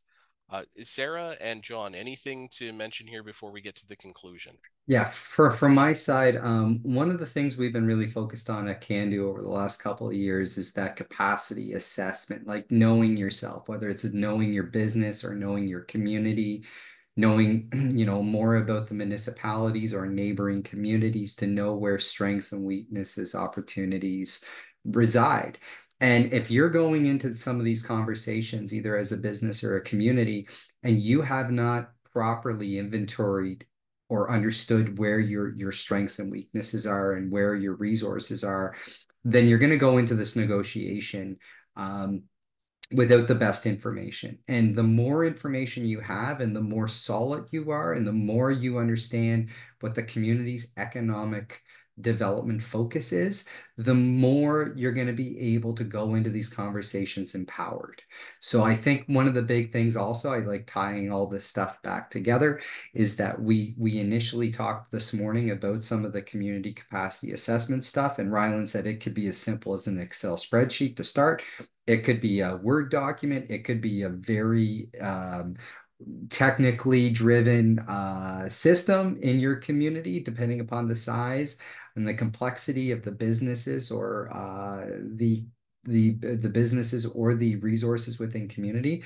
But the more you have understanding of your own space, the better position you are to assess both the opportunities and the potential partners. The less you know about that, the more difficult it's going to be to make those decisions, especially if you're pressed for time. If there's a short duration or you're going after something very quickly, having that information before you start finding about opportunities gives you the advantage when you're pressed for time.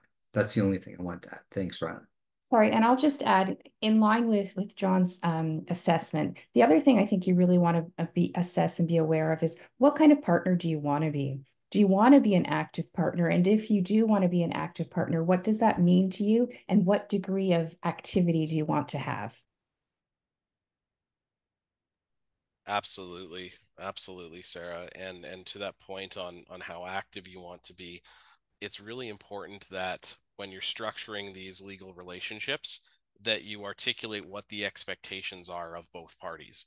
Because again, the other partner might be expecting the nation to incur costs and do all of the business development and BD as, you know, their contribution, or they might be looking for letters of support that are dated and project specific and available within 24 hours of the time of the request. And administratively, that might not be something that, you know, you're able to provide because of administrative constraints. So really good points, both John and Sarah, in ensuring that you've got clear expectations.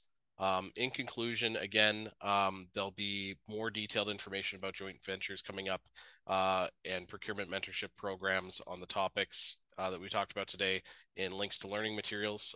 We should have the joint venture toolbox too, ready and available for the Can Do 30th at the end of the month here in Calgary.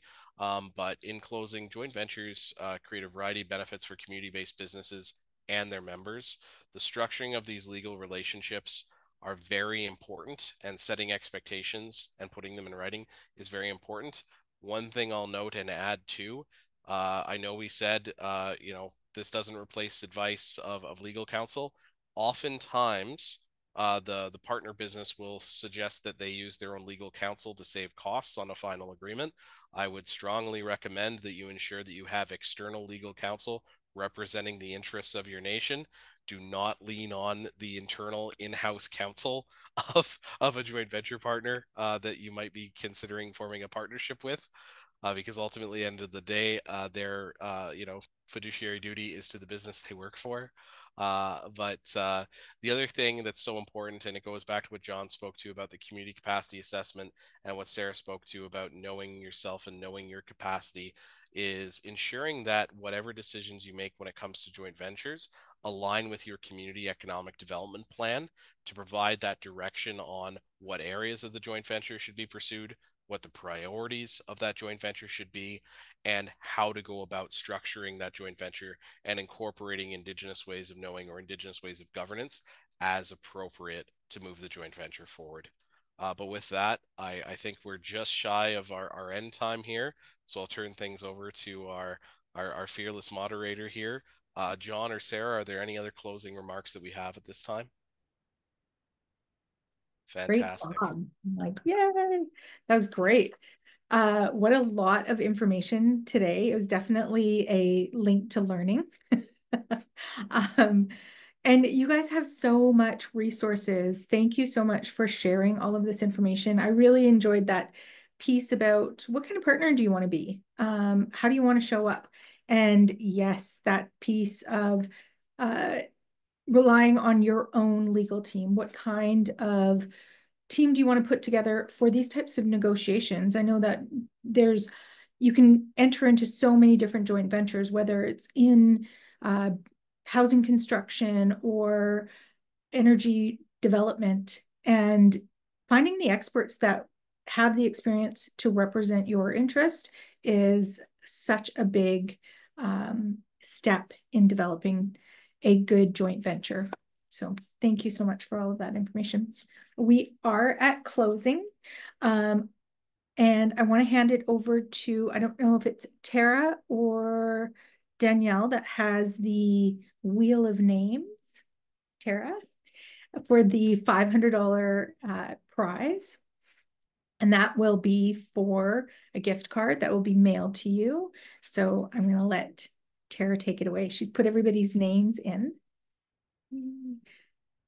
And I'm told that, did you want to share screen? Yeah, I can share screen. And this is the $500 gift card we'll be mailing out. Lisa. So you can buy anything you want. Travel. Okay, so how it works is everyone who is online right now, still in attendance, has been entered. Wonderful. So and share I screen. do want to highlight that the evaluation is going to be sent out along with all of the presentations.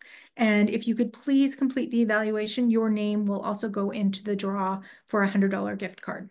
Mm-hmm. Yeah. Go ahead. Okay.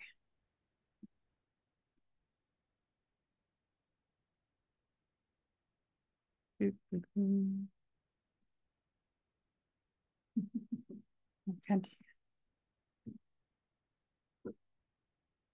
No, just got to click in the middle of the button. So I'm hoping I got everybody on here that's in attendance, excluding the speakers. But yeah, I'm gonna go ahead and shuffle and go. So the winner for the $500 gift card is, ooh, so close. Anna and yay. Is she here? Is she still here? I'm here. I am here. Awesome. Ooh, how can I get this? I'll just send you an email and we'll contact for this. Hey, you know what? I'm going to be at the Can-Do conference, and I live in a remote community in northern Manitoba where it's hard to kind of get that stuff sometimes. Is it okay if I just pick it up when I'm in Calgary? Oh yeah, sure, we can do that too. I'll just keep note of that. Okay, thank you so much. Great job, Awesome. everyone, today. It was a lot of great information to learn. Thank you. And to close us out, we have Elder Rick Lightning, who's going to close us in prayer. Shothan, thank you.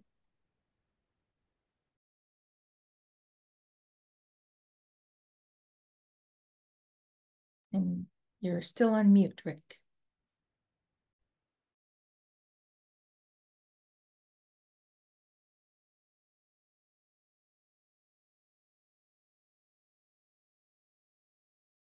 Tara, do you want to unmute him?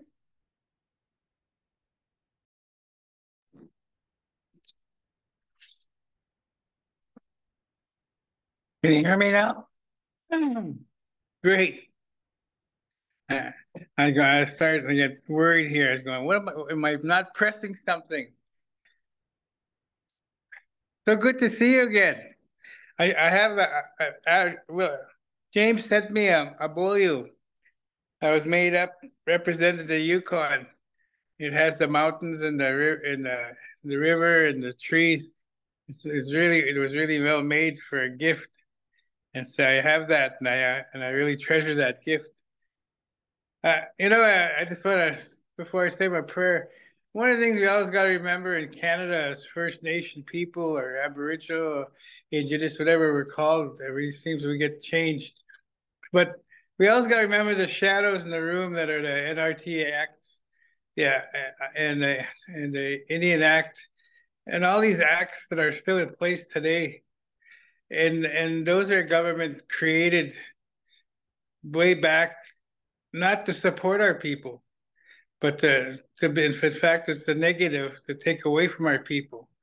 And we're still, and yet, we've come a long ways as far as partnerships and working with different companies across Canada.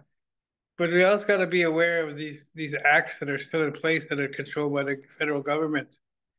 And it's really important to keep that in mind, because our partners across the table are well aware of these acts, and so we need to be aware of that. We need to be aware of those as well in the negotiations and stuff like that, and the responsibilities. And that's so important to understand. And that's where we look at the international the declaration comes into play, where it kind of nullifies some of those concepts of that act as far as our right to our own self-determination. And that's so important to understand that and to be able to put that into our own way of negotiating with the various companies across the board and across this land. And that's something that historically our people have always been there. And in just the last 25 years, people are finally realizing that they need us. And so that's what we need, is these companies to start putting monies towards our students to go into various fields, to be able to work in the different capacities that are, whether it's the north or the south, to be able to, our students, to be able to support them. There was a minister said that if to be able to talk about the reconciliation, we should give every post-secondary Indigenous student free education so that they can be, that the nation can work towards self-determination in a true way. Because only a handful of our students go to post-secondary education because of finances. And so that should be built into a lot of these, different contracts and things that there be bursaries set aside for post-secondary education students to go to school, to universities, colleges, or different faculties, and be supported by by our partners, by the partners across the table. If they are truly our partners, then this would work towards their benefit. This a thought I've been thinking about for quite a while now. I work in this area across the land, and I see that we need more. Our students are more than willing to go. We just don't have the finances for them to go to post-secondary. And if these partners are really truly want to be our partners, then back it up with the dollars and support our students going to post-secondary, because it'll not only support the community, it'll also support the companies that are our partners as well. I thought I'd share. I'll finish off with a prayer. Excuse me. Ha no tawi ma se wasi kami na nas kumunan minagis kami na. Wapati na sino ko man no te wichahani sa sino kota. Atos kiwen was kamaskinan. Awa mano sumapeta piti ko peta ha hota. Pepix kweta mahuma. Hai menta po was kamaskayak magiwetos kiwen hayasik. No te snamagamos. No te to samaksitik. Agoma we simta no tawi ma se wasin. But nano one eight the mistakes one. Kuya kalma. Kueska tohta mahomat. Ekte wichaha ogo skayak. Niganek tego toskeok. Niganek tego istava wapasta maktan suma tohta mano suma. Mistahe mioasen. Utuma pig school. How? Tutamihen mistahe no taima. Sewasia. Hi. Tutamihen. Commemorations. Thank you, Ganesh, and appreciate that prayer. That's it for our Links to Learning virtual event. Thank you so much for everyone attending, and thanks for all the knowledge that's been shared. I appreciate it. Ganesh. Don't forget to fill out your evaluation. Thanks, everyone. Thank you.